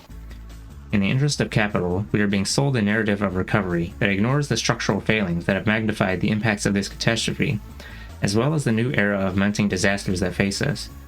There is also little focus on commemoration or memorialization, because the primary objective of the powerful is the restoration of economic stability, which means we should be shopping, dining out, and investing, rather than mourning and contemplating how we can prevent a tragedy of this scale from ever happening again. But shifts in political consciousness are not lost on the powerful. The National Intelligence Council, a center in the Office of the Director of National Intelligence that creates strategic forecasts and estimates, often based on material gathered by U.S. spy agencies, stated in its 2021 Global Trends Report. The ongoing COVID-19 pandemic marks the most significant singular global disruption since World War II, with health, economic, political, and security implications that will ripple for years to come. The effects of climate change and environmental degradation are likely to exacerbate food and water insecurity for poor countries, increase migration, precipitate new health challenges, and contribute to biodiversity losses.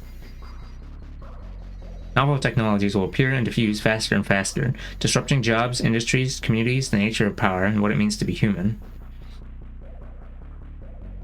That was a lot of, whatever. It's worded very, passive-voicedly. The report includes projections for 5 possible global scenarios in the year 2040. Only 2 foresee a 2040 where climate change is being meaningfully addressed. In scenarios entitled, wow, they named all their fanfics? I mean, no. In scenarios entitled A World Adrift, Competitive Coexistence, and Separate Silos, world powers do not muster the will or cohesion to tackle climate change. But in the scenario titled Tragedy and Mobilization, a vastly different vision of the world in 2040 emerges. Across the world... Hold on, let me take a look again. Yeah, okay, that's like a US thing, whatever. Across the world, younger generations, shaped by the COVID-19 pandemic and traumatized by the threat of running out of food, joined together across borders to overcome resistance to reform, blaming older generations for destroying their planet. They threw their support behind NGOs and civil society organizations that were involved in relief efforts, and developed a larger global following than those governments that were perceived to have failed their populations. As the movement grew, it took on other issues including global health and poverty. In this scenario, the National Intelligence Council projects a world where activist groups have unprecedented ability to influence standards, marshal resources, hold violators accountable, and prod states to act. In some cases, global priorities take precedence over national interests. In the tragedy and mobilization scenario, cooperating world powers are forced to take verifiable actions to improve food, health, and environmental security, even if these were perceived as painful for wealthier states and groups. While we certainly do not view the projections of an intelligence report as a blueprint for liberation, we do find it notable that even intelligence agencies determined to maintain U.S. global dominance at any price, agencies that have historically crushed the democratic hopes of entire nations in order to maintain the current world order, can imagine a world where activists and organizers win. If the deathmakers who manufacture our oppression can imagine us remaking the world, surely our own visions of change can far exceed what is written in such reports, and can ultimately be realized. The creative power of the oppressed will always exceed that of the oppressor, because it is the oppressed who must exercise creativity to navigate and survive a world that is set against them. It is the oppressed who create art and poetry, and revolutionary ideas to cultivate hope in bleak places, so that people might galvanize and make change. It is the oppressed who, upon experiencing the defibrillation of disaster, have demonstrated what the bonds of solidarity can accomplish for the common good. One aspect of the Global Trends report that we agree with is that transformative change will require global cooperation from activists and organizers and shared demands around collective survival as we respond to the disasters we have experienced and the disasters to come. For this to occur, we will have to break free from the shackles of individualism and commit to building a culture of care in which everyone's well-being and survival are significant. This is not the outcome the powerful are hoping for. They are relying on our cynicism, our divisions, and our despair, in addition to their mass apparatus of repression, to prevent us from cultivating a new way of living in relation to each other. To defy and defeat them, we must cultivate hope, belonging, care, and action. A counterculture of care exists in opposition to all manner of state warfare and to the very nature of empire. It requires the undoing of individualism and siloed politics, and harbors the potential for new life-giving frameworks. Share-driven organizing compels us to ask, what would it take to provide for people's needs and address the root causes of a problem? How do we care for each other as crises unfold? At what cost are we willing to offer shelter and protection to people who are under attack? These basic questions pose a challenge to the status quo, to the normalization of suffering and mass death, and to capitalism itself. To undermine or upend the violence of this system, we must free ourselves from the strictures.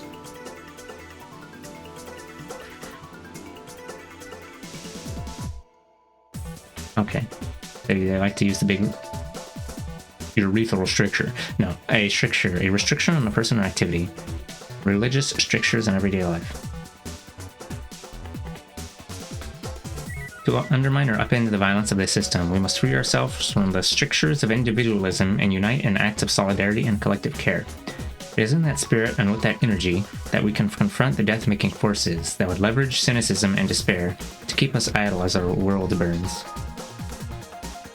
Meow. Chapter 4.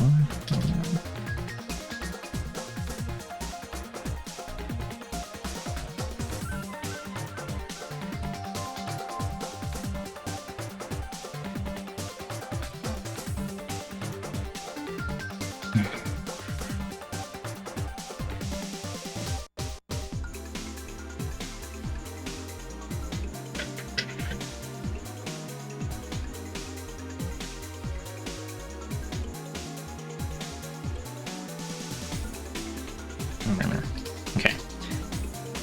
Let me see how many pages this is. Wow, only 12. Okay, think like a geographer. Life-giving organizing in this catastrophic era will require us to chart new political and social maps of the world. Our movements are already practicing and shaping new visions of how we might better relate to one another and to the Earth itself. While some people engage in politics for the sake of debate or to defend their sense of moral identity, radical organizers are attempting to create something new. In addition to being an organizer who's been working toward prison industrial complex abolition for decades. Oh, thanks for the water. I just put water in my mouth like 30 seconds ago, but I guess I'll take another sip.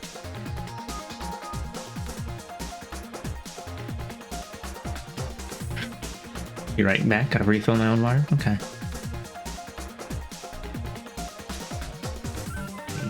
In addition to being an organizer who's been working toward prison industrial complex abolition for decades, Ruth Wilson Gilmore is also a professor of geography and directs the Center for Place, Culture, and Politics at the City University of New York. Geography is a discipline that focuses on demystifying relationships between people, places, and things. As Gilmore put it in a conversation with us, is therefore an especially useful discipline to engage with as organizers, as we pursue new landscapes, new maps, and new formations. While most organizers are not scholars of geography, we can, as Gilmore explains, enrich our work by thinking like geographers. One of the things that thinking like a geographer can do is help people see, pull back the veil and make something that's social seem natural, and something that sometimes is natural seem social, Gilmore told us. Geography, she said, helps people ask the question, why is this place the way it is? Why is it like it is? And the answer generally has got to be more detailed than racism or colonialism, although those two categories and sets of relationships matter. So we can talk, for example, about how Chicago came to become the city that it is, and then think about all the relationships that people have or have had as long-distance migrants. As people who've worked through the various rise and fall of industrial sectors in Chicago and Cook County, why the built environment there looks as it does, and the kind of movements of capital across territory. So when people rightly denounce gentrification, a geographer will say, well, what do you think that means? How does it work? Because when we think about how it works, then it gives us some opportunity to think about what the remedy for this organized abandonment might be.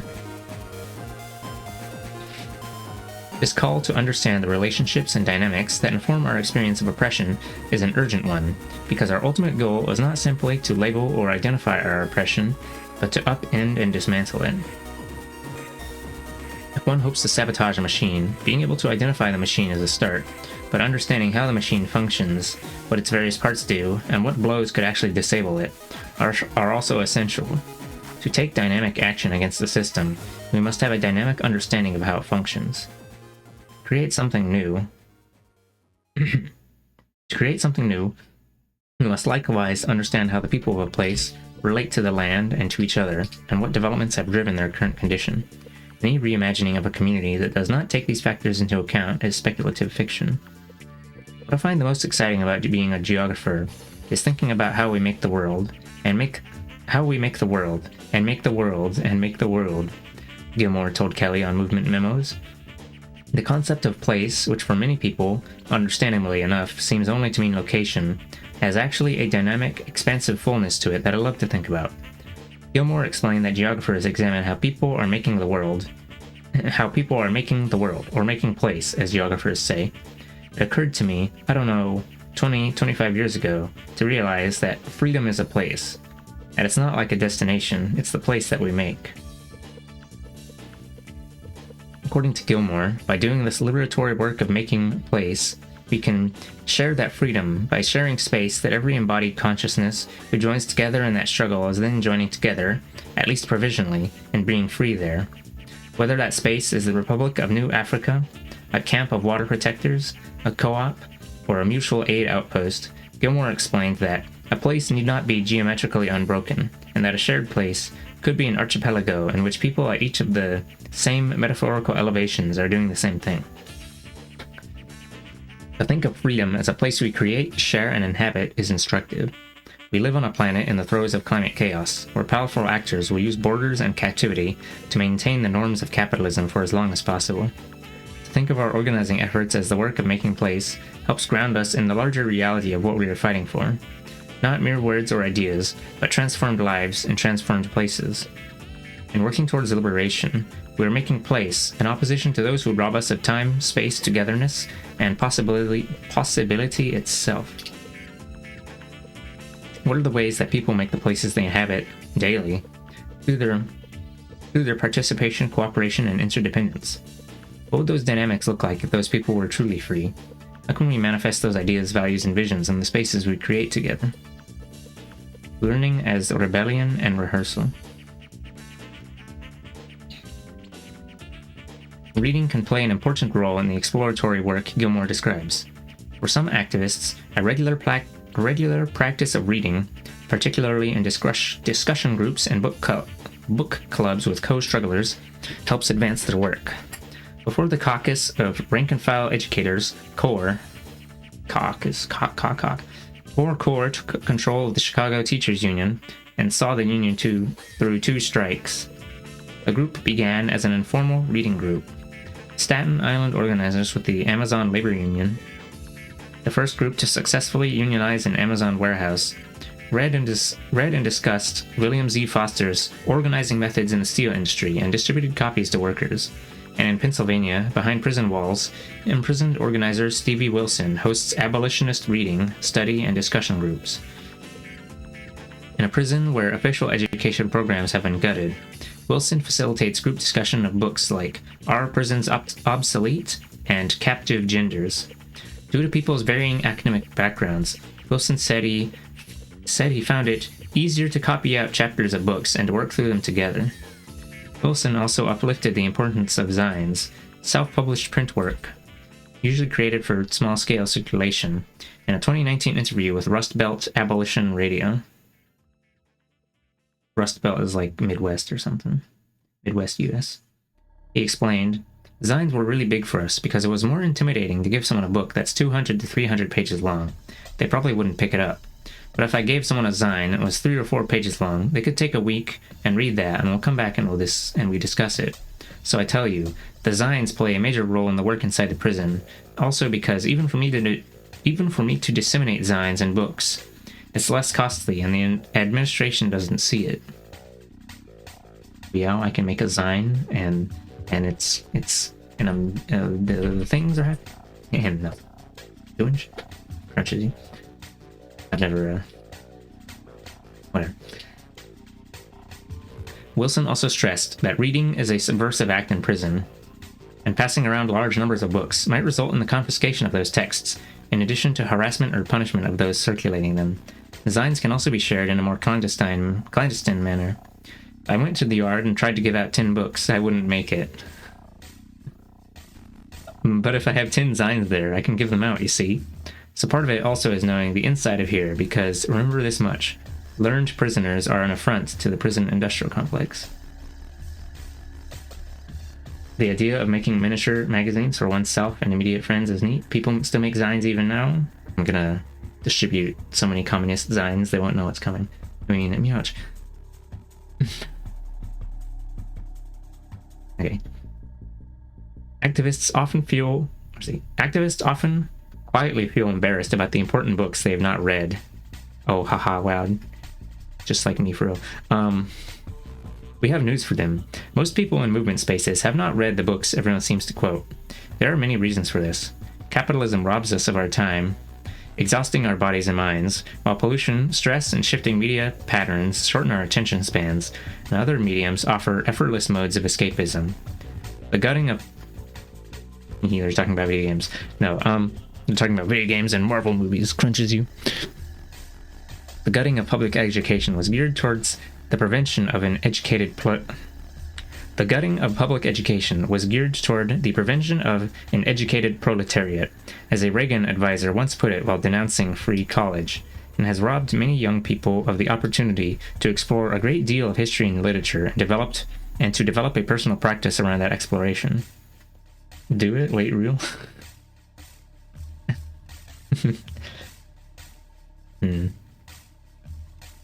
I'll write it down. Let me know.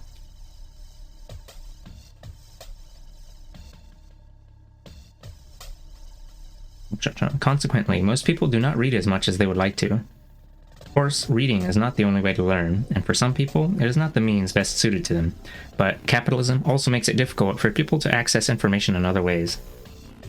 How many times have you planned to check out a museum exhibit, a lecture, a podcast, an art installation, or any other opportunity to learn and expand your analysis, and found that you simply do not have the time or energy? I've done 0 of those things. Yeah. See, Some people will call themselves lazy for missing such opportunities without recognizing who or what sees the time or energy they might have devoted to such tasks. We are not simply missing out on knowledge, we are being robbed of it. To succeed in our movements, we must resist this theft and reclaim what has been stolen from us. Many of the histories that delivered us to this movement, science and data of our struggles, the poetry and stories that have propelled struggle, are hidden in plain sight, in books, in documents, in films, in recordings. The ruling class is going to great lengths to obstruct the journey of discovering those lessons and tools. As the conservative movement to ban books that discuss anti-black racism, indigenous genocide, trans identities, and more builds momentum, organizers must fight the erasure of knowledge with the collective expansion of knowledge. Histories of the oppressions our communities have faced, as well as the struggles they have waged, have been largely suppressed in the mainstream. Learning and reclaiming those histories and ideas are essential to our movements. In addition to reading groups where entire books are discussed, signs, podcasts, teach-ins, and webinars can also create opportunities to deconsolidate crucial ideas. Man, this X event... Oh, hold on. Yeah, crying cat face. Single tear cat face. Yeah, I've never gone to an event in my life. I think the Wordle does not exist outside of the house walls, actually. Maybe. It's possible. man, this X event sounds really cool, but to go there you need a functioning car or taxi, so I guess I'm not going. Oh my god. Lack of public transport explodes you. Can't just take the train. Or have to drive and then collide with another car and explode instantly.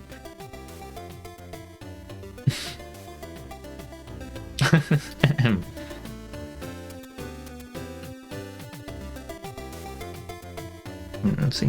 For some people, making time to read and learn can be difficult. If you have a habit you're trying to cut down on, like doom scrolling, you might start by intentionally swapping out some scrolling time for an audiobook or an ebook on your phone. We urge organizers to spend more time with books and other modes of learning, not as an admonition. After all, you're reading right now.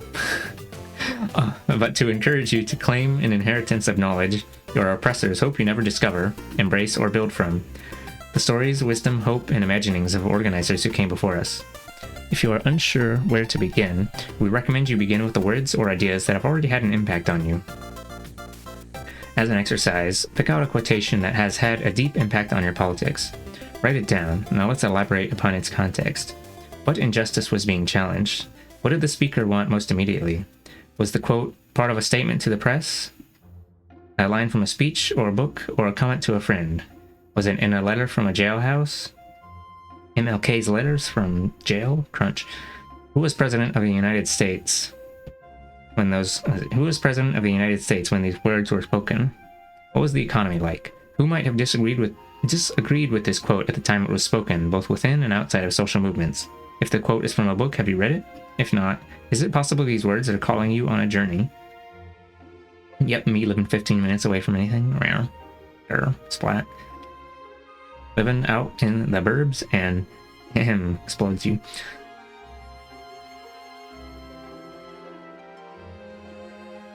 One way to enrich our practice of reading is to rehearse rather than recite. Ruth Wilson Gilmore has drawn the distinction between recital and rehearsal in political education. Information, Gilmore notes, does not automatically translate into knowledge that makes organizers more effective. What is it about information that becomes knowledge, that becomes useful for shaping action? Gilmore asked in a conversation with us. To explore this question further, Gilmore examined her own reading habits. She noted that when reading novels and poetry, she found she was pursuing the experience of joy or pleasure, or finding a thrill.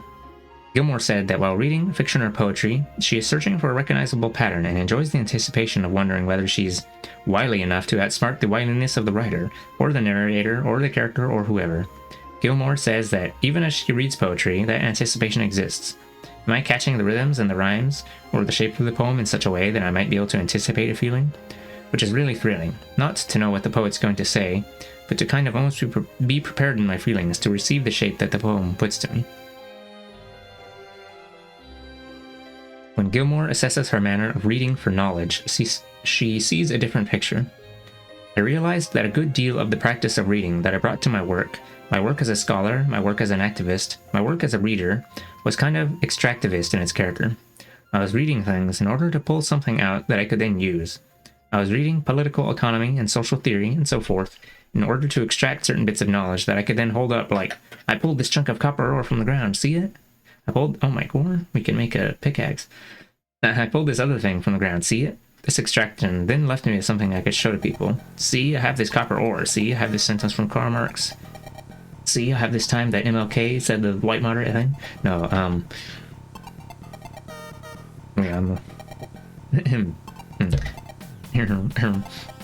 or sentence from Claudia Jones, or even an entire paragraph from C.L.R. James that I could recite, and people would just look and say, wow, that's really nice copper ore.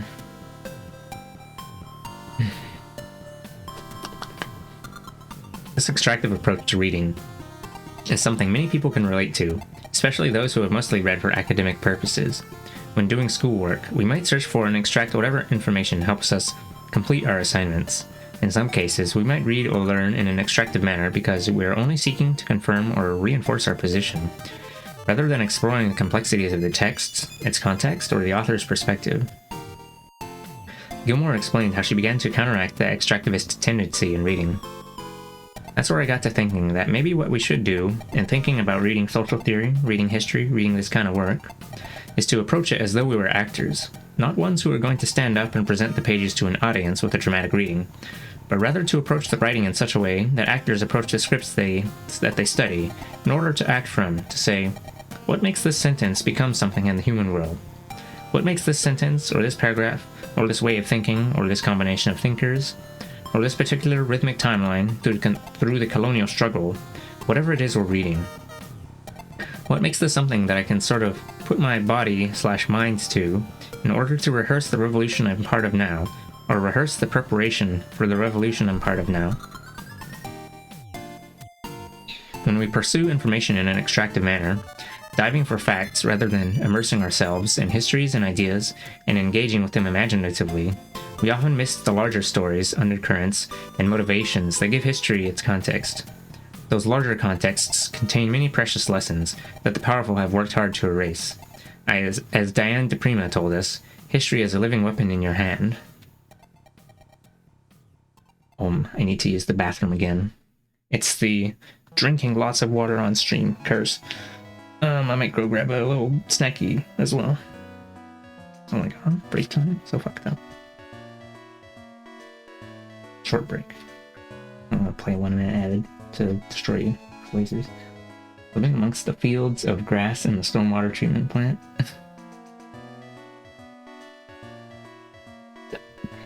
Oh, thank you for the pet. Okay, I'm gonna... Whopper.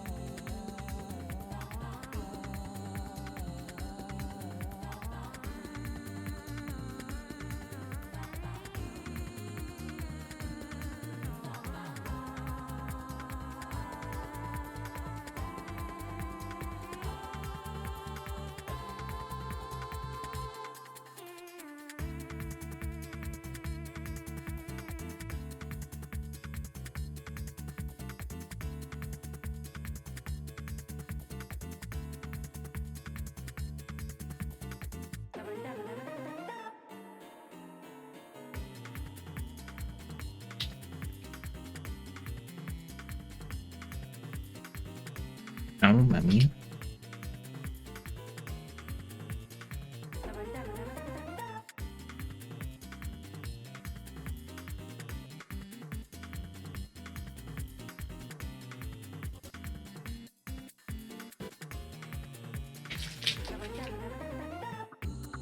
Apparently someone on my server posted in the archived channel for advertising and stuff. Was it for like posting stream live things? I didn't realize I forgot to turn off sending messages in these channels. They're only viewable if you put the role for archive reading.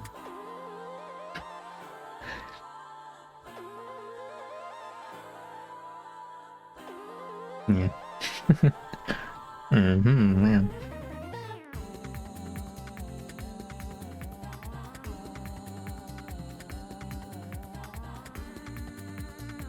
Remember, I ate the last Jello cup. You never stood a chance.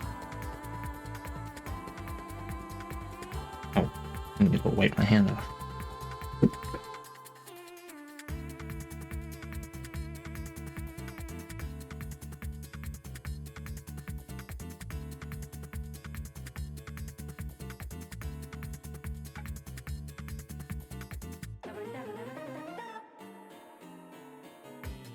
Peanut butter mochi? Is that allowed? Thought they're supposed to have bean paste in them. Grills with my. I mean, I guess technically peanut butter is a paste made out of a bean-like object.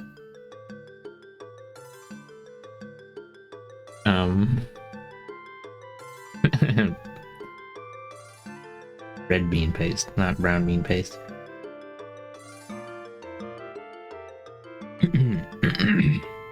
Charting your own terrain.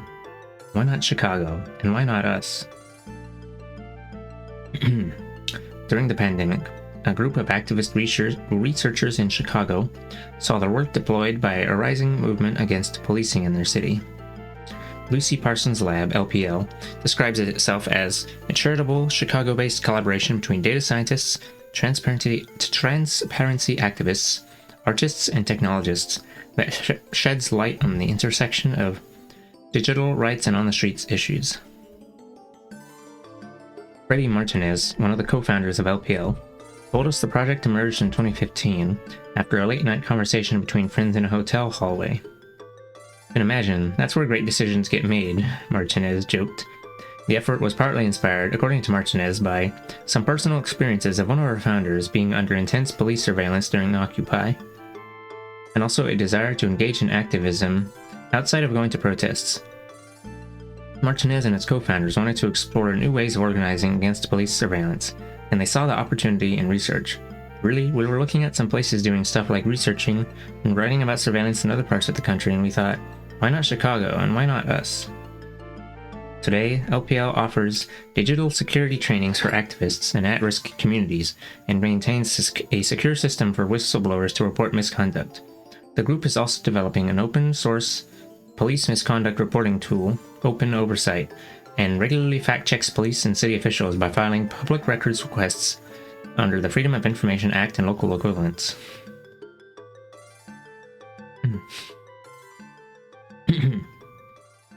The group has exposed numerous city government deceptions, provided activists with data for their campaigns, and collaborated with journalists to inform the public about practices like civil asset forfeiture, in which police keep valuables they seize during arrests and investigations, and the use of stingray technology for surveillance. What are stingrays again? I don't remember. Oh, I remember. It's that thing where police have a device that fakes cell towers, so then they collect, they can collect information of any cell phones nearby or whatever. Or track them or whatever.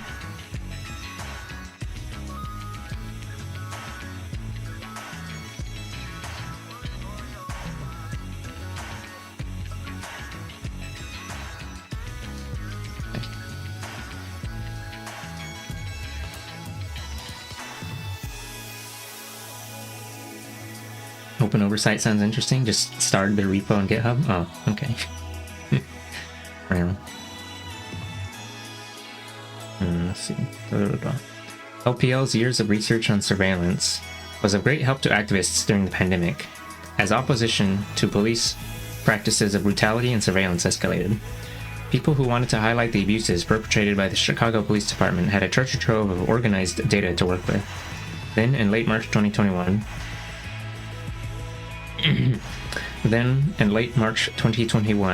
a Chicago police officer gunned down 13-year-old Adam Toledo in Little Village on Chicago's west side. Body cam footage of Adam's death revealed he had followed the police officer's commands and that his hands were in the air when he was killed. The killing was the result of a foot chase instigated by the city's ShotSpotter surveillance apparatus. ShotSpotter is an AI surveillance system that uses miles of microphones to generate gunshot alerts for police. But as LPL has revealed, claims about the technology's accuracy are highly suspect. As Martinez told Kelly on Movement Memos, Kelly's one of the authors, ShotSpotter claims that it's something like 90% accurate, or 97% accurate, and the way that they get to that number is quite clever. What they do is that they classify basically every sound that they pick up as either one, a gunshot, single gunshot, multiple gunshots, or what they designate as a probable gunshot, and that's included in their accuracy number.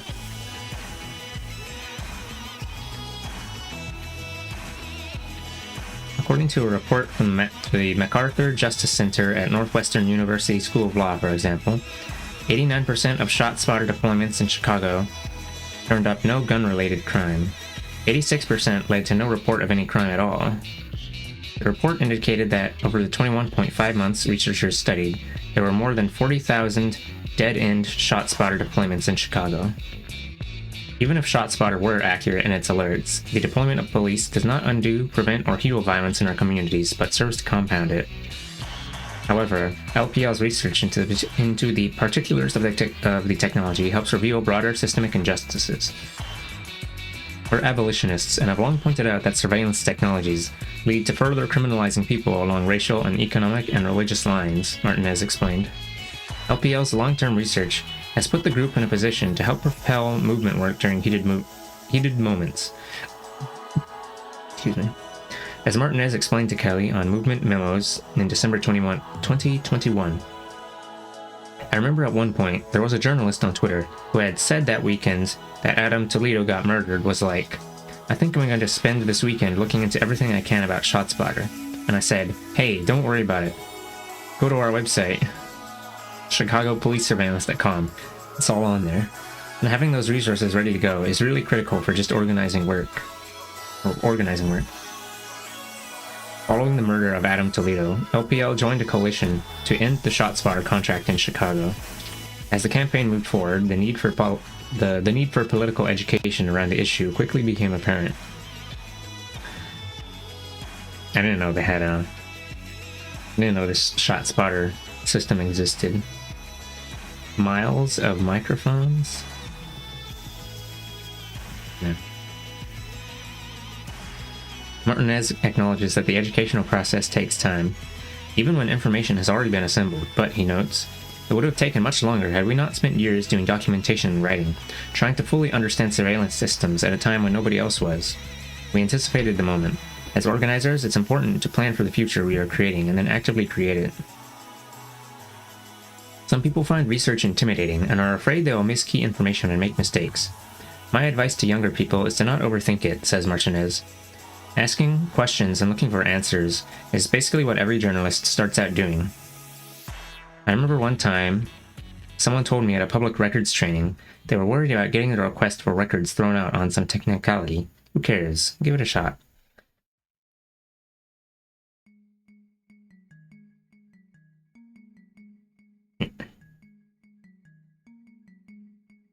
Excuse me.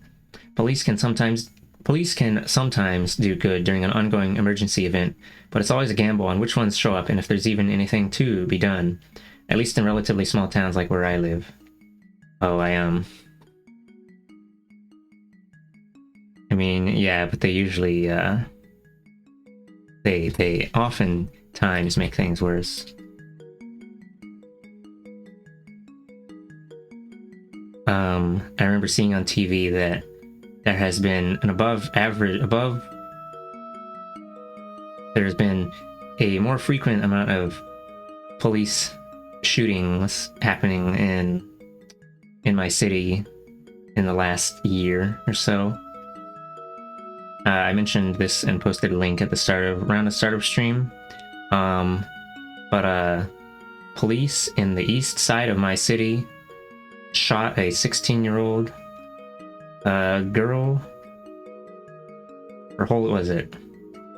Family called the police. I assume it was like a mental health crisis or something. And then when the police got there, she was holding a knife, and so then they shot her instead of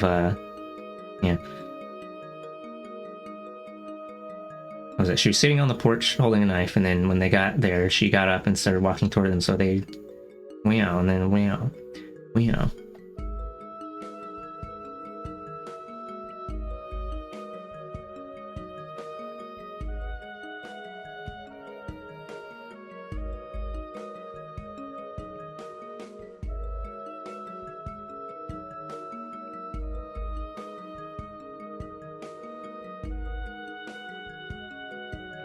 has many grumpy opinions over the shootings that were getting kind of frequent in this small town for a couple of years. Yeah, they can absolutely just make things escalate, or just show up and shoot the dog and do nothing, or lock up somebody who wasn't even related to the report. And I'll never forget my brother getting locked up for literally nothing with no call to tell anyone what happened. And I have to reconcile that with the police who helped me get out of my car when I was likely going to flip into a ditch that I didn't realize was dangerous.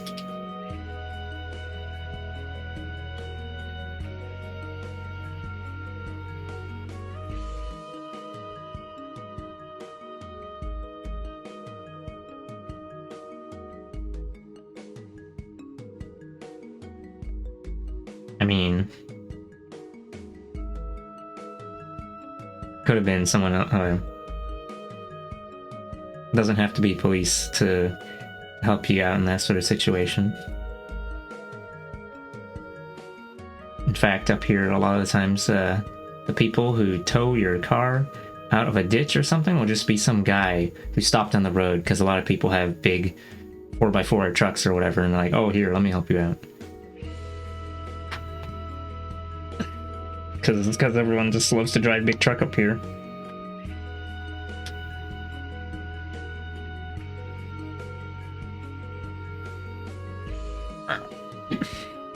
Crack pop.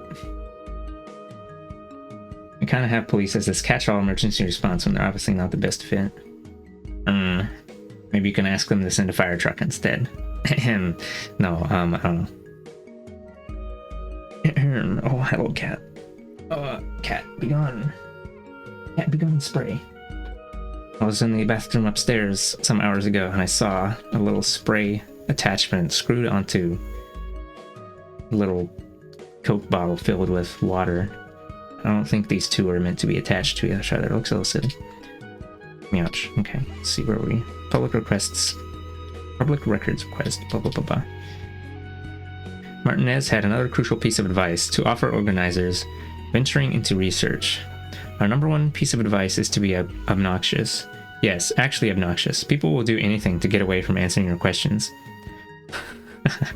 I've emailed people 10 times until they responded to me. Persistence, says Martinez, is key to the process. So much of research is just not giving up until they get answers. Final lesson for organizers from LPL. Deep and thorough research is worth the time. In fact, it is essential when going toe-to-toe with powerful forces, Martinez says. The information wars are stacked against dissenters. The police and the mayor's office know how to diffuse social pressure with misleading information, Martinez notes. Our research has to be 15 to 20 times better than theirs. Spray Coke to designated area? Oh, it's been filled with water instead. It doesn't have Coca-Cola in it anymore. Oh, it's like the top head of like a detergent bottle, but I guess it just happens to fit the threading of a small Diet Coke bottle as well. There has to be another class of social worker for emergency response that isn't armed with lethal force as their primary go-to, but I'll hush and continue listening to book. I know I'm not going to have a perfect answer anytime soon. For now, I'm more worried about staying awake for the 8 to 5 work hours rather than police being unreliable. Oh, okay. Well, I hope you have hope. So hope your sleep becomes more better soon. Yeah. Oh, right. Defund police was mentioned a couple times earlier in the previous chapters, and the goal is usually that, or not the goal. It's usually basically laid out like you take away the money from the police where they get their fucking armored cars and shit, and their grenade launchers for shooting tear gas, and then you take that money and you put it towards social programs that would help people in need where they wouldn't end up turning to crime in the first place, so then you wouldn't need you wouldn't need police.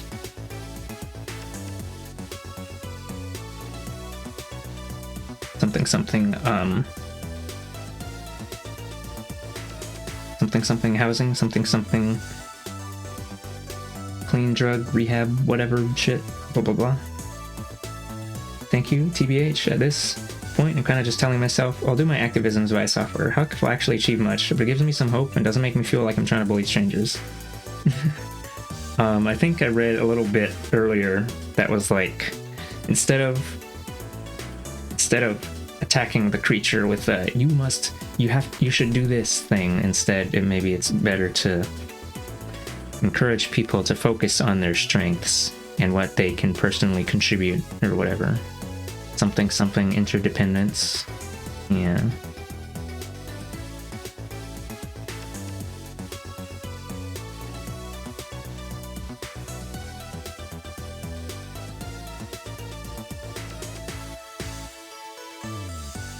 Okay. Learn more than one way to solve a problem. TM.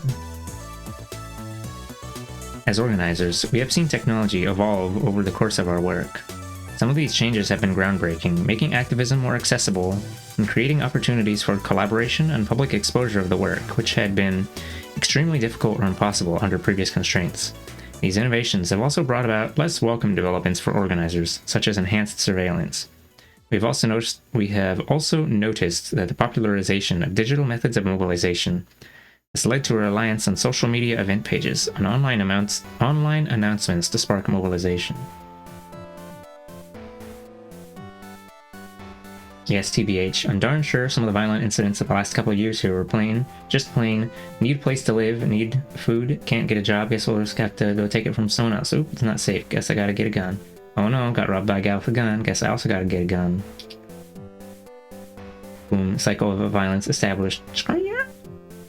Me, I'm gonna listen to me ramble? No, it's fine. You can ramble. I encourage rambling. This is a ramble okay zone. Housing, social reform programs, better access to mental health care. Yeah.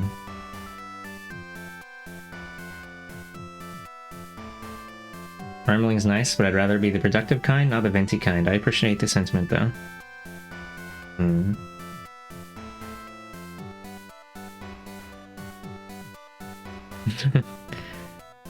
Well... I don't know. It's fine, whichever kind of... yeah.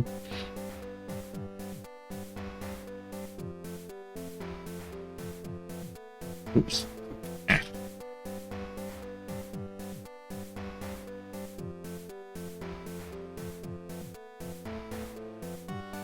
Let's see. So the online media page. Activists who experience success using online tools sometimes undervalue or neglect the kind of on-the-ground work organizers practiced before social media, and which many still practice today.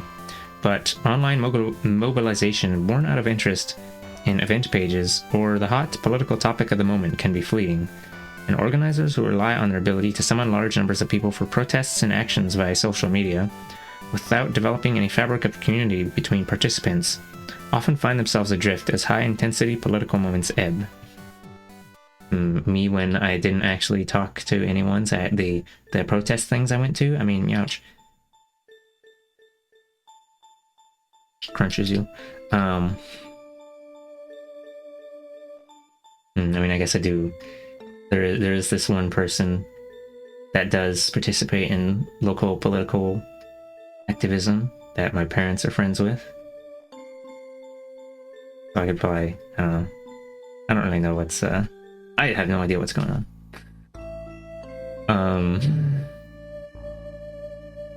No worries, it's good you went at all and had the opportunity. Oh.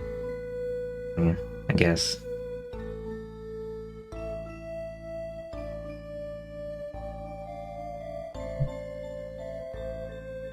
Yeah, we gotta keep the DPS going though. Okay, I can't think of anything silly goofy to replace. Oh well. Yeah. Yeah. Intensely political moments ebb. The bonded energy of protesters in the streets can help sustain the momentum of a protest, but it does not, in and of itself, create a sustained capacity for organized political action. It's also important to remember that social media platforms are corporate products governed by algorithms and human beings who have repeatedly stifled leftist voices, obscured state violence, and facilitated right-wing radicalization. As important as these platforms are, overdependence on them weakens our movements. We need to practice a diverse spectrum of outreach methods in digital spaces and in physical spaces, and we need to do skill building work in our movements around those methods. Sometimes we need to be literal about meeting people where they are at. Think about all of the places people congregate in person and remotely, where conversation is possible. All those third places that have all been replaced with overpriced coffee shops? I mean, Crunch? No, deleted? Public park deleted? No, let's see, from restaurants to schools, parks, porches, places of worship, street fairs, text message threads, and so many more. Is conversation possible in a library? I don't know. We're just supposed to read books there. Okay. We also have to prepare for the eventualities of becoming a threat to the status quo. The more successfully our work challenges the status quo, the more likely social media platforms and other digital services are to blacklist us or to otherwise impede our efforts. Oh, this is totally not related, but for some mysterious reason, the Second Thought YouTube channel that makes a lot of leftist socialist videos is only receiving a quarter of the AdSense money that they usually do. Wow, I wonder what's up with that. Crunch. Crunch is you. For example, we have created many effective social media kits that provided participants with sample tweets to use during moments of concentrated activity on Twitter. Digital efforts that are often called Twitter storms. Some libraries offer site conference rooms specifically for grouping up and talking. Yeah, I guess that's true. My my university library has those, but I think they're just for students. Sample tweets, something. Digital efforts that are often called Twitter storms. These tweets have allowed us and other organizers to get hashtags trending, which in turn has allowed us to raise millions of dollars to free incarcerated people and to educate people about how they can help fight injustices. In 2022, Twitter created user guidelines for prohibiting the use of replicated content, copy-pasting, which puts users who use sample tweets from social media toolkits at risk of having their accounts suspended. By deprioritizing political content, Facebook has severely undermined groups who came to rely on the platform to publicize their issues and events. Man, if I want to copy-paste tweets to my page, they should let me. Crunch, I mean, meowch.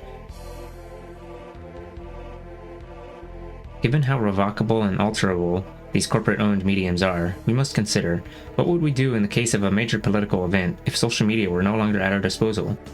And what about all the people we're not connecting with in our own communities due to some people's lack of social media use or the invisible constraints of corporate algorithms? More than 4 decades before the advent of social media, when Rosa Parks was arrested, the Women's Political Council spread news of the Montgomery bus boycott throughout the city's black community overnight. These organizers swiftly made a compelling and unifying case for a collective refusal on the part of black people to use public transportation that would last 13 months, until the Supreme Court ruled that segregation on public buses was unconstitutional. Today, most groups and organizations lack this capacity outside of corporate-controlled technology. While it makes sense to use tools to save time and maximize our reach, we must also remember that we live in an ever-changing world and that our work must be adaptable. Work that can only occur within corporate confines can be eliminated according to corporate whims. We need to strategize around alternative modes of digital outreach and use in-person outreach methods such as canvassing, flyering, in-person mutual aid, and other community events. Today's organizers need to use new and old methods to motivate people towards spaces where work is happening and where relationships are being built. Many of the technologies that presently strengthen our work are fully revocable, either by the state or by corporate entities themselves. What will we do if our revocation nightmares come true?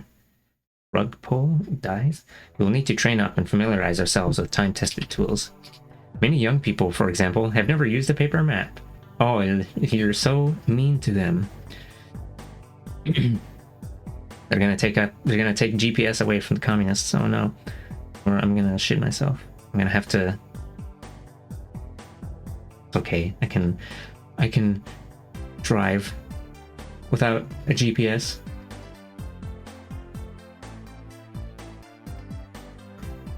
I think they're just using this as an example. Okay. Many young people, for example, have never used a paper map. In an age when we can verbally ask our phones how to get somewhere and receive verbal instructions as we move, the idea of carrying and reading a paper map seems antiquated. But what if we suddenly had to get by without GPS navigation because an internet outage... Oh, I guess they could take away your internet. That was a thing that happened before in some other countries where... I think this happened in some... I don't remember. Was it the Congo? Unplugging the internet for days so that they can't post the atrocities on social media anymore.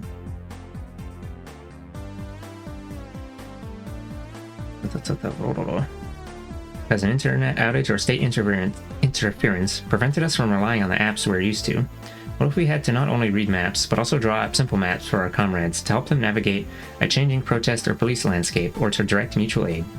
When we become wholly reliant on a shortcut that disappears, we are left with a knowledge deficit that can become a roadblock. Hold on. What happens if social media dies? We revert back to RSS feeds and email groups, maybe even Usenet and IRC, since those continue to refuse to die. But being too reliant on the internet in general isn't great, because when the state is motivated to block it, they absolutely can. TBH, the main reason they don't is because it's more effective for them to monitor and analyze the flow of data people treat as public-private than it is to stop people from doing bad things on the net in the first place. Paper maps are a pain if you're genuinely lost. You just have to look for the landmark. You have to find the Taco Bell and then you're fine. You think they would put Taco Bell on the paper map?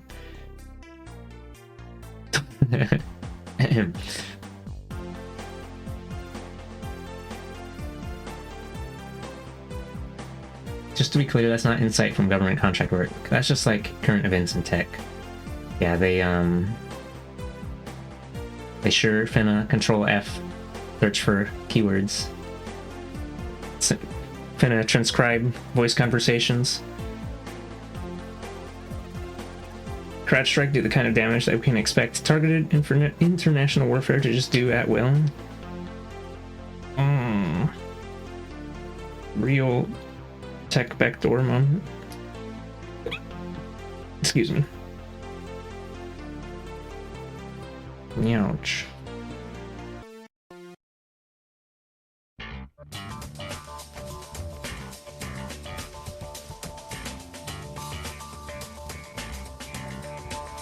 Okay.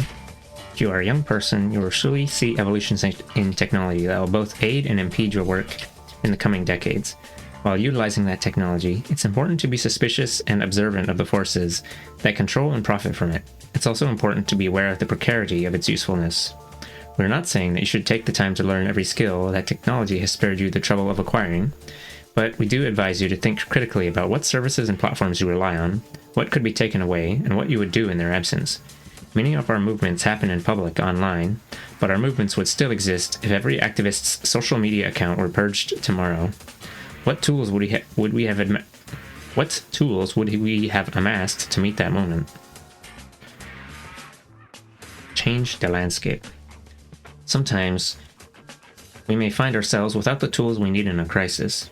In 2018, Ali Quezada was on a Lake Michigan beach near her home in the neighborhood of Rogers Park in Chicago when she and others spotted two teenage girls who were drowning. The girls had fallen off a pier into an area that is known among lifeguards as a danger zone, due to a particularly dangerous current. Quezada and her family were among those who helped one of the girls out of the water. The other girl was pulled under by the current. 6 people entered the water in a desperate effort to recover the teen, but the waves were so violent that each of the would-be rescuers wound up in need of rescue. I read the words. Quezada told us the fire department first went to the wrong beach, then upon arriving at the correct beach, found the entrance blocked by a police car. Quezada says 30 minutes passed between the onset of the emergency and the arrival of firefighters. During those 30 minutes, Quezada's husband and others, who realized the water was too dangerous to enter, searched for anything in the area that might float, that might throw to people who were fighting a washing machine-like current and struggling to keep their heads above water. When firefighters arrived, they helped those would-be rescuers from the water with flotation devices. They were bruised and bloody from being thrown against the break wall by the waves. One of the young girls was still missing. 200 community members gathered to mourn 13-year-old Darihan Torres. One of her 8th grade classmates had managed to grab hold of Darihan's hand at one point during the crisis, but could not hold on. Her friends had no flotation device to throw her. To Quezada, the solution was clear. Emergency flotation devices were needed on the beach. There had been no shortage of brave people eager to help each other, but they lacked the necessary tools, and some had nearly lost their lives attempting to help. If there had been a life ring available, Quezada felt sure things would have been different. Quezada and other activists started Chicago Alliance for Waterfront Safety, CAWS, a movement to educate Chicagoans on beach safety. CAWS pushed for better signage, indicating which areas were dangerous for swimmers, and the installation of safety devices.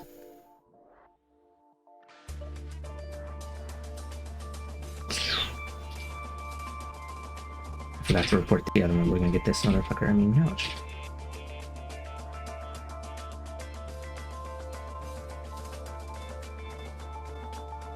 Activity. Riz. IO. And thus, the spell was complete.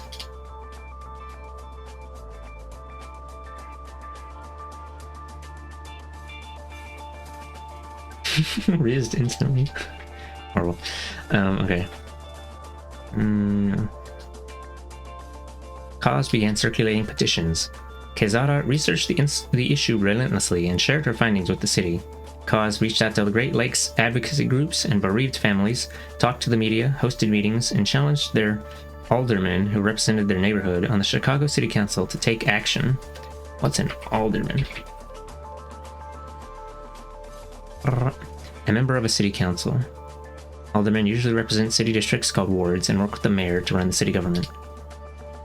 He's one of the mayor's little fingers. Okay. The aldermen launched a task force to address the issue, but a year went by, and as Quezada says, the work of the task force never left paper.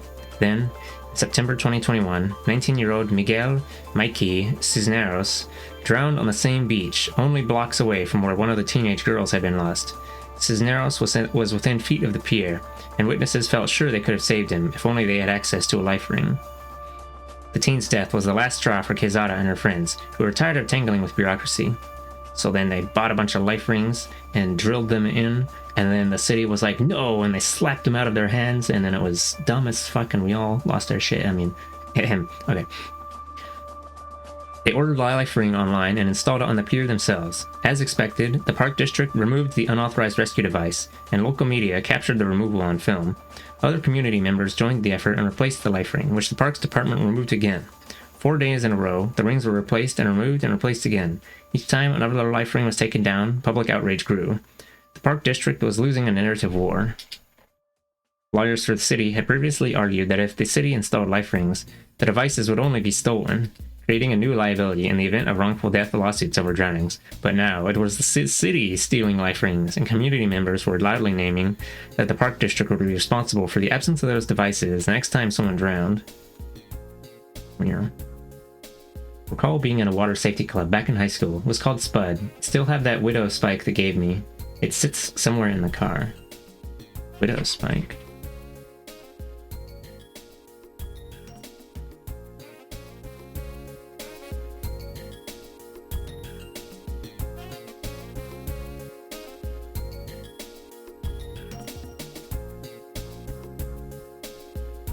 I don't know what widow spike means. I looked it up and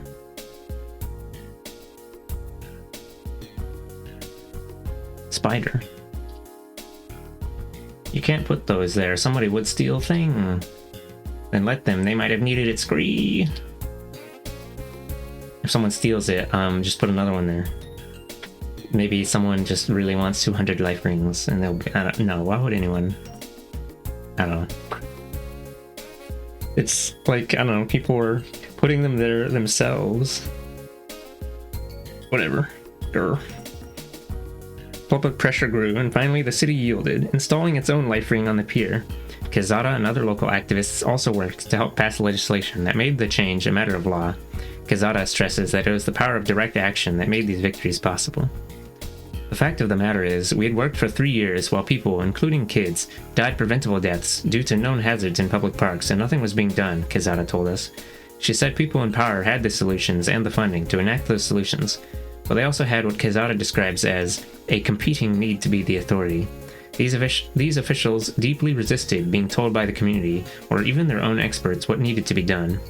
A single lawyer, who wanted his job litigating wrongful death suits to be easier, was suddenly more important than preventing those wrongful deaths in the first place, Quezada said. The city government was unwilling to prioritize human lives, so Quezada and others had to place human life ahead of the rules. Michael,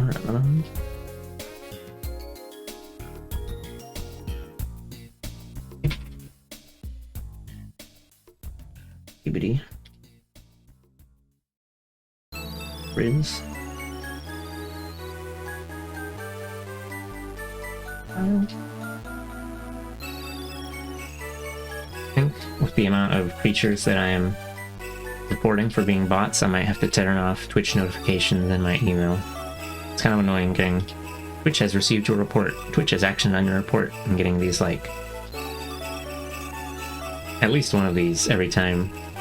The 2 emails per stream. Captain Risington of the Florida Skibbities. Oh.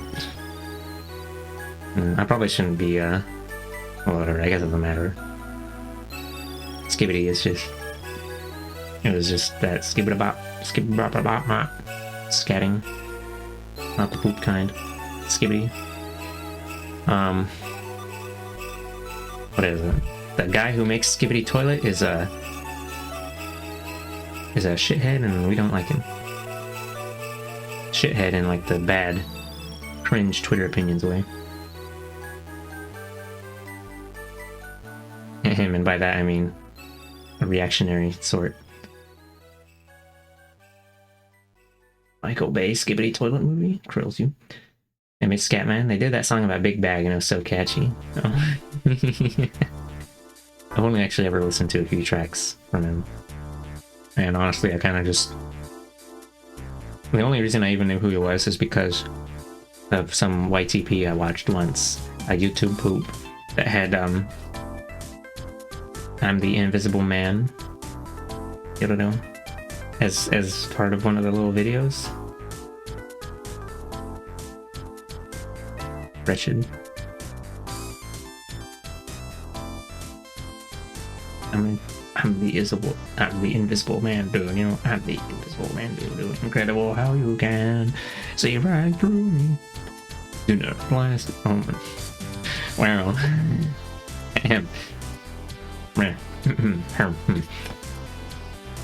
totally unrelated, but a YTP music video is also the place where I first heard Where Are the Robots, that is a track from Mega Man 9. Did you know that Mega Man 9 is like almost 10 years old now? Yo, yeah. The Wii came out in shitfuck 420. I mean, when did the Wii come out? The Wii came out in 2006. Let's see, Mega Man 9. Mega Man 9 came out in 2008. Did 10 come out 2010? Wow. Did not know. Also, has it been that long? Because something, the inevitable passage of time, something turned to dust, something, I don't know. Yeah. Okay. Let's see. When our community took action, hanging our own rings without permission, and hanging them again when they were taken down, we changed what the park district had authority over, Quezada said. This direct action meant the choices in front of them were no longer life rings or no life rings. Now they were left only with the choice of installing their own rings or dealing with ours. The direct action Quezada and her neighbors carried out reframes the crisis, and the life ring controversy became a narrative war the city could not win. For the government to reclaim its authority and to avoid being blamed for the next tragedy, said Quezada, they had to first cede to what we wanted. Thanks to the legislation Quezada and others pushed for and efforts supported by a new alderwoman in Quezada's neighborhood, there are now life rings stationed throughout Chicago's lakefront beaches and overlooks. 2 people in Rogers Park have been rescued using the life rings since their installation.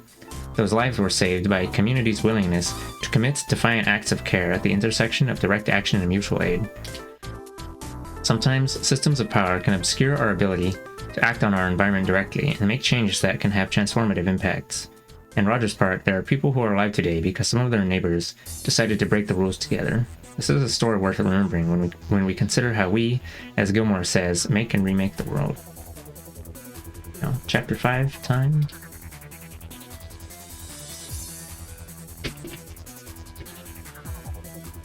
Rejecting cynicism and building broader movements.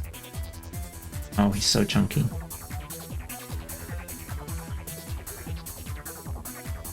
That's fine. It's cut off slightly. Because apparently the outline is not counted as part of the like bounding box, the text. Chapter 5, Rejecting Cynicism and Building Broader Movements. None of us is exempt from the creep of cynicism in our movements, or in our own hearts and minds, but it must be actively fought.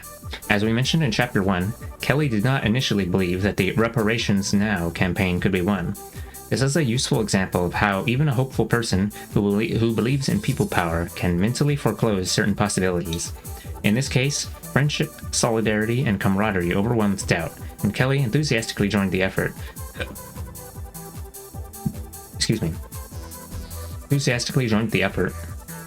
Co-organizing direct actions and creating online content for the campaign, even though she did not initially believe that victory is possible. Kelly's cynicism about the system made her doubt that the city would ever mention police torture in the Chicago public school curriculum, but her faith in her friend and co-strugglers who were uplifting the issue was stronger than that doubt. She also believed in the mass movement against police violence, which would take up the call for reparations locally, and in rallying and marching with those people, Kelly came to believe that victory is not only attainable, but very much within reach.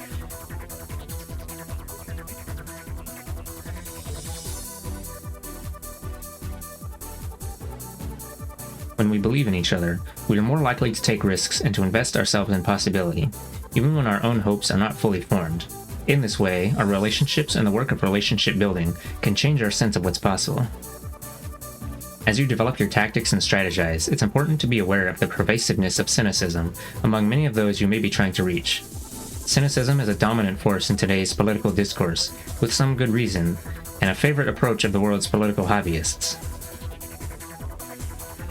As writer Eitan Hirsch explained in a 2020 Atlantic article, many college-educated people think they are deeply engaged in politics.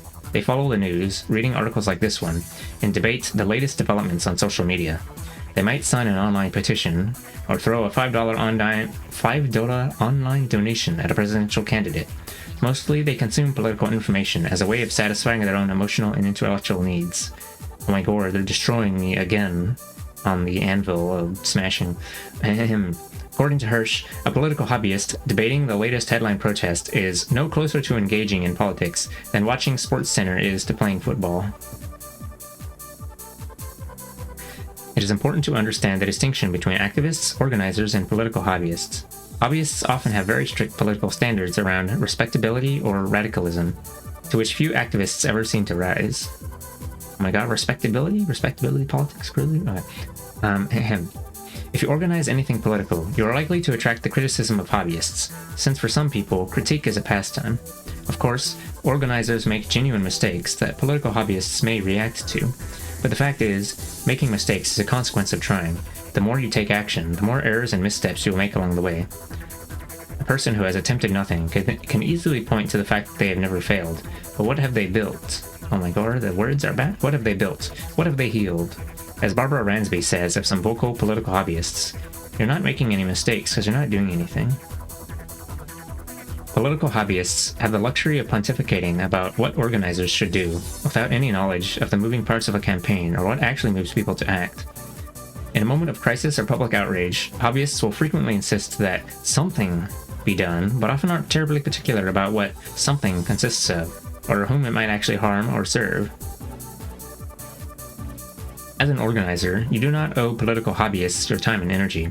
This does not mean you should brush off input, but it does mean that you should take uninformed critiques with a grain of salt, even as you take criticism seriously when it comes from people who share your objectives.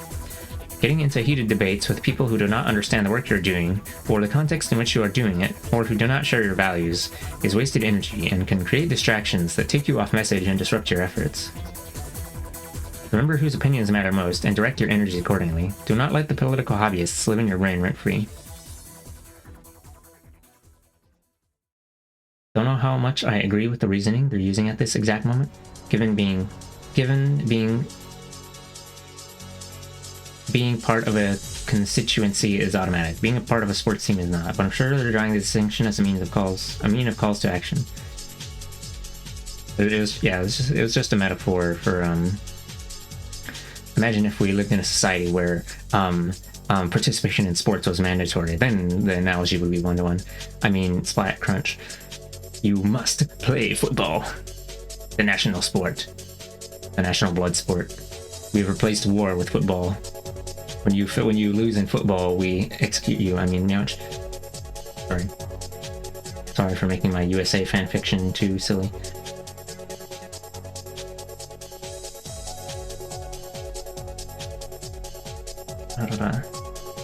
As there, the part they're about saying about needing to manage energy/resources as an organizer makes sense. Very combination open source software.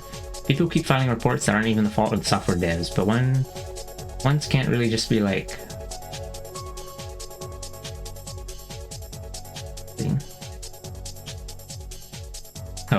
there, the part they're saying that I'm managing. Okay. Not even on my phone. I have no excuse for botch typing. Oh, it's fine. You can blame the keyboard, or maybe your fingers are tired, or something. Sometimes when I type on my keyboard real fast, and I don't tap the key hard enough, and since this is a cheap keyboard, it doesn't register a key press. Or maybe you don't have super good touch typing, and you like reach one of the hands over and you don't know which key you're pressing exactly, but you're pretty sure you pressed T, but it was R instead. I don't know. One can't really just be like, no you. They just have to kind of politely like, please get either more info or just have to close this. Sorry, we don't get paid to do this. Yeah, they one of the authors mentioned earlier excuse me, political butterflies, which is kind of similar to this, I think. Political hobbyists. No, they didn't call them political butterflies, they just called them butterflies. I was like, they also mentioned, it's usually guys carrying around their tattered books and telling people about how they need to be doing this stuff, like blah blah blah Marx, whatever.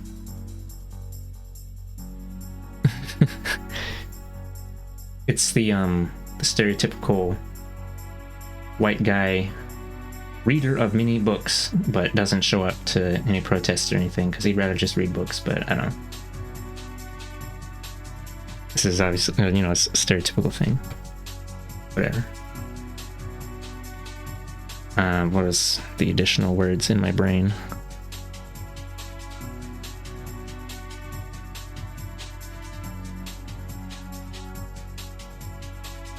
they do mention the usefulness of what is it, you know, they mentioned the book reading and the signs and whatever earlier.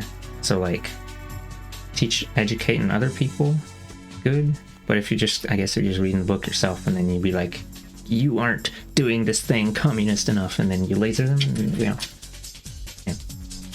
Yeah, it's like the report isn't completely useless, but like if this is something one does after work for 2 hours before bed each night, too much junk reports, and they just stop bothering to even look. We're just gonna have to get another volunteer to suffer under the yoke of silly open project. No, I don't know. Okay. They said live in your brain rent-free. Oh my god. The silly words from the internet. Okay. Rejecting cynicism. One persistent form of cynicism on the left comes in the form of the dismissal. This is nothing new. To explain that something is not new, and to share important histories are good things, are good things, but such interventions should be the beginning, not the end of a conversation. When the public is reacting to an injustice, our role as organizers is not to dismiss, but to invite. For example, during the Trump administration, when the infamous child separation policy was revealed, pulling the childs away from the immigrants, the ensuing chorus of moral outrage provoked many proclamations that the policy was nothing new. After all, black and native children had been forcibly parted from their parents since the dawn of colonialism. From slavery to residential schools to the modern immigration system and the prison industrial complex, child separation is very on brand for the United States. Some Democrats and liberals treated Trump's violence toward immigrants as wholly novel, as though Trumpian policies interrupted the otherwise noble history of a country that welcomed all, which is nonsense. But rather than simply dismissing or admonishing people whose analysis was lacking, some activists took action to highlight the history and continuous nature of child separation in the United States. As Dorothy Roberts documented in her book, Torn Apart, a group of activists in New York City put up a sign at the 125th Street subway that read, "They separate children at the border of Harlem too," calling attention to the crisis of family separation perpetrated by so-called child protective services in the United States. Those activists understood that this is nothing new should not be a dismissal, but a call to understand and to act. For example, if a third party builds the packages for a distro and that package has a bug,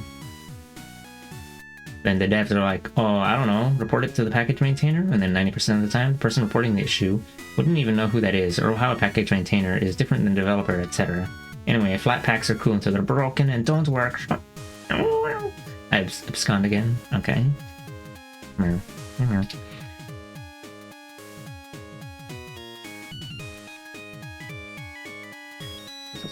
Of course, Trump's child separation policy is only one of countless examples. It's easy to dismiss any given injustice as nothing new, because there's always a parallel to highlight in this country's bloody history. And since the education system imparts US history so poorly by design, it's easy to bombard people with facts that make a mockery of their shock and outrage that their government could enact a policy as grotesque as child separation. But is making people feel foolish for being shocked really our goal as organizers? The epic dunk does not help. Instead, the activists who connected family separations at the border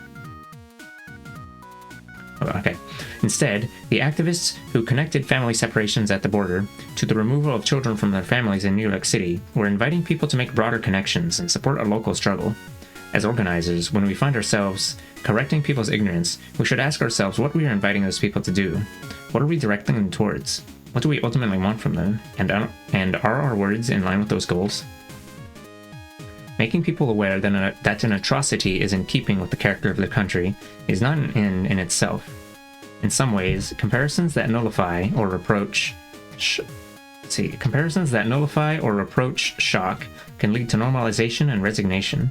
The sense that we are experiencing an unchanging and inalterable cycle, so there's no point in getting riled up about it. Oh, is this like when people took the phrase, no ethical consumption under capitalism? And instead of being like, oh, well, I guess we better do something about that. And instead it was like, shrug, I'm gonna stuff these babies in my mouth.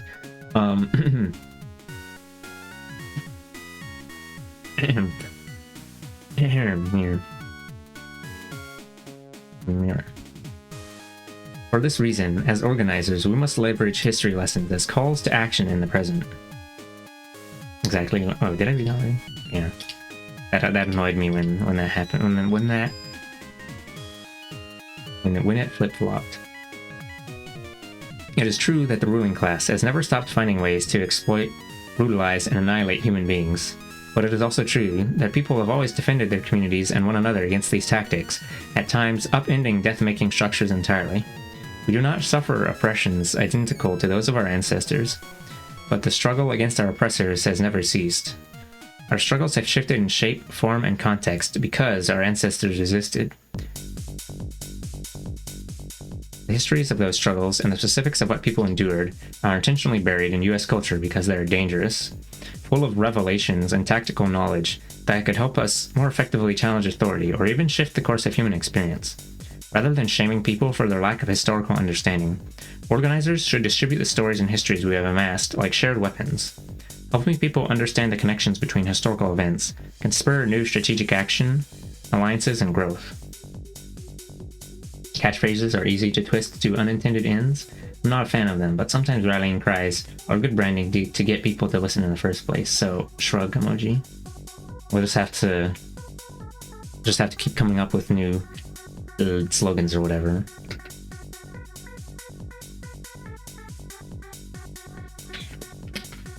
When they take Stay Woke away from us, we'll have to pivot to Skibbity Riz Ohio. I don't know. Someone else should come up with them instead of me.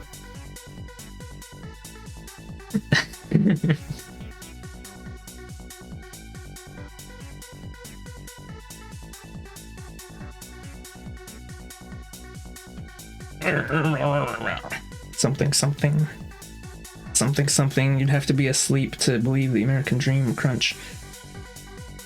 Brat Summer Coconut Tree will win us this fight. What?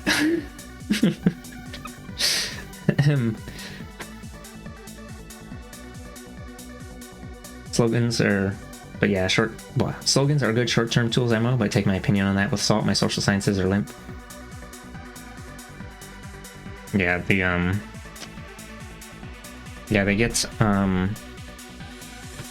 what is it? If it's not explicit, what is it? Well, let's see. Say, for example, I watched some video recently by some guy, Tom Nicholas, about this group in the UK called Just Stop Oil. It's kind of hard to like mutate that into something opposite of itself, or not, whatever, diverted. But like, I'm thinking about that phrase. Oh, actually, well, maybe they'd figure out a way. When people were saying defund the police, they meant literally defund the police. They meant take away the money for that birthday armored car he wanted. But then you have some guy in a suit, 6 months, a year later on TV saying, no, defund the police actually meant all this other shit.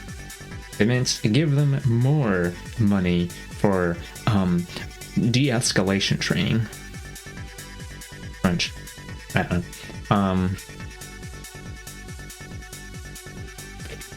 No, don't give them more money. Yeah. It's like, oh, we'll give them more money, but it's because they're gonna try to be better. But to be better, they need more money. Please, guys, please give us more money. Yeah. Splat.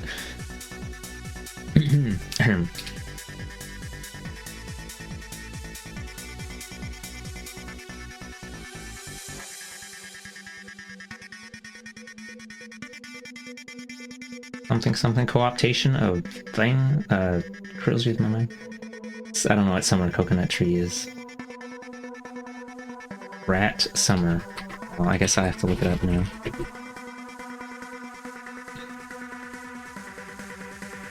Charlie XCX Brat Summer TV program.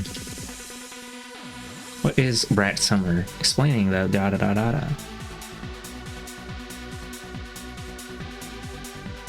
YouTube summary: taking a risk, not being afraid to kind of be whoever you want to be, and stand a little rat summer trend. Well, whatever. Send it away. That's kind of the issue. You want the catchy, easy to parse version of things, so people who aren't already knowledgeable on the nuances can even start to understand and care, but then trying to inform the nuance is hard.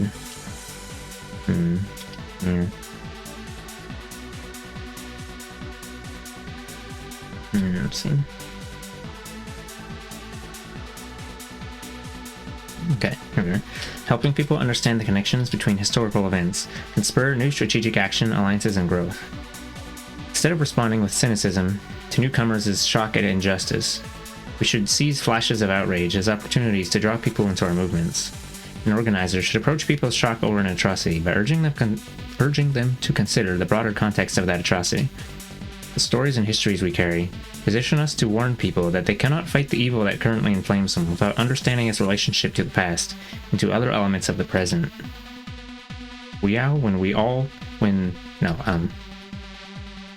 The team that won the Splat 3 final Splatfest was passed. We have to learn about the history, guys. Him. That's her, Charlie XCX, a new album Brat, and then saying Kamala is Brat, and now we're here. Oh. Horrible. Wretched. Mamma mia. It's also important to remember that we are all ignorant of many aspects of this system's history and violence, because the violence of imperialism is so vast that coming to thoroughly understand any one aspect of it can be a lifelong endeavor.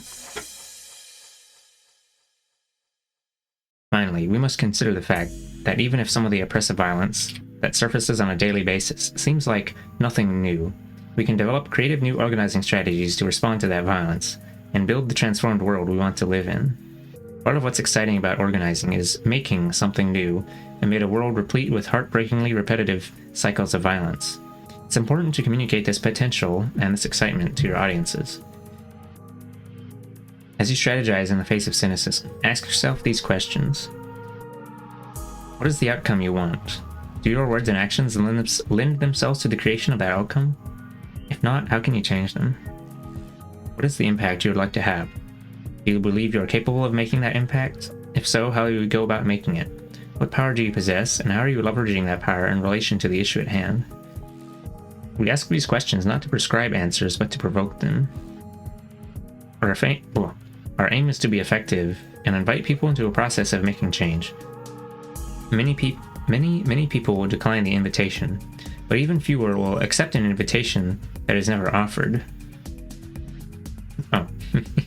If we are determined and committed to improving our practice of organizing, some people will accept the invitation and we will build power. Reactions we get stuck in. Sometimes cynicism can be rooted in or linked to our experiences with trauma. As we build together, activists and organizers regularly confront painful issues that many people avoid so as not to experience the ache of awareness. At a visceral level, human beings have fundamental responses to threats: fight, flight, freeze, appease, or dissociate. But according to somatic healer Stacy K. Haynes, in the wake of trauma, our responses often become overgeneralized, reactions become embedded, and survival strategies take hold, even as we enter new environments where the same threats may not exist. We have all seen or experienced this phenomenon. Someone is responding to a perceived harm or slight, which may be real, but the reaction we are witnessing is clearly connected to another, much more serious set of events, where the stakes may have been much higher. For the person reacting, however, the stakes in the present moment may feel exactly the same, because when their safety or sense of dignity or belonging feels threatened in some way, their reaction is a reflexive one. The survival strategies summoned by this internal alert may have little connection to the situation at hand or how the person hopes to respond to conflict. As Haynes writes, traumatized people are often frustrated by their inability to rein in their reactions. And takes psychological damage from this targeted insight? Part 2? Oh, I'm sorry. Here.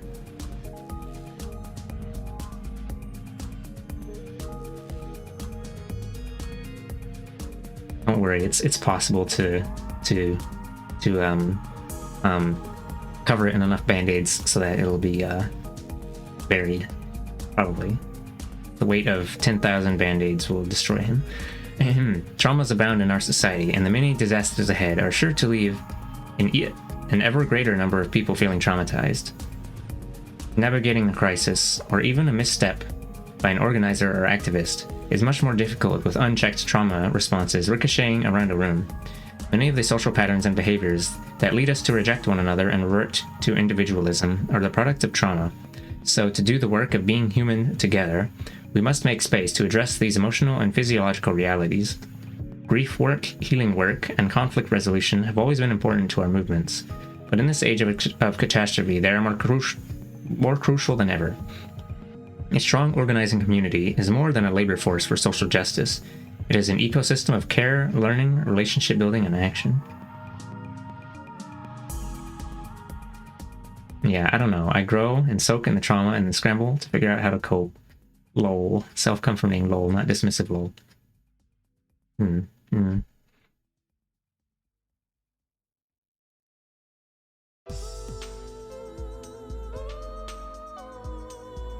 The people who wrote this book would probably say something like, oh, it's interdependence, other creature, healing, blah blah blah, community.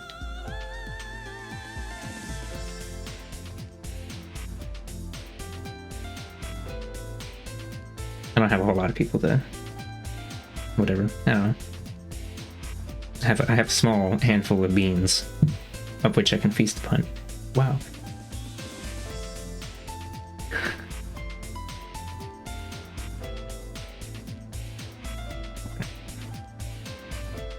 Make connections, not comparisons. In addition to providing a window into the dangers of cynicism, the moment in which people were activating to push back on Trump's child separation policy also brings up the issue of comparison versus connection.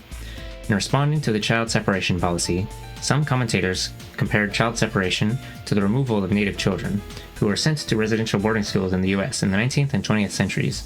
Unfortunately, this comparison inevitably led to debates about which was worse.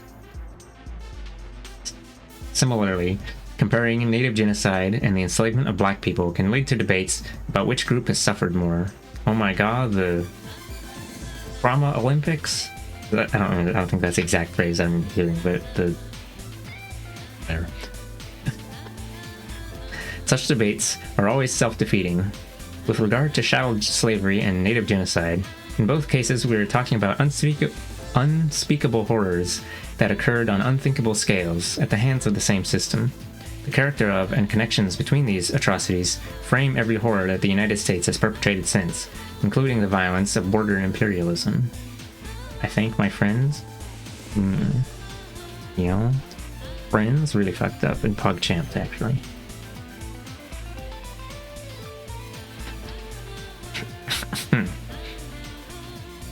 Bill seems like a creature with a lot of friends, but I'm not actually sure.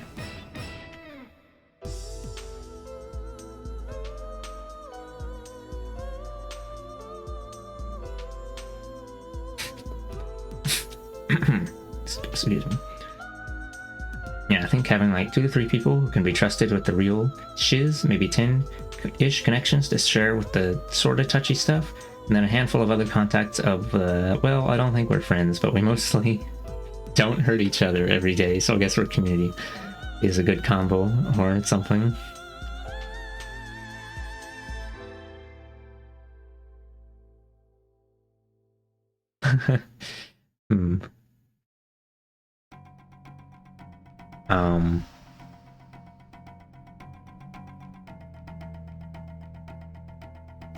I think the amount of people that I speak to on a regular or semi-regular, or see, it's 5 or less for the innermost circle, and then I guess for the innermost, well, I don't know.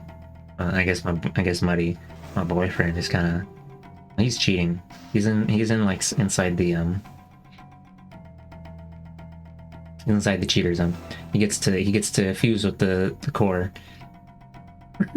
No, and I guess even though there's only like, I don't know, a handful of people that I consider like really good friend people, there's still I don't know, people are like friends of friends, or it's like people who I share the same community spaces with or whatever, where it's like Whatever. I've kind of silly joked before and called them, referred to this type of person, or let's say, I don't know. I guess it could even include some like artist mutual people who have had some surface level. No, that's a little more on the fringes. Whatever. They're in some level of friend-shaped object. I don't know if that's before or after acquaintance. I'm not really sure. Ahem.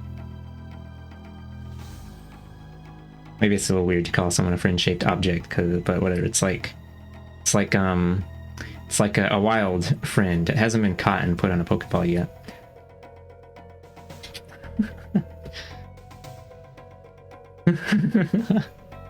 I don't know.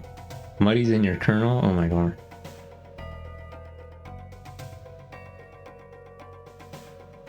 Me? Maybe. There may be friends, and multiple of them, like you and the others in this creature space. Okay. I don't know, I just remember you being like, oh, this and this friend group. And then I remember seeing you talking in another server that I'm no longer in, and then another streamer creature space, and I'm like, yeah. I don't really have... I've never really had more than one friend group at a time.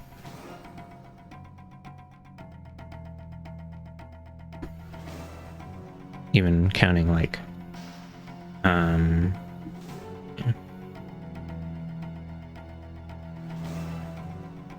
even like, yeah, just even counting like, say, I don't know. I don't really hang out in any communities of stuff other than mine own, and like, well, I guess I hang out in the communities of my friends, but I don't hang out in the communities of the friends of the friends, or that splat.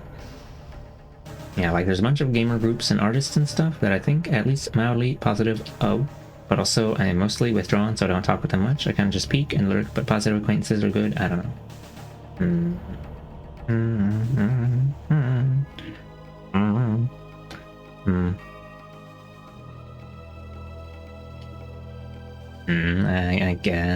I guess. I don't know.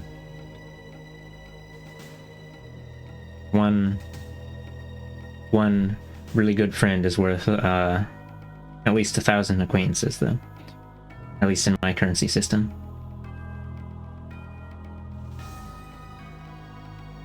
Some of my earliest memories of friends. Oh no, not the throwing rocks. And some of my earliest memories of friends was a group of local kids that often talked me into playing dodge, but we'd throw rocks at each other. Telling me to throw rocks over the house and find out later they were tricking me into smashing windows. I kind of regret some of that, but at the time they were generally friends so much as I understood it. And then I made friends that don't smash stuff or steal. That was nice. Yeah.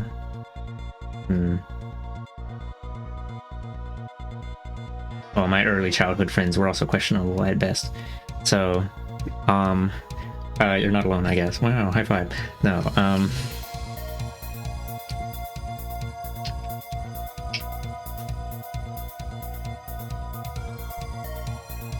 don't know. Early friends, possibly rude or possibly above average gamer juice levels. Gamer juice, gamer fuel. Oh no. And true, it's nice to have a cool, awesome friend who I'm stuck with for a long time. Oh.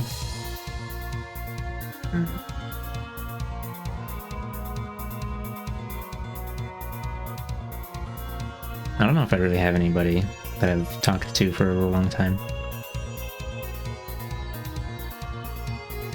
Most of my previous friends, I didn't really have any like deep connection with or whatever, shared experience, whatever.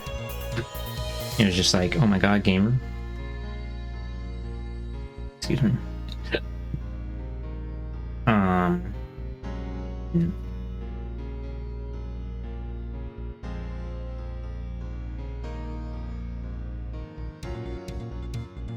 Say, for example, my IRL homie from some years ago who doesn't live in the state anymore. He's in California, and I don't know what he's doing.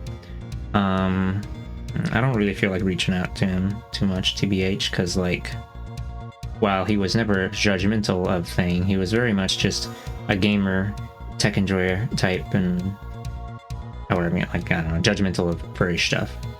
Whatever.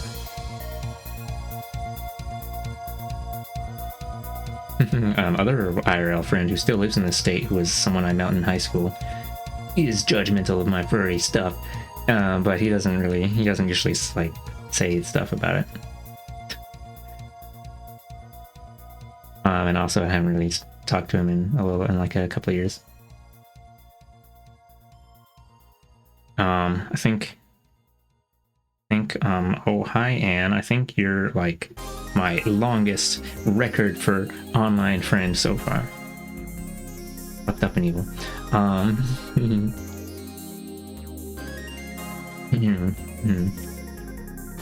Anur. Emma.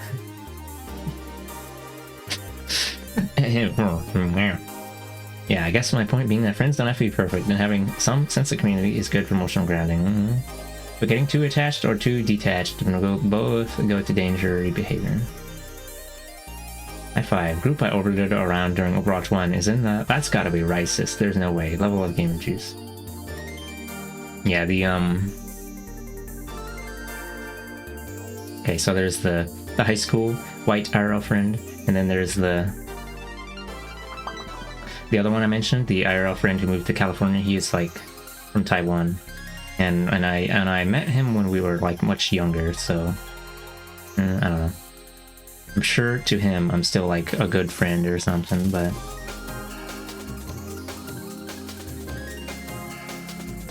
I am but a good friend in the sea of millions. I mean, whatever. I don't know.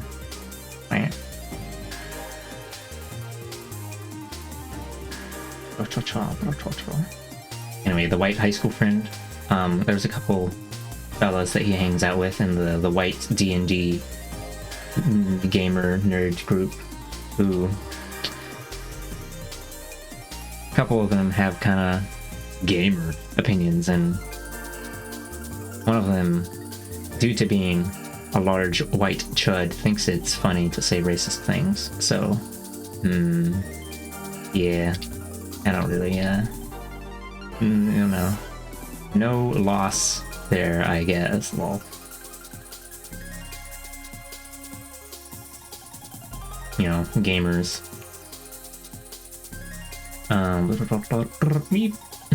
Yeah, lost contact with my best childhood IRL friend over the years. I think the last time we really hung out, we met up to go to an anime convention together, but after his grandparents passed, it wasn't really the same anymore. Aww. IRLs, I'm lonely. Cat face. There was that group I was able to squeeze into back in senior year, and we connected via rappers of questionable morals.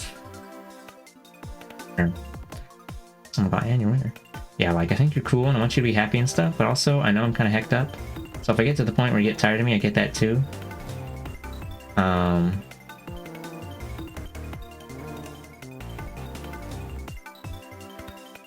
think you would find it difficult for me to get tired of... I don't know. Oh, hello. Thank you for the follow, misunderstood pervert. I was reading a book, but I got distracted. We'll return to book reading sometime in the next 10 minutes. Yeah. If cuteness was a country, this VTuber model would be the capital. Oh, okay. Thank you. I made it myself in a cave with a box of scraps. Hearing Chud made me make a big frowny. Oh. Error. But yeah, and I don't know.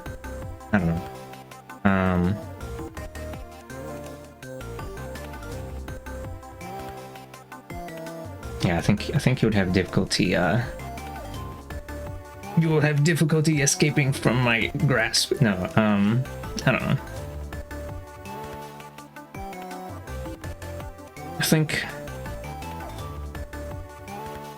I think you would have to change into a significantly different person for me to like, whatever, for me to peel you off and toss you into the wind. Oh my god. Yeah. I don't know.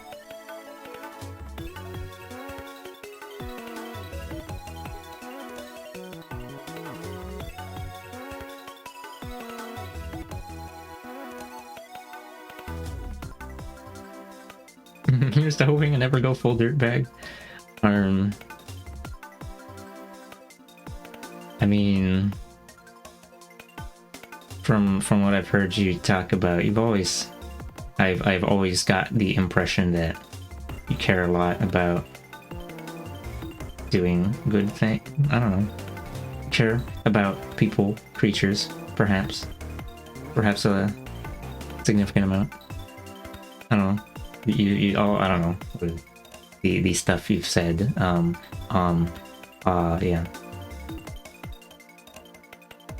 Sorry for putting spotlight, lasering you on the spot. I think it's highly unlikely that you'll suddenly pivot to being a Andrew Tate enjoyer, reactionary, whatever. It's impossible. It would never happen. Probably.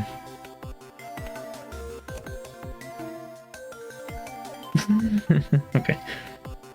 All right. Let's see. We read the first paragraph of this, and then I exploded. Let's see. Something. Make connections, not comparisons.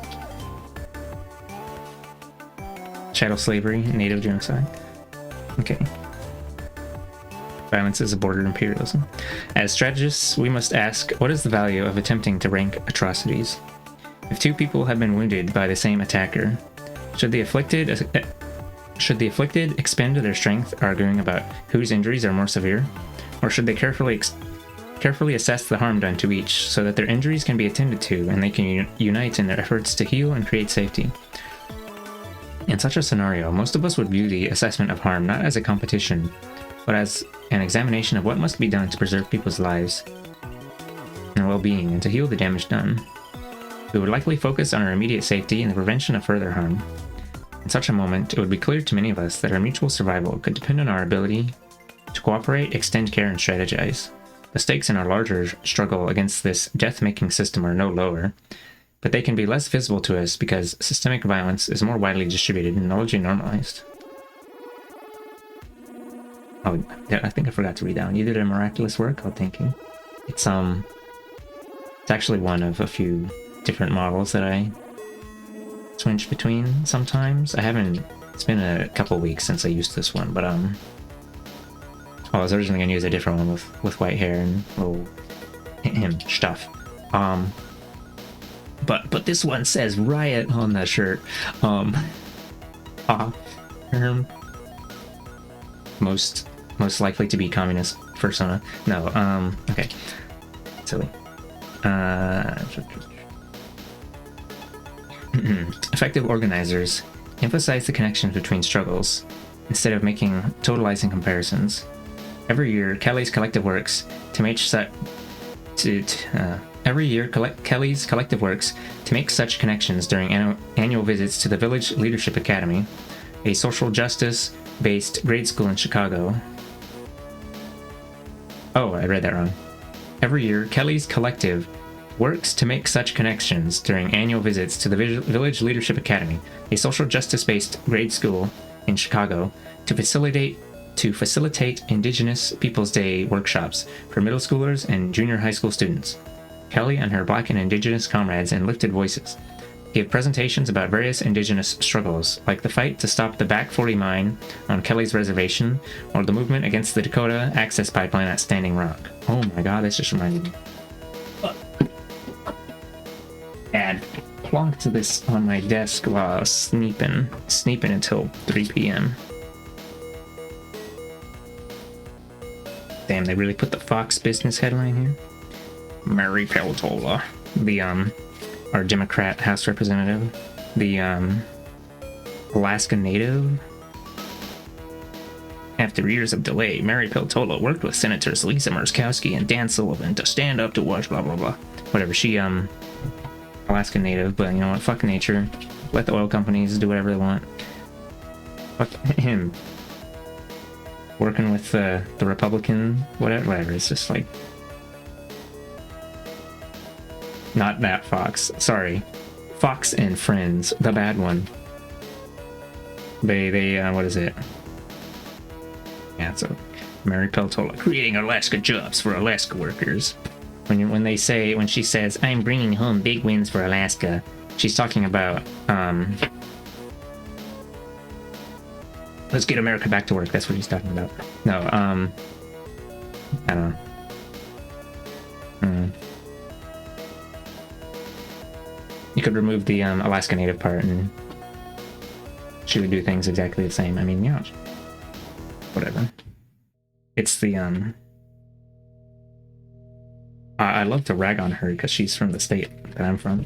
But like, whatever, it's like, fully assimilated into the white supremacist, capitalist, whatever shit. Really?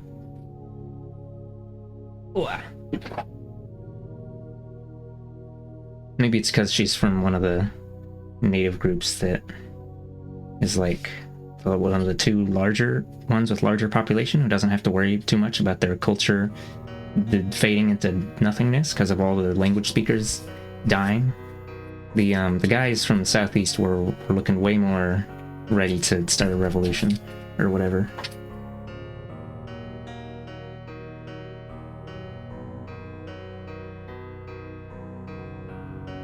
But then there was let me look it up. It was like one of the tribes in the central or northwest of Alaska that Peltola is from.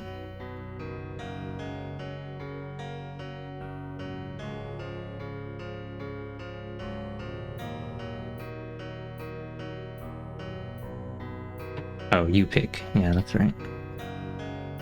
Okay. Larg. Larg. There's a kitty cat standing on me. How did she get here? Okay. Effective organizers emphasize the connections between struggles instead of making... Oh my god, I read this already. Okay. I was reading this. Da-da-da. Fight to stop this shit. And then Mary Peltola is laying out how to not be an indigenous comrade.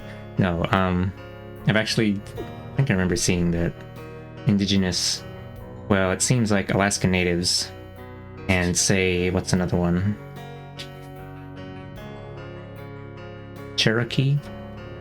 That's like around, I don't remember where they're from, but they're like, there's some American Native groups that are not thought of quite so highly among indigenous activists because of being more assimilated and, well, and then they support the capitalist imperialist shit. Meow, crows you. Okay.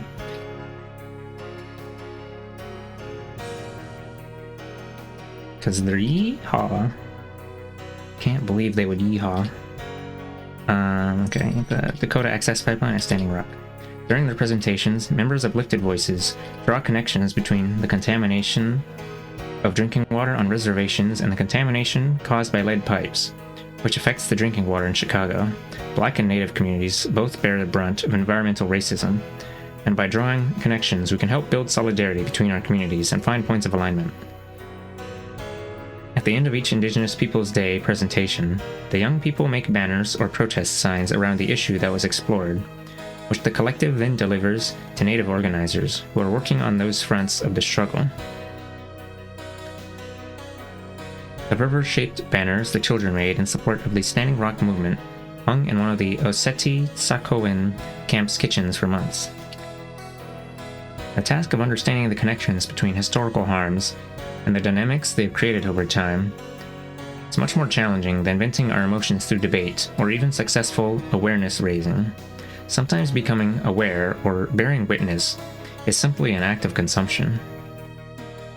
Given the sheer amount of media available to any person with an internet connection, we have no shortage of witnesses to atrocity. Forcing people to behold injustice is not enough, nor is the goal to simply generate a reaction, any reaction to injustice. such noise can easily become a passing clamor. The goal is to pull people into an active formation and build something. To do that, we have to draw people into conversations about the harms that have been done to our communities, how we can help one another, and how we can thwart the forces that are harming us. Through that work, the generation of new visions born in collectivity becomes possible. Drawing connections between our struggles, rather than making comparisons, also lends itself to empathy, which is essential in our work. Organizers help people understand their own social and historical position in relation to other people, which means reframing their own history and histories they know in relation to other histories and experiences. When we organize people, we are inviting them to relate to others. We are also reminding them, or perhaps even telling them for the first time, that their fates, their liberation, and their particular social concerns do not exist in any kind of singularity. Individualism has programmed people to view our fates and histories as divided. Movement education is, in part, a deprogramming process. It is a path toward unlearning mythologies and liberating ourselves from the isolation of individualism and enclosed narratives.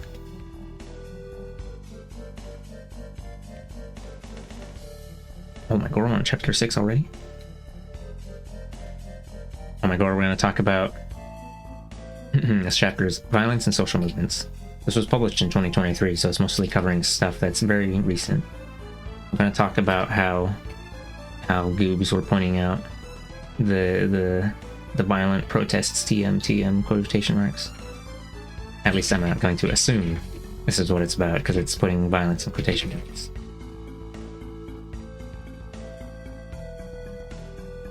Usually the police that commit the violence. Ouch. Yeah.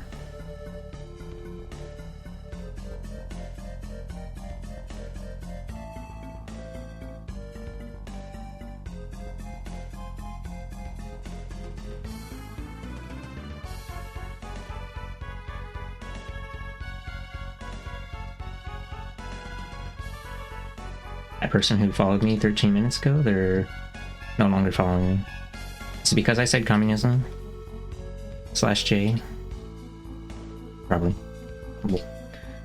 Despite me noting earlier that people still actively make zines, I get just a little weirded out when I see a book with info less than a year old.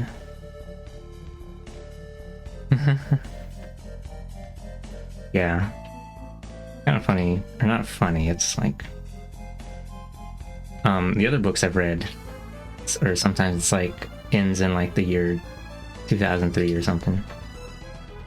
I don't know. If I read something and it talks about 2020, it's like, oh my god, am I reading an online article? I guess they just really like the VTuber design, but aren't all in on the ideological pondering yet.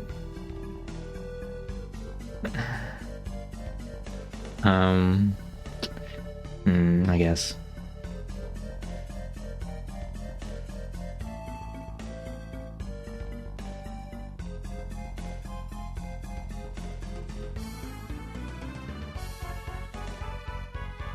Ouch. Okay. I mean, I don't know. We got this. We got these guys. We got these guys. Would have thought that. Well, I don't know. Usually, I would expect people to. I don't know. There's lots of VTubers that I like the design of, where I'm like, wow, I want off. I mean, that's a cool looking thing, or a cute looking thing, or whatever, but I won't follow immediately unless I like the creature piloting it as well. I don't know. You know, I'm gonna just, I'll probably stick around for a bit to see if I like this creature or not, or whatever. I don't know.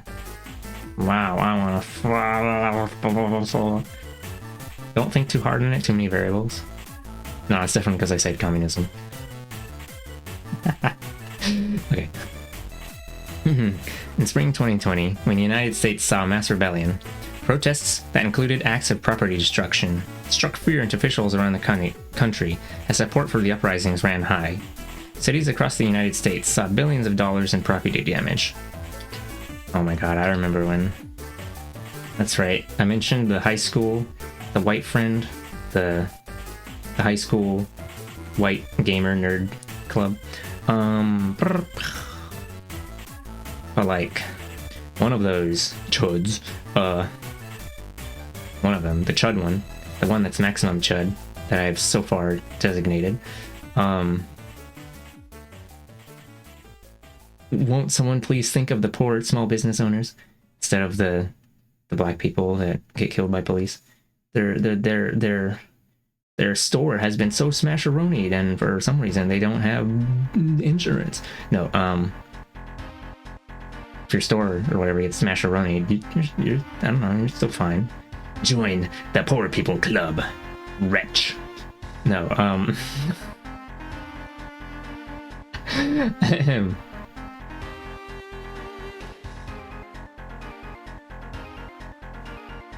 I mean, yeah, I don't know. People would still have insurance for a building, or even if the building itself is, I don't know. Probably still own your own house, right? You could you're fine. Whatever. Lasers you. Just join the has to work for their labor club. I mean, crunch. I saw somebody with a VTuber design. Looks kind of like a 3D fidget. I didn't sub at first, but I clicked on the profile like 3 different times a month, so I went ahead and followed. Still don't actually watch their streams, but question mark, eventually probably. I think I might have seen the one you're talking about. I don't remember, but I do remember seeing something that was like, hey, isn't this just fidget? Different colored fidget? Blue raspberry fidget? Oh my god. Him, okay. Let's see. Cities across the United States saw billions of dollars in property damage. Local governments offered scattered, sacrificial indictments of killer cops in an effort to appease the public. The words Black Lives Matter began to appear in large block letters excuse me, on roadways in major cities. Oh, right. Painted by municipal workers or by community members at the invitation of government officials, rather than by protesters, the block letter murals were cooptive, symbolic efforts to placate an outraged public and to depict nervous mayors and other rattled officials as allies. Its philosophy professor, oh my god, another name that I won't be able to pronounce, Olufe Mi-o-Taiwo, has pointed out, the mayor of Washington, D.C. had a Black Lives Matter mural painted on streets near the White House, atop which protesters continued to be brutalized. By mimicking protest art, officials sought to refashion Black Lives Matter into a mainstream phenomenon, something that belonged... Oh, the music. That silence. By mimicking protest art, officials sought to refashion Black Lives Matter into a mainstream phenomenon, something that belongs to everyday people and politicians alike. After all, how could city officials be part of the problem if they were not only making the philosophical concession that Black Lives mattered, but also offering a public visual to affirm it? While some appreciated the murals, others regarded them as pandering gestures, often from officials who played key roles in perpetuating and sanctioning police violence. The murals were a predictable response to the upheaval of the protests. In a time of isolation and crisis, when so many people felt left behind, or even left to die by the government, the George Floyd protests saw not only unprecedented participation, but also startling levels of public approval, even after a police precinct burned to the ground in Minneapolis. Only one of them? No. The fact that the public remained supportive of the protests, even in the wake of that fire, put officials around the country in an unstable position. When a radical concept or movement forces its way into the mainstream, the first reaction of authority is to eject it.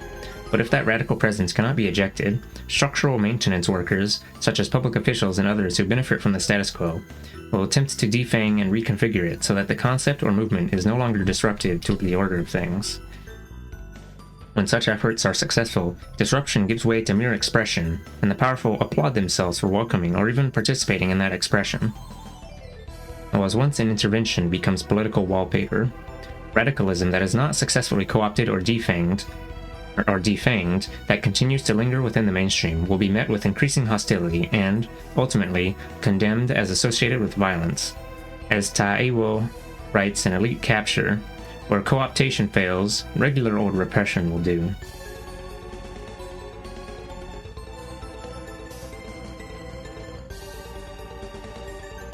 Oh yeah. Sorry, bro. Thingy on my... I'm doing that thing where where my lip has dead skin on it and whatever. Grills you. It bothers me. I have to pick at it. Okay.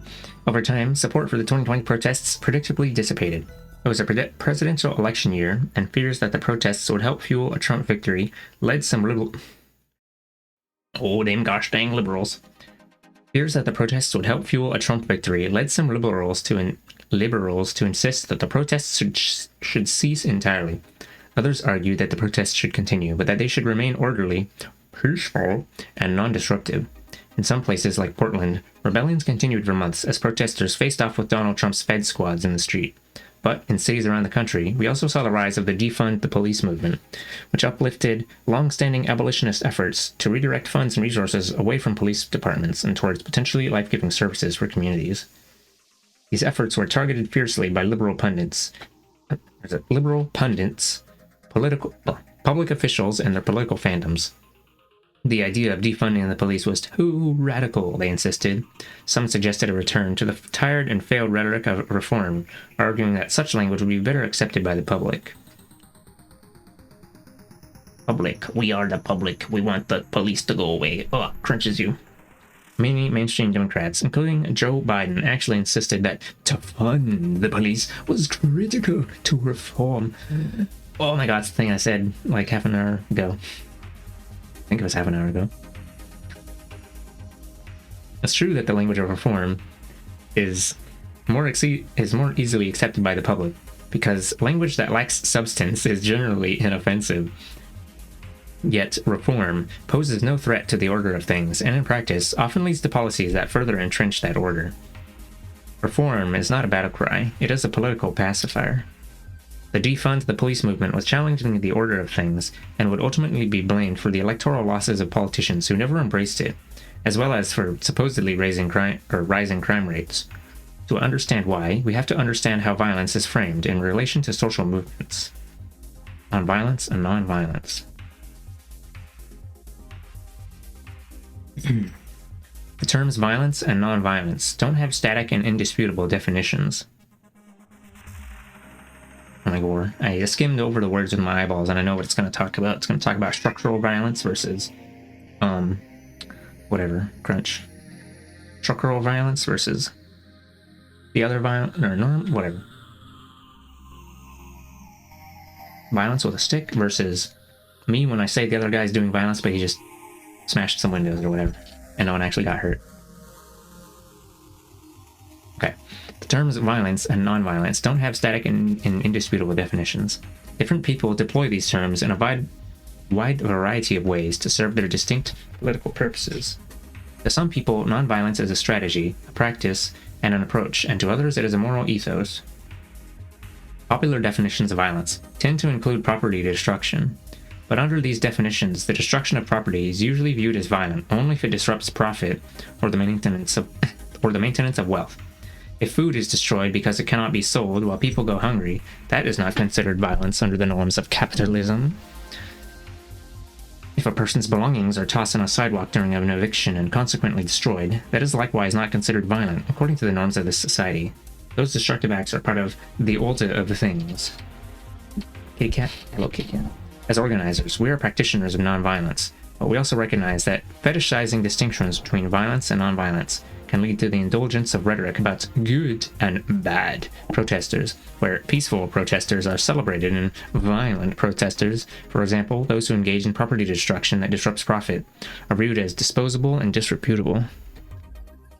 This licenses people to care about the cause being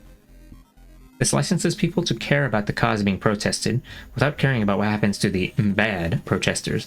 For example, even as significant numbers of people supported the uprisings following the racist murder of George Floyd, many fewer people vocally defended the rights of protesters who were arrested for acts of property destruction and funneled into the racist carceral system. In moments of unrest, it's important to remember that, as Martin Luther King Jr. stated, there is no greater purveyor of violence in the world than the U.S. government. From war to policing, to incarceration, to border violence, to the slashing of the social safety net, the U.S. government kills untold millions. The violence of rebellion is infinitesimal by comparison. Moreover, gender-based violence is pervasive in this society, and police officers themselves are 15 times more likely to commit acts of domestic violence than people who are not involved with law enforcement. While it is unusual for police officers to be arrested for acts of domestic violence, one study found that of officers who are charged and convicted of domestic abuse, more than half keep their jobs. Researchers have also found that people who perpetrate incidents of mass violence, such as mass shootings, often have a history of domestic violence. One study argued that prioritization of measures to decrease access to firearms to perpetrators of domestic violence may also reduce the incidence of mass shooting. The frequency with which police kill people, both while on the job and in their own homes, also illustrates this connection between domestic violence and more widespread violence, but the United States is not about to disarm its police officers. We are surrounded by violence in this society, even under conditions that government authorities would characterize as peaceful, because violence has always been embedded in the norms and functions of this system. Some people blame the uprisings of the late 1960s and early 1970s for the derailment of the civil rights movement, and we saw a resurgence of those arguments in 2020 from people who condemned some forms of protest and discouraged certain illegal acts. That assignment of blame is ahistorical and erases the responsibility of racist white people who organized en masse to destroy the civil rights movement by using tactics like the formation of white citizens' councils, which sought to socially and financially suppress black communities, in addition to enacting physical violence against black people. It also erases the responsibility of the United States government, which ramped up imprisonment, brutality, and assassinations, and launched programs of infiltration and disruption like COINTELPRO to destroy black-led movements. Racist white people have always lashed out against black-led movements, and white liberal support for black-led movements is historically fickle and unreliable. Yeah, the white moderates getting destroyed by MLK again in the as moments of rebellion subside, even people who support the cause tend to have short attention spans, and criminalized people, often those who've been accused of violence, are often left behind. Prison and court support work is usually maintained by small, committed groups of people who are overworked and under-resourced. If we are serious about supporting people who rebel, we must understand that support is a long-term project. We must never abandon our co-strugglers who've been cast as violent and thereby subjected to the violence of the state. As scholar and organizer Barbara Ransby told us, people can become distracted by the next thing that's happening. So many things have been happening, and the bodies are piling up of people killed by racist cops, and so people are on to the next thing. But when people are tried and convicted of charges involved in movement work, we really have to rally to their defense, and I don't think we do a good enough job. And that's certainly a lesson from the 70s. Many people were set up by COINTELPRO, went to jail for many years, and we didn't do an adequate job to publicize those cases and defend those political prisoners. You don't know what COINTELPRO is. It was a US surveillance and disruption program where they were tracking all manner of activists and they were tracking a bunch of political groups that they deemed to be possibly threatening to the US is whatever. I don't know. You can look it up if you want, I suppose.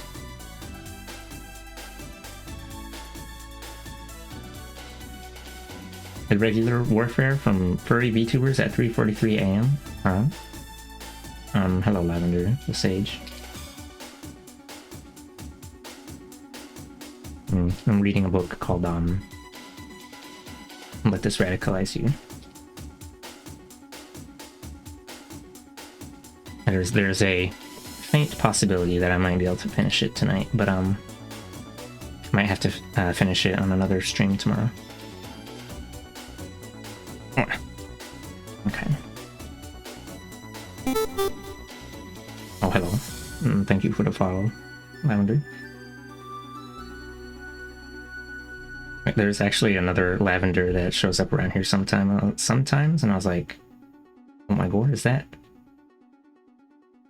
I don't know. Yeah. Okay. COINTELPRO. Defending people who've been incarcerated for acts the state deems violent is an defending people who've been incarcerated for acts the state deems violent is an essential act of anti-violence, challenging the vast harm perpetrated by the state itself. I'll duel them at dawn. There can be only one.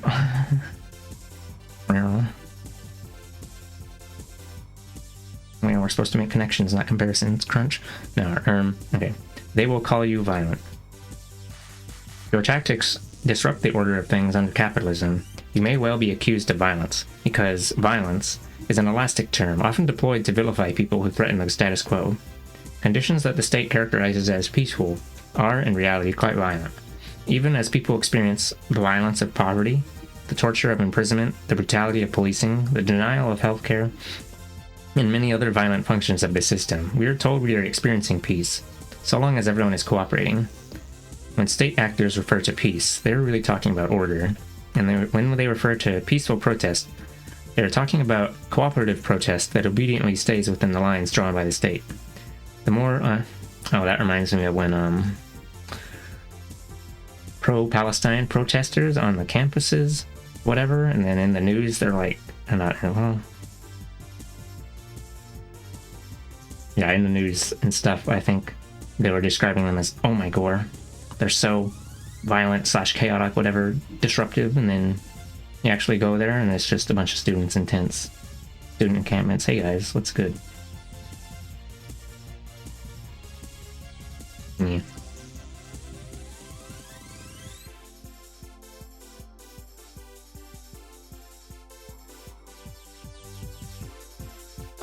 Nearly all the violence being committed was by police, actually.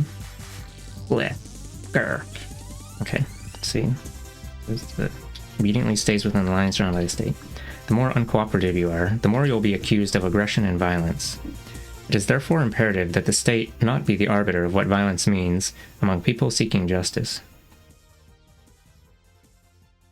In the past, activists frequently leveraged the violence of police, taking actions they believed police would likely respond to with violence, in order to expose the brutality of policing and force the public to witness and confront it. Many of those actions, including protests carried out by the Southern Christian Leadership Conference or the Student Nonviolent Coordinating Committee during the Civil Rights Movement, took place in a context that was very different from today's world of pervasive mass media. Today, people are much more accustomed to witnessing violence, including violence against protesters, as such imagery is shared widely on a regular basis, particularly through social media. The public has largely become inured to such imagery. Oh my god, they're pulling out the funny words again. Inured. Inure? Custom someone to something, especially something unpleasant. These children have been inured to violence. My eyes, it's so bright. Oh, I'm sorry, I don't know if Sumatra PDF has a dark mode.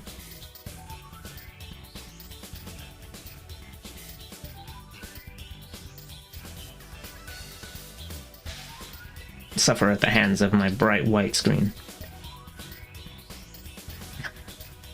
Yeah.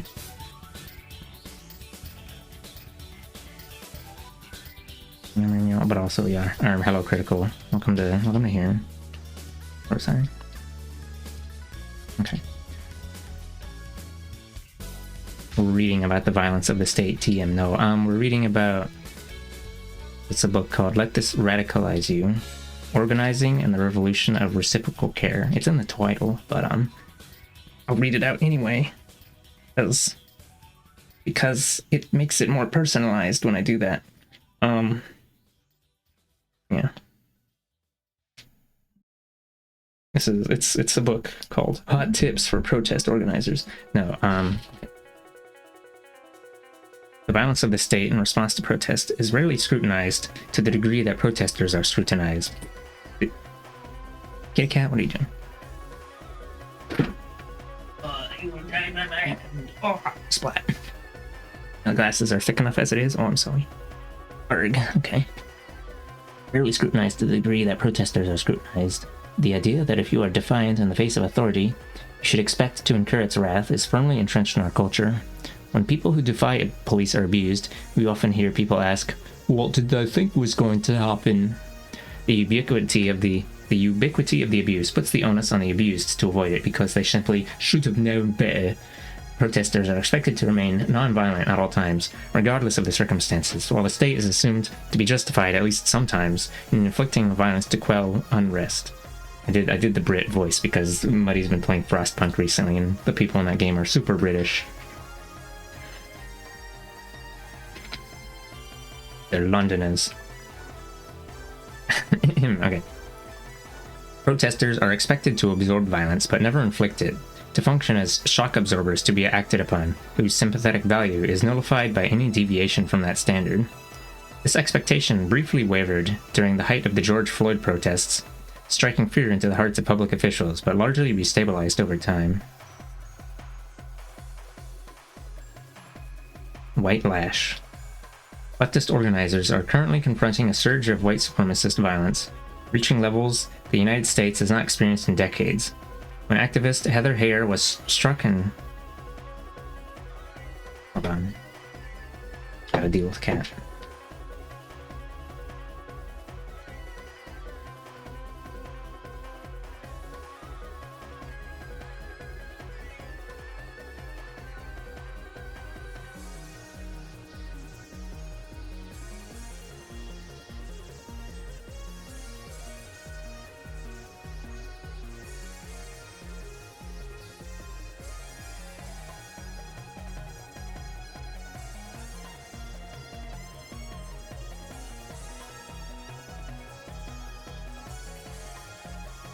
I've distributed cat food upon the creatures. Perhaps they will spare me their wails of discontent. They're scratching at the wall, there, etc., etc. Okay. Okay. White lash. Leftist organizers are currently confronting a surge of white supremacist violence, reaching levels the United States has not experienced in decades, when activist Heather Heyer was struck and killed by a man who plowed his car into protesters during the 2017 Unite the Right rally in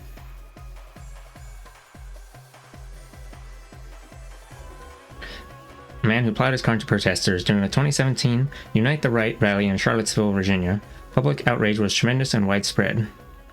Even some Republican officials felt the need to denounce the vigilante attack and distance themselves from the white nationalists who had besieged Charlottesville, with the notable exception of Donald Trump, who maintained that there were very fine people on both sides.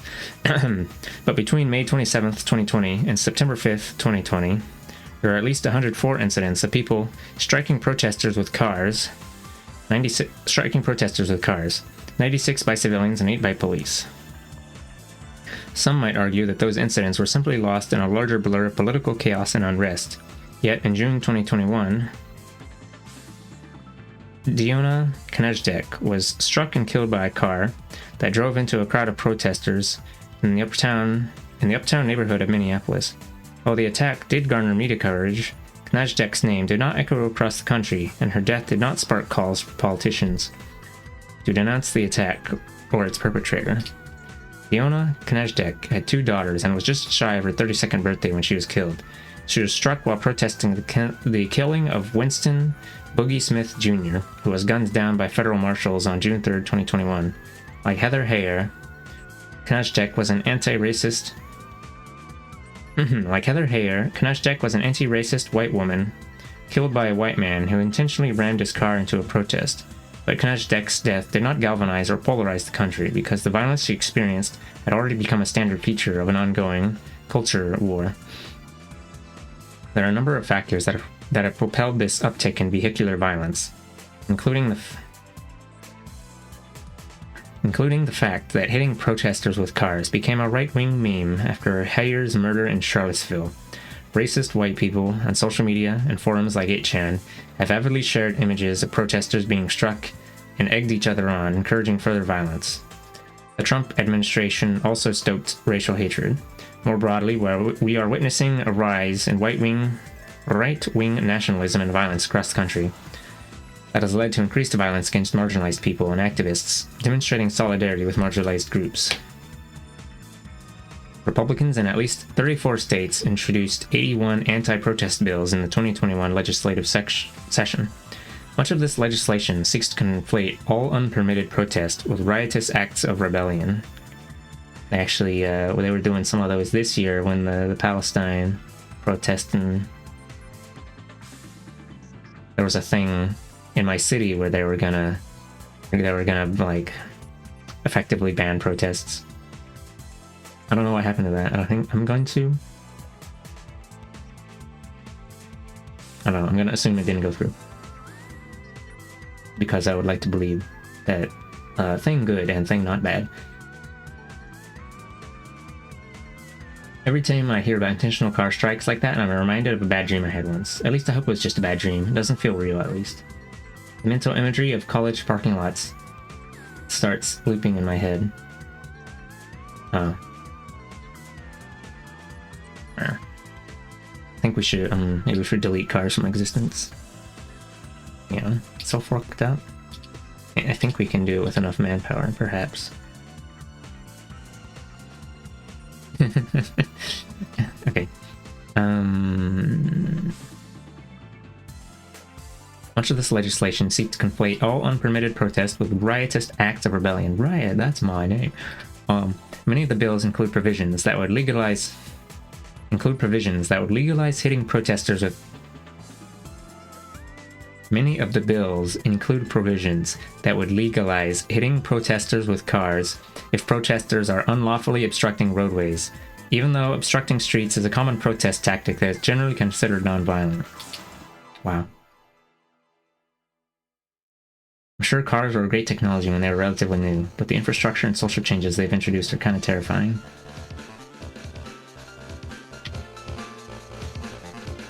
Or maybe it's less the cars themselves, and more the insistence that everyone needs to personally have one. Yeah, it's, well, last time that I was in China, like 15 years ago, I think cars were considered more of a luxury. And most of the time when we needed to go somewhere, we just took public transport. It was only on rare occasions that we used the uncle's car. Because I guess we'd be going to some place that was like further away, further out.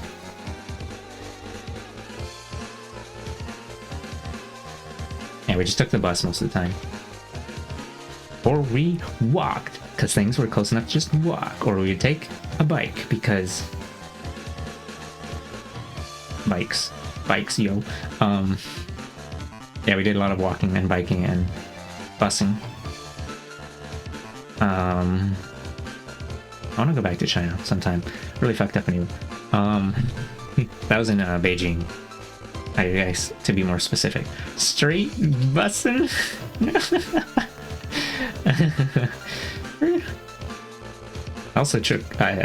We also took the train like once or twice in China, but that was usually to go like to like another city or something, so not something that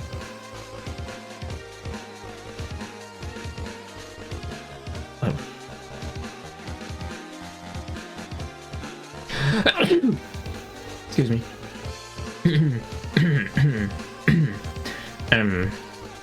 Yeah, I don't know. It was like, you know, everything was close enough that it was usually the bus was like the most advanced form. No, Yar. I guess we also took taxis sometimes.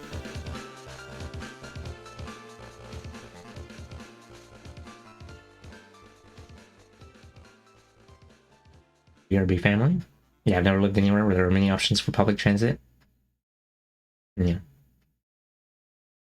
Actually, when I was in Germany for the little exchange thing for a couple of weeks, we also biked and took the bus a lot. Isn't it nice when you don't have to fucking drive everywhere?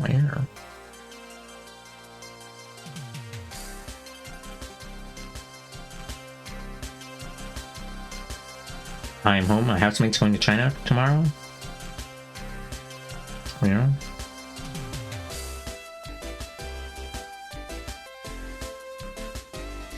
That's cool. I was thinking about being silly and saying something in Chinese or Mandarin, but then I would have to actually generate a sequence of words. So never mind.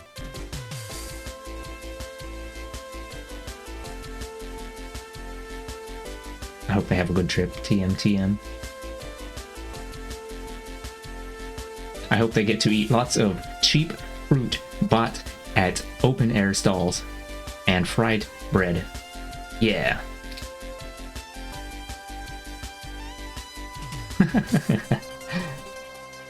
Okay. Have a good lurk. Let's see. Bills to run over protesters? Wow, it's so democracy. Other bills would increase penalties for tearing down monuments, blocking sidewalks, and writing or drawing on someone else's property. Many of those bills did not pass, but even in states where such bills do not become law, their proposal sends a message of validation to would-be white vigilantes. By forwarding these bills, Republicans are telling white people who are angry at black protesters that even if it isn't legal to hit them with cars, it should be, and that people who commit these acts have the backing of some government officials.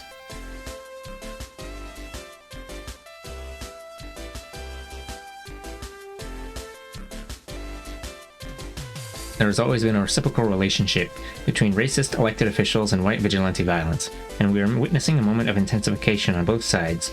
This kind of order-making, through the state sanctioning of outright racist violence, is deeply embedded in the United States as a political project. Ruth Wilson Gilmore refers to this phenomenon as the delegation of violence. As organizers, we must understand that these latest anti-protest laws are part of a long and unceasing tradition that becomes louder and more recognizable in the face of resistance but never abates. Recent anti-protest bills have noticeably been accompanied by a fresh barrage of voter suppression bills, propelled by conspiracy theories about the 2020 election being stolen from Donald Trump. These mythologies have fueled a phase of Republican policies that some are calling Jim Crow 2.0, as Republicans doubled down on voting restrictions and worked to criminalize protest at the state level, while also lending legitimacy to white vigilante violence. According to Tony Watkins, voting rights organizer with the New Georgia Project, some activists are now taking precautions usually reserved for protests.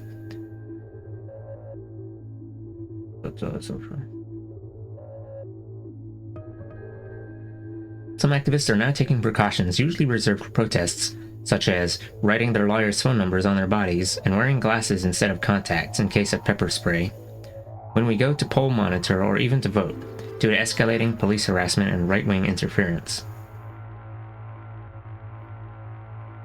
An example of the current onslaught is the anti-protest bill law HB 1 in Florida, which Republicans promoted as an anti-riot bill.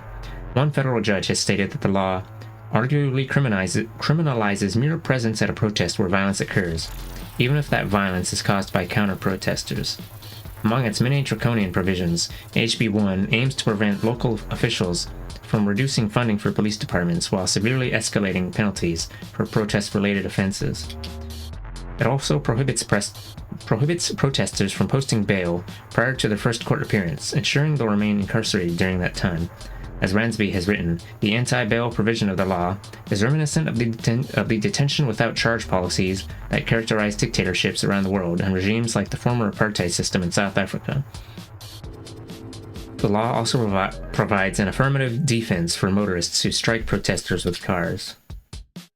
As of this writing, HB 1 is being challenged in the courts by groups like the Dream Defenders, the NAACP Legal Defense and Educational Fund, the ACLU of Florida, and the Community Justice Project, and was denounced by the United Nations Committee on the Elimination of Racial Discrimination.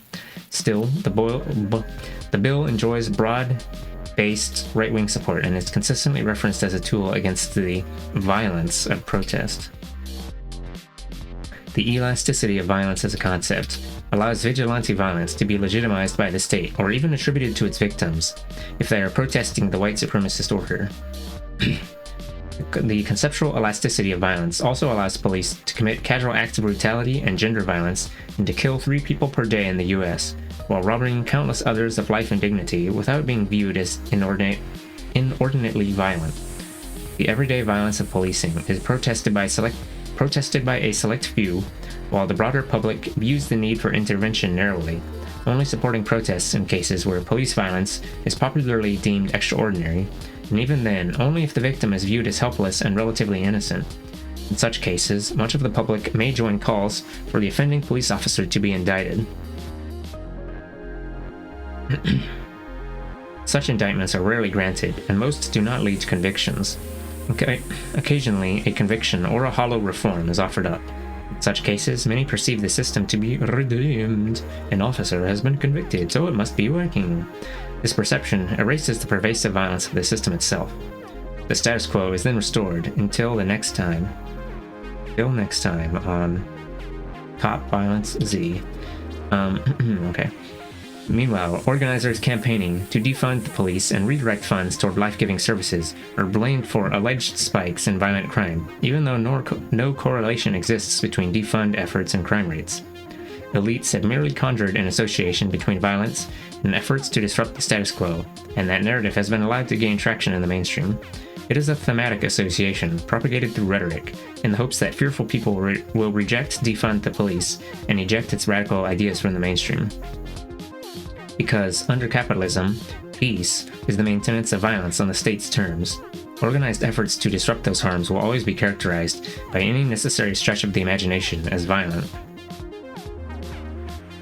As Ransby writes, the challenge to social movements, then, is to be ever courageous and creative in speaking truth to power, no matter what censoring measures those in power attempt to impose in Florida and beyond. Land and water defense as violence. Oh my gore, is this when 26 policemen shot the guy who was just fucking peaceably protesting in the tent on the native land or whatever that they wanted to build a pipeline on? They felt threatened by him, so they had to execute him with 26 policemen. I don't think it was 26, but it was a large number. In recent years, amid a rise in indigenous-led efforts to defend land and water, we've witnessed a push to designate these types of protest as violence and to simultaneously permit brutally violent state-sanctioned tactics to quell them. Indigenous land defenders and other environmental activists have been targeted with... Let me look it up, actually.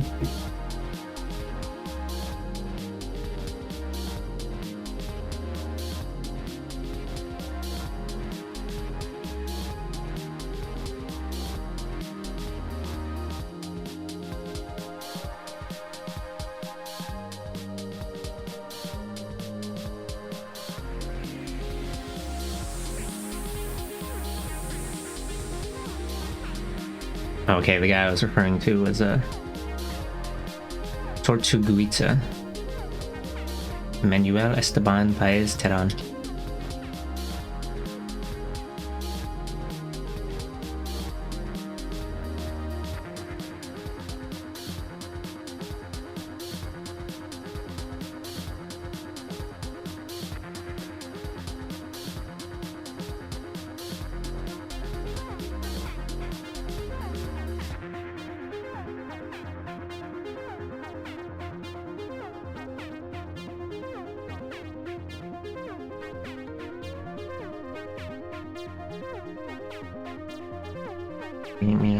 Ouch.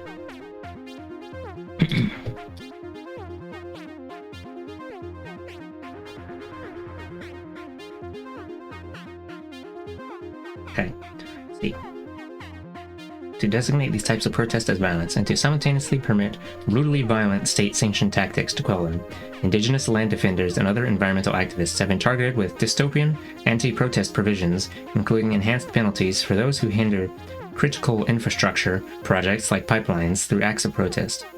According to the Brennan Center for Justice, since 2016, 13 states have quietly enacted laws that increase criminal penalties for trespassing, damage, and interference with infrastructure sites such as oil refineries and pipelines.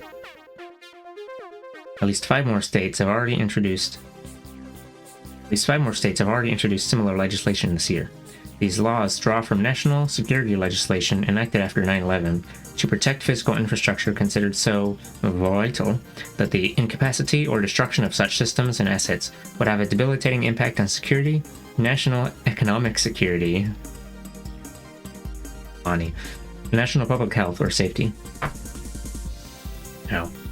The fact that these laws draw on national security legislation created in the wake of 9/11 is illustrative of two important facts. Laws that supposedly target terrorists will always be used to target activists, and those who would interrupt systemic violence will in turn be associated with violence by those who maintain the system. While indigenous land and water defenders face surging rates of targeted violence around the world, it is the potential disruption of critical infrastructure projects that is associated with the catastrophe of 9/11, and it is environment activists who are depicted as terrorists. I think Mary Poltola supports executing indigenous activists in their tents. I mean, meouch. Okay. Crunch. Critical infrastructure. Willow projects your ass. Much like the anti-protest laws forwarded in the wake of the George Floyd protests, these critical infrastructure laws invoke vague terminology that conflates passive acts of resistance with more destructive acts and ramps up the penalties for both. As Kailana Mueller-Hisiar writes, vague language like damage, tamper, and impede in critical infrastructure laws makes it unclear if, for example, knocking down safety cones and starting a fire next to a natural gas facility are the same under the law. Some state laws seek to criminalize those who train or conspire with protesters. In June 2021, anti-pipeline activist Jessica Reznicek was sentenced to 8 years in prison and ordered to pay nearly $3.2 million in restitution after she pled guilty to damaging an energy facility. This hefty penalty was due to a terrorism sentencing enhancement enabled by the Patriot Act. No one was harmed by Reznicek's acts of property destruction, which were intended to halt construction of the Dakota Access Pipeline. But the judge in Reznicek's case determined that she could be considered a terrorist because not only the flow of oil, but the government's continued response were targets of this action. Regardless of whether one agrees with the validity of property destruction as a political intervention, it is important that we consider the imbalance of power when it comes to the state's targeting of pipeline protesters and how the label of violent is assigned. For decades, oil executives have knowingly contributed to catastrophic climate change while suppressing knowledge about the severity and trajectory of the problem. Weow ExxonMobil 70s study. Yeah. They've known for 50 years crunches you. Endangering all of humanity and many other species. These executives' actions have already contributed to the death and displacement of millions of people. Meanwhile, activists who challenge those executive acts are designated violent terrorists, deserving of lengthy prison sentences. The United States is a nation of Taco Bell. State Taco Bell? Fire sauce? If I type that in, will that get the YouTube video?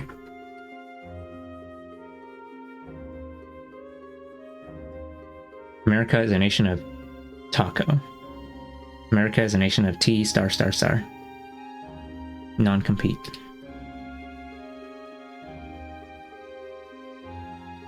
They'll never ever call the state's action terrorism, but they'll gladly take energy protesters as terrorism.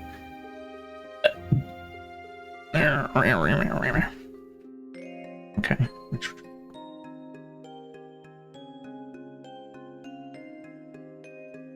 Contributing to mass death while destroying the earth for a profit are not considered violent actions, while damaging equipment in an effort to interrupt those harms is considered terrorism.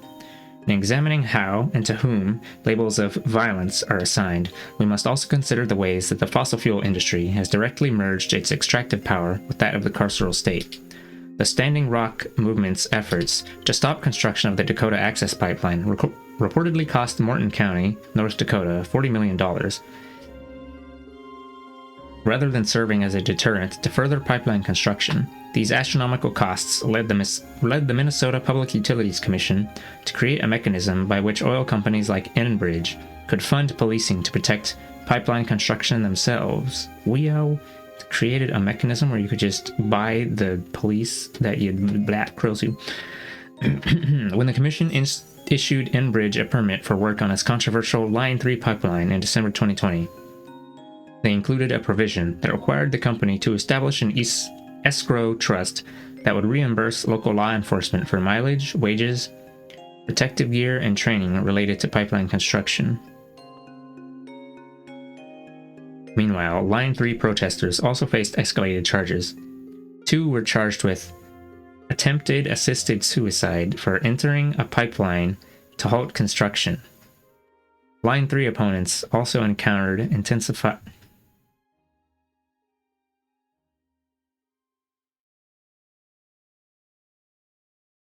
attempted assisted suicide? I don't know, maybe you shouldn't have been building that pipeline. Maybe that... Whatever.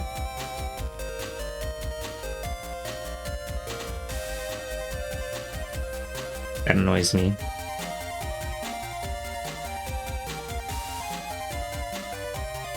It's like, you're endangering yourself. You are. I mean, whatever. Why is that even? Whatever. I don't even. That's like the most convoluted bullshit. I'm gonna shrimp. Okay.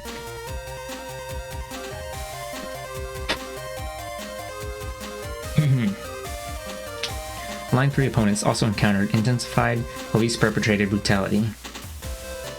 I mean, it basically just sounds like, we found a loophole to charge you with a crime. Okay. Line 3 opponents also encountered intensified police-perpetrated brutality. In September 2021, not long before Line 3 became fully operational, Water Protector Tara Huska told Kelly in Truth Out, "The level of brutality that is experienced by Indigenous people and allies in struggle with us is extreme." Huska is the founder of the Jinyu Collective, whose Namawag camp became a hub of resistance and care for water protectors taking action against Line 3. I was part of a group that experienced rubber bullets and mace being fired at us at very, very close range, Huska told Kelly.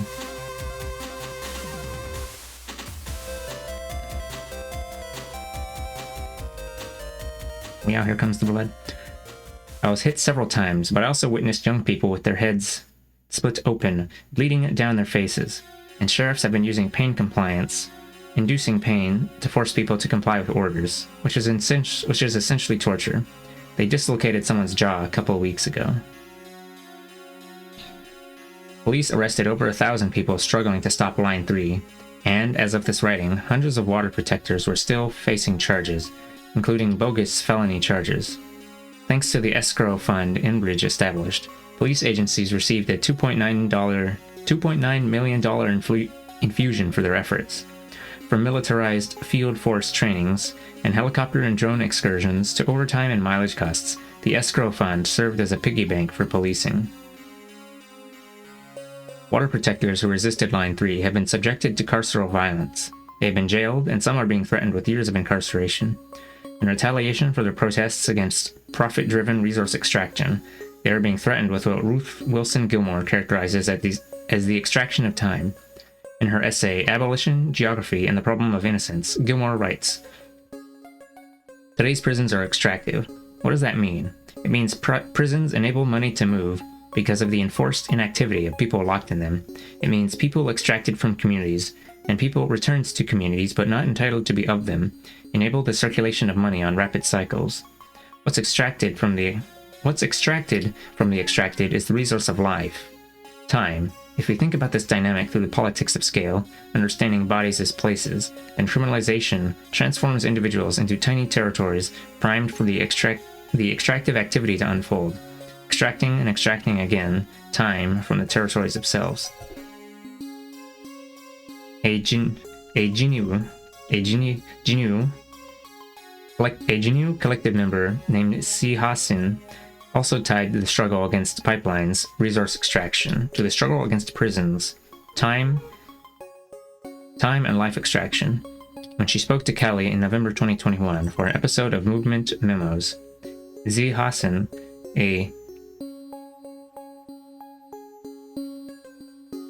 supposed to be Dene? Okay. Z. Hassan, a Dene and Mescalero Apache water protector, was still facing protest-related charges. I've heard of Dene before, but I thought it was spelled differently. Maybe it's just a romanization thing. She said that in addition to showing direct support for water protectors facing charges, people could act in solidarity by showing support for people who are advocating for the abolition of prisons and for the ending of incarceration, and tying the struggle that we have had as water protectors in this fight against Line 3 to the struggles that are happening across the world around extraction, and to our borders where children are being held in concentration camps. Hassan emphasized that these systems and structures of violence are all one and the same. Hassan was providing a corrective, emphasizing that the main perpetrators of violence are these extractive systems, which, in varied but connected ways, extract the resources that sustain life. An effort in Atlanta known as Stop Cop City further illustrates the connection between environmental destruction and the extractive violence of policing and prisons. Stop Cop City is an organized effort to prevent the destruction of 381 acres of Wilane,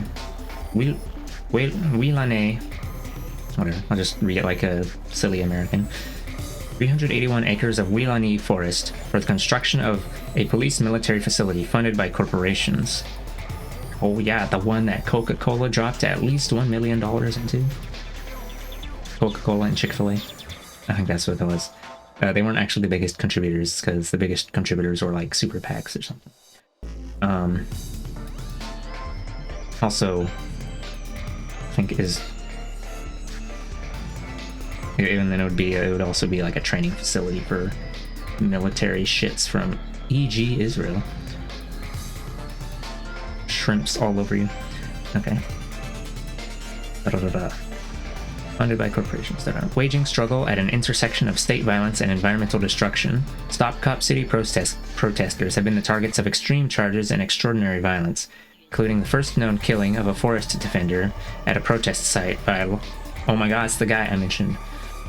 Including the first known killing of a forest defender at a protest site by law enforcement in the United States, as Atlanta organizer Micah Herskind told us. On January 18th, 2023, a joint police task force marched into the Huilani forest and murdered a queer, indigenous Venezuelan forest defender named Tortuguita. And as of February 2023, 19 forest defenders have been charged with domestic terrorism in an attempt to suppress and intimidate others in the movement against environmental devastation and police expansion. These charges are not about individual protesters' conduct. They're about using the state violence of cuffs and cages to undermine a movement that threatens Atlanta's ruling class.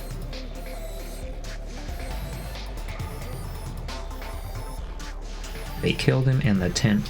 They said he fired a shot, but then when you check the body cams, it sounds like it was just one of the policemen that accidentally shot another policeman. That's what I read when I skimmed the wiki page just some minutes ago.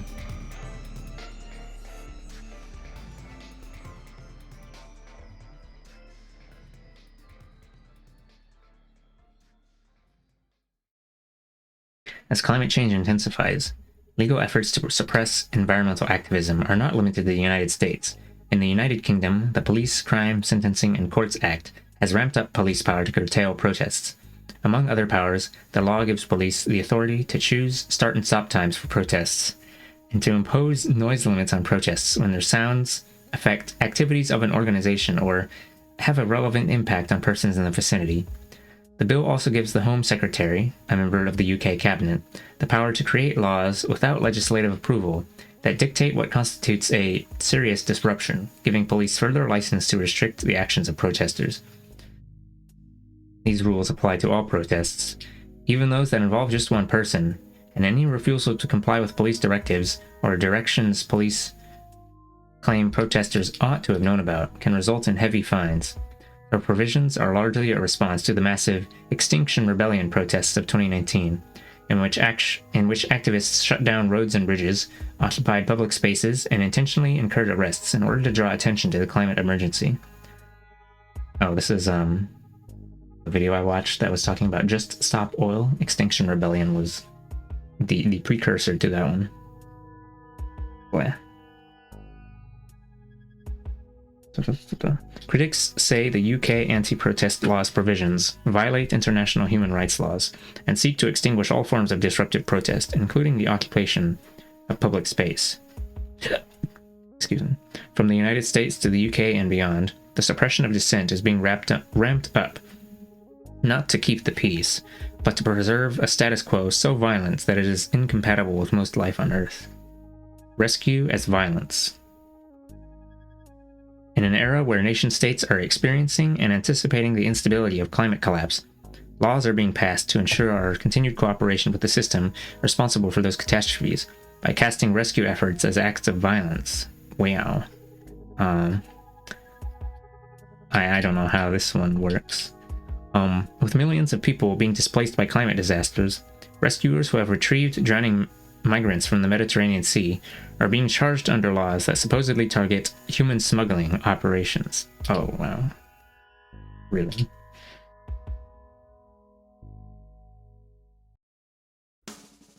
Similarly, Scott Warren, an activist with the humanitarian organization No More Deaths, was charged with a felony by the United States government after giving food and water to migrants crossing the Arizona desert in 2018.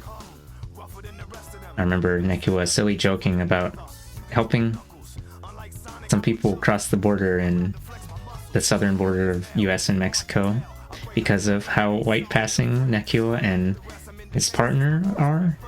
I don't know if that's... They're gonna charge you for human smuggling, Nekua. It's not... Is it... I don't know. Maybe it's worth it. Human lives are priceless. I guess it's totally worth it. Splat. I don't know. Crunch. It was on a Nekua stream. TM. Tune in next time. No, it was Nekua was talking about how if you look brown, then they'll like, you know, they'll stop and check everything, you know, and make sure that you're legal to enter the country, blah blah blah. But then when it was the two white passing creatures, it just like barely looks up. It's like, yeah, whatever, you can go. As racism, splat, lasers you. Yeah. Didn't even bother opening the back of the car. Well,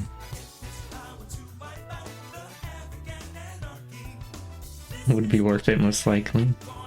Yeah, I don't know. Let's see. Giving food and water to migrants crossing the Arizona desert in 2018.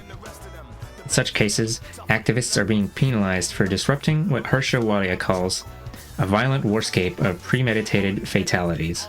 I'm gonna skip this. It's got the silly words. Distracts me with the silly words. Rougher than the rest of them. Knock knock, it's knuckles. Okay. Acts of care and rescue disrupt the deterrence strategy of governments whose border security measures herd desperate refugees into deserts and oceans. The doctrine of deterrence requires mass border deaths to instill fear and prevent migration, Walia explains in her book Border and Rule. In order to ward off surplus people and discourage migration, governments narrow migration routes to scenarios that will necessarily result in mass death.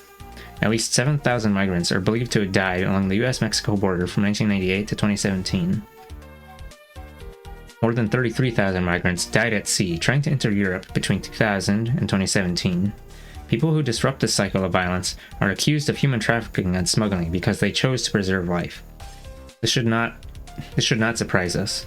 When laws encode violence and law enforcers maintain it, those who attempt to prevent this violence are indeed breaking the law and challenging its enforcers, such as the perversion of violence under imperial and colonial rule. The maintenance of state-sanctioned violence is considered peaceful, while the disruption of those death-making processes is deemed violent. In March 2021, Italian prosecutors charged more than 20 rescuers from NGOs, including Save the Children and Doctors Without Borders. Oh wow, the game's done quick one? NGOs including Save the Children and Doctors Without Borders, with crimes carrying sentences of up to 20 years. The charges, which include collaborating with smugglers, have been vehemently denied by rescuers and contradicted by a forensic study by academics at Goldsmiths, University of London. Italian officials have complained that NGO-led rescues hamper their investigations of human smuggling at rescue sites. Investigations that often amount to questioning migrants about who steered a rubber boat, held a compass, or even bailed out water as the boat sank. so that migrants themselves, who have been thrust into survival roles, can be charged as smugglers.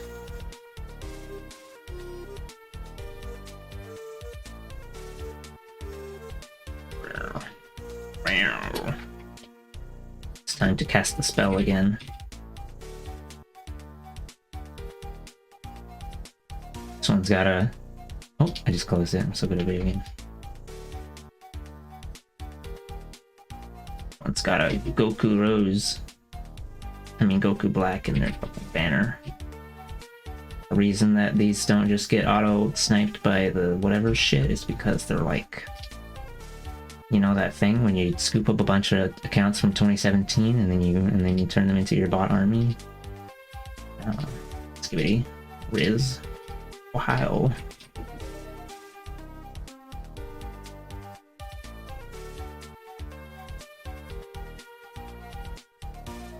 Okay, spell's finished being cast. Okay. Among the rescuers facing charges is Pia Klimp, a German biologist who commanded 2 rescue ships for the non-profit organizations Jugendrettet and Sea-Watch between... I think that means Youth Rescue. And Sea-Watch between 2016 and 2018. Her ships rescued about 14,000 migrants during that time. In 2019, with Klimp's future in jeopardy due to criminal charges, the Council of the City of Paris announced that Klimp and another rescue captain, Carola Raquette, would receive the Grand Vermeil Medal, the top award of the City of Paris, for rescuing migrants at sea. Wait.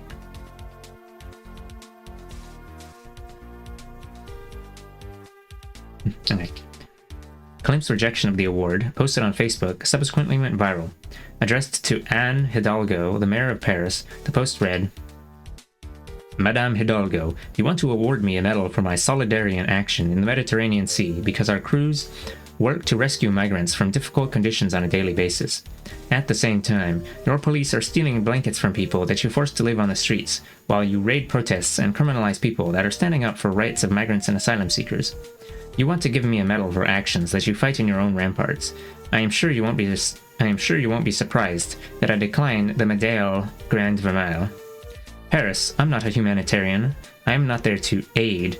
I stand with you in solidarity. We do not... Oh, it's talking to Paris, the city. Paris, I'm not a humanitarian. I am not there to aid. I stand with you in solidarity. We do not need medals. We do not need authorities deciding about who is a hero and who is illegal. In fact, they are in no position to make this call because we are all equal. What we need are freedom and rights. It is time we call out hypocrite honorings and fill the void with social justice. It is time we cast all medals into spearheads of revolution, documents and housing for all. Klimp's statement calls out the hypocrisy of governments that would obscure their own violence with symbolic gestures, from block letter street murals to state-sanctioned awards that exceptionalize individual activists as heroes, while death-making policies remained unchanged. We must reject the empty PR maneuvers of those who sustain the oppressions we struggle against. Oh my god, poetry as violence? It keeps getting more stanky. Oh my, yeah, okay. Palestinian poet? Yeah. On July 31st, 2018, Palestinian poet, activist, and filmmaker Dareen Tatour was convicted in an Israeli court of inciting violence and supporting a terrorist organization. Tatour's crime, as defined by the State of Israel, took the form of a poem. The poem, titled Resist My People, Resist Them, was written in response to the extrajudicial execution of Palestinian student Hadil Hashlamoun and the burning of 2 Palestinian children, Mohammed Abu Qadir and Ali Dawabsha. While the idea of a poem being criminalized may sound unthinkable to some, Israeli investigators argued, the content, its exposure, and the circumstances of its publication created a real possibility that acts of violence or terrorism will be committed. Arguing that her work had been mischaracterized, Tatour received support and expressions of solidarity from around the world. She had already been under house arrest for nearly 3 years at the time of her conviction. She would ultimately serve 2 months in prison before being released in September 2018.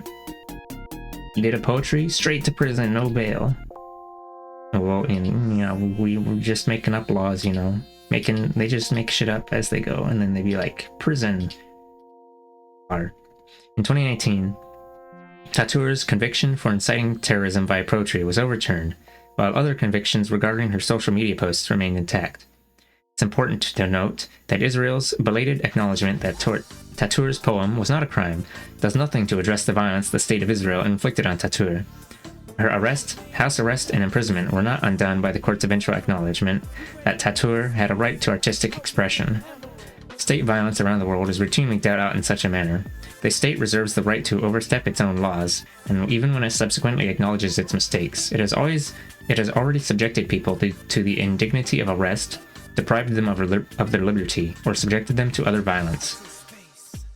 Such abuse is intentionally crafted to discourage others from expressing themselves or taking action, because it sends a message. Even if the government is in the wrong and is ultimately forced to acknowledge as much, it can make you suffer and ruin your life in the meantime. In her poem, Tatour wrote, "Resist my people, resist them. In Jerusalem, I dressed my wounds and breathed my sorrows, and carried the soul in my palm for an Arab Palestine. I will not succumb to the peaceful solution. Never lower my flags until I evict them from my land." There is a long history of the Israeli government seeking to suppress Palestinian art and cultural expression. The US passed similar laws as it sought to stamp out native cultures in the United States.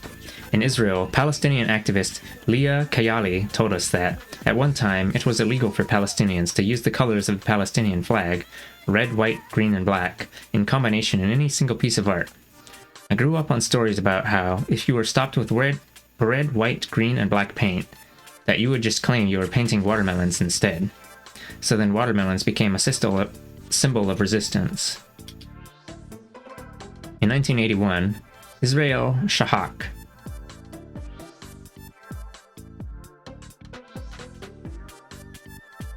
he's named Israel? In 1981, Israel Shahak wrote about art being confiscated from Palestinian shops because it was illegal to use the colors white, black, green, and red too closely in any publicly displayed work. I think they actually were... I don't know, they say that stuff is stuff, and then... Was this might have been written before October 2023. Yeah, it probably was. I think the US passed similar, or if not passing laws, it used the same logic of like, oh my god, you're saying the Free Palestine slogans and you're waving the flag. Oh my god, you're so terrorist. I can't believe it. Hamas DLC? Sometimes I forget that a lot of the places and objects we know were named after people who had those names first. Oh, right. Yeah, I guess, yeah. Could be named after Israel of Scripture, I guess. Instead of the modern state of Israel. The illegitimate state. Well, technically not any state. No states or whatever. Let's see. Other works of Palestinian art were also targeted. As Shahak wrote, a horse wildly rearing on his hind legs was confiscated because, so the governor said, the name of the picture, which was "The Horse Refuses," is of course a nationalistic incitement. Man. Oh, hey guys. I'm wearing a black leotard, and I've got a white shirt with red letters on it, and my hair's green. They're gonna take me away. Meouch. I mean... Okay. As Kayali told us, the Israeli government's definition of violence contorts itself to repress any and all forms of our resistance. Kayali explained that even during periods when it was not officially illegal to raise the Palestinian flag, non-state actors enforce its prohibition by removing or destroying flags that are displayed in public and targeting those who carried them. She noted that this kind of delegated violence, as Ruth Wilson Gilmore would call it, is also occurring in the United States, where non-state actors have been rallied to enact violence against the same communities targeted by state violence. Darn it, man. Actually, that's kind of terrifying. Imagine you accidentally put on the wrong colors, and then it's not even a gang that gets you, it's the state. Yeah, I mean, I think the shades of color are different enough. The red on the shirt of the words is a little more like pink. But, I don't know. I'll make a shirt variation that makes it more obvious. No, we'll get, we'll add a, oh, I don't remember the name of it.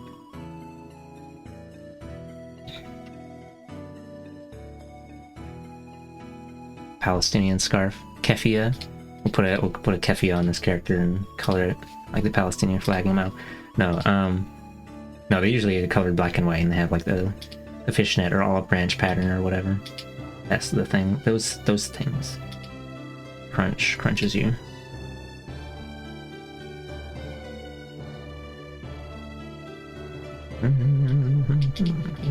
Delegated violence. Non-state actors have been rallied to enact violence against the same communities targeted by state violence.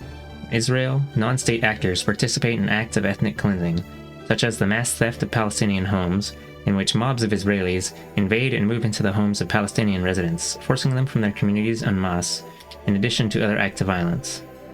Given the regular theft and demolition of Palestinian housing, the frequent murder of Palestinians at the hands of the Israeli Defense Forces, and the overall violence of Israeli apartheid, one can easily understand why Tatur would write, "Resist, my people, resist them.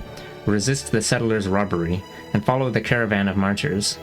Shred the disgraceful constitution, which imposed degradation and humiliation, and deterred us from restoring justice."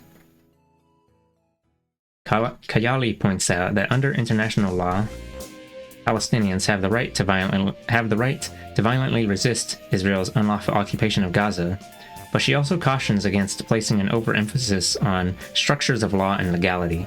As Kayali told Kelly on Movement Memos in May 2021, as Israeli bombs were raining down on Gaza before October 7th, 2023, this was 2 years ago, but it wasn't even it was all the way back in 1948, but we could even go back further if we wanted. My dad is 2 years older than the modern state of Israel. Crunches you with lasers. Okay. I haven't actually told my dad. I haven't told my dad that and heard his reaction, which probably wouldn't be a substantive reaction, but like, it's weird to me that my dad is older than the state of Israel. He's just whatever.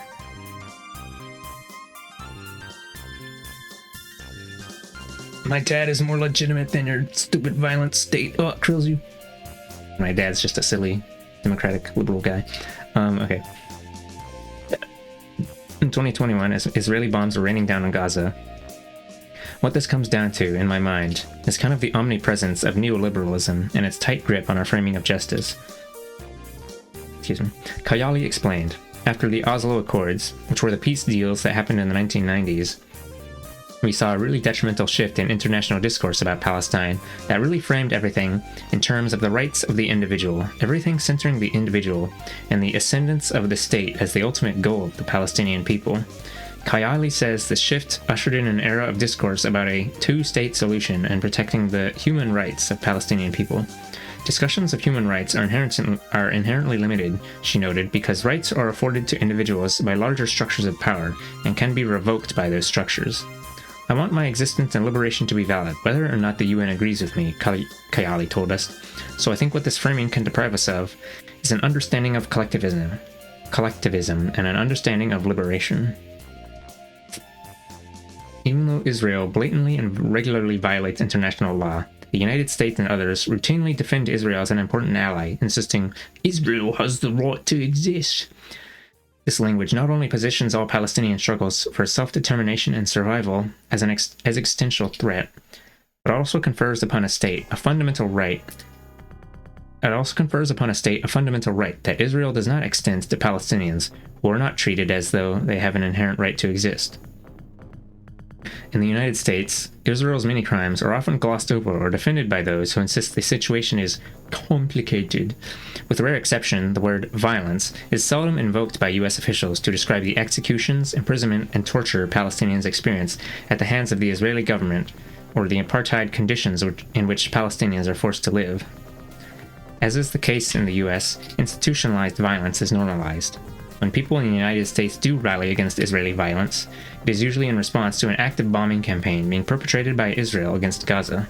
During such times, marches and other protests may take place in the US, but once the bombs temporarily stop falling, when supposed peace is achieved, most Americans typically turn their attention elsewhere. Yet, even within the US itself, state violence against Palestinians continues. The Boycott, Divestment, and Sanctions Movement, BDS. Oh yeah, the BDS website. Every time I've tried to click open the BDS website, I immediately get hit with the Cloudflare "Are you a bot?" thing, because I think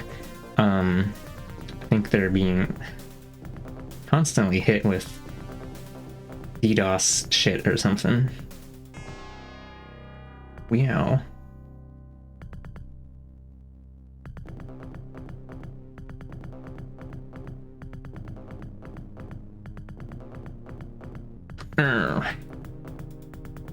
The BDS movement, which works to end international support for Israel's oppression of Palestinians and pressure Israel to comply with international law, has been criminalized in multiple countries, including many parts of the US. In June 2022, the U.S. Court of Appeals for the Eighth Circuit upheld an Arkansas law forbidding public contractors from participating in the BDS movement, arguing that boycotts are not a protected form of speech. You know, I guess if you're a public contractor and you don't want to lose your job, you better not say anything about Palestine, TMTM.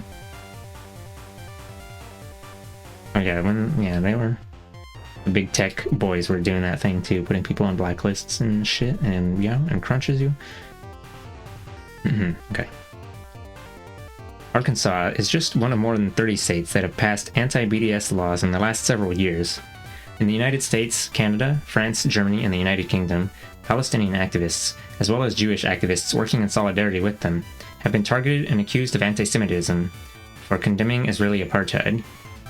Kayali noted that, from Israel to the US and beyond, Palestinians' armed struggle and non-violent struggle are both treated as terrorism, or as an attack on Israel, or even all Jewish people. Student activism in Palestine is criminalized, non-violent struggle in the diaspora is criminalized, international mutual aid or charitable supports, including purely humanitarian support, is illegal. Non-engagement through boycotts and diaspora is criminalized. The repression of Palestinian resistance offers a profound example of the elasticity of violence as a concept, and shows how, while the powerful can wage war on particular communities with impunity and claim innocence, the oppressed can be deemed a violent threat simply for attempting to assert their rights or defend their humanity. As Tatur wrote, "They burned blameless children. As for Hadil, they sniped her in public, killed her in broad daylight. Resist, my people, resist them. Resist the colonialists' onslaught."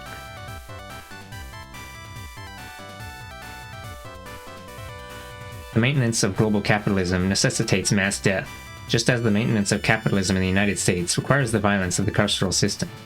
If these systems function without interruption, you will be told you are experiencing peace. After all, police are often cast as peace officers, and soldiers are called peacekeepers. If you choose to disrupt these systems, passively, destructively, or by way of extending mutual aid, the concept of violence may be stretched and manipulated by the powerful to encompass your work. That is why we must not allow the frameworks of the powerful to define the bounds of morality in our politics and our action. The elastic concepts of criminality and violence, as controlled by the powerful, will always be bent against us. Instead, we must expose and dismantle the supposed moral frameworks of the death makers. We must craft our own narratives and uplift our own frameworks, which implicate the system itself. We must, as Tatur says, resist the colonialists' onslaught. Chapter 7. Don't pedestal organizers. Is this the part where we find out about those times where some organizer in a large social justice organization committed a sexual assault and then we all imploded at the same time? Maybe not. Maybe we'll get a slight mention. I don't think that's actually what this chapter's going to be about. I gotta use the bathroom. I'm gonna be right back.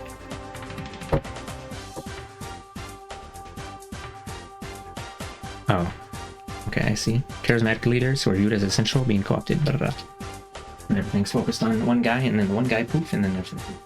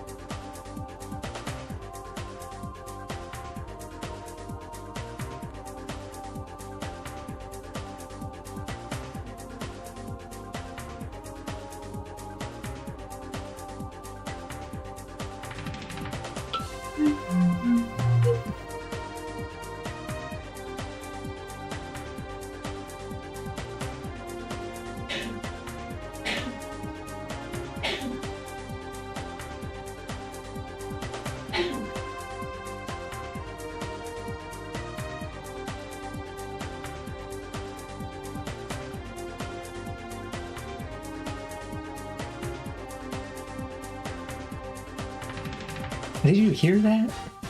From the bath? Wow, horrible.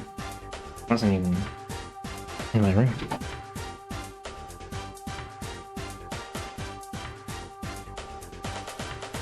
Are you lying to me? Did you hear me sneezing in the bathroom? It was a post-piss sneezing.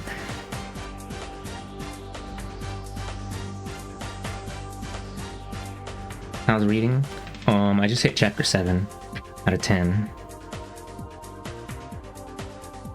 So that means we got 4 chapters. Well, actually, okay. So we got 7, 8, 9, 10. But we also have conclusion number 1 and conclusion number 2, and then an afterword. Oh my god. Appendix A, navigating police use of chemical weapons. How many hours left roughly? Probably at least like 2 hours, possibly more. I could make it a part 2 and continue reading tomorrow, because I have been going for 7.5 hours ish already.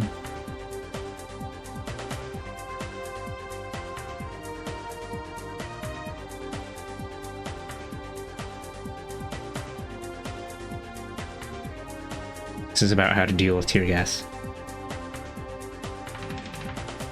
Attorney's note. What to do if the police come to your not-for-profit or organizing space? You say, can't come in if you have a warrant. Don't physically resist. You have the right to verbally argue. Oh my god. Take notes when they're searching your space? Okay, okay, these ones are actually they're not that long. I think I probably would read these out loud too, just because.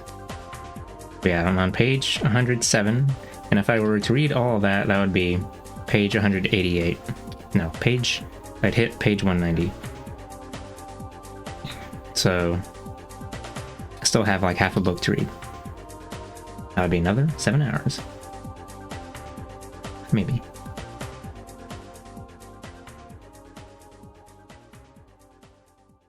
I don't know. I'm a little bit tuckered, perhaps. Maybe I'll finish reading it tomorrow, and then I'll skip Monday's stream, so I can have a break in between.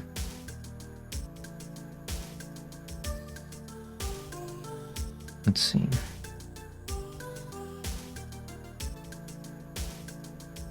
Late into now.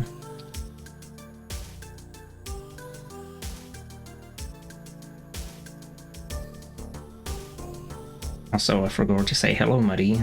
Wait, no, did I say that already? I might have said that already. I think you were you lurking earlier? Did you hear the words? Ooh, excuse me. It cursed me out for my sneeze detection. Oh, I'm sorry. I didn't mean to. I wasn't. Huh? All the cursing means that I love you. Like when you call your cat a little shit or whatever. Except for my puppy, and I call you a little shit. Wow. Out of the house, missed it most of it. Oh, okay, that's fine. Maybe you, maybe you can listen to the VOD audio on the. I don't know. It's like a podcast. But yeah, it looks like Hannah's been live for 4 hours.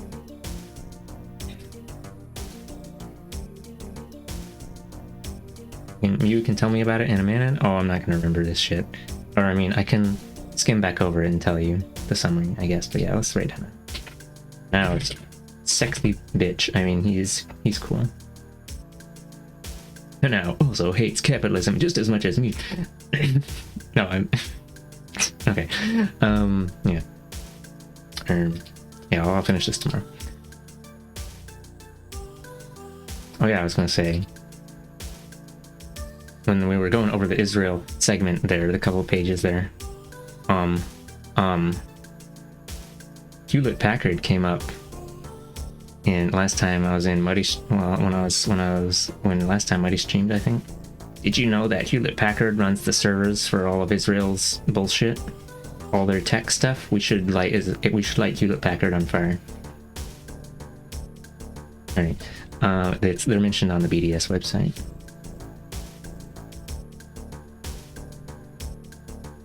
HP, arm of colonialism, much like IBM. Oh, right. Ouch. I'm gonna go eat cup noodles and chill or something.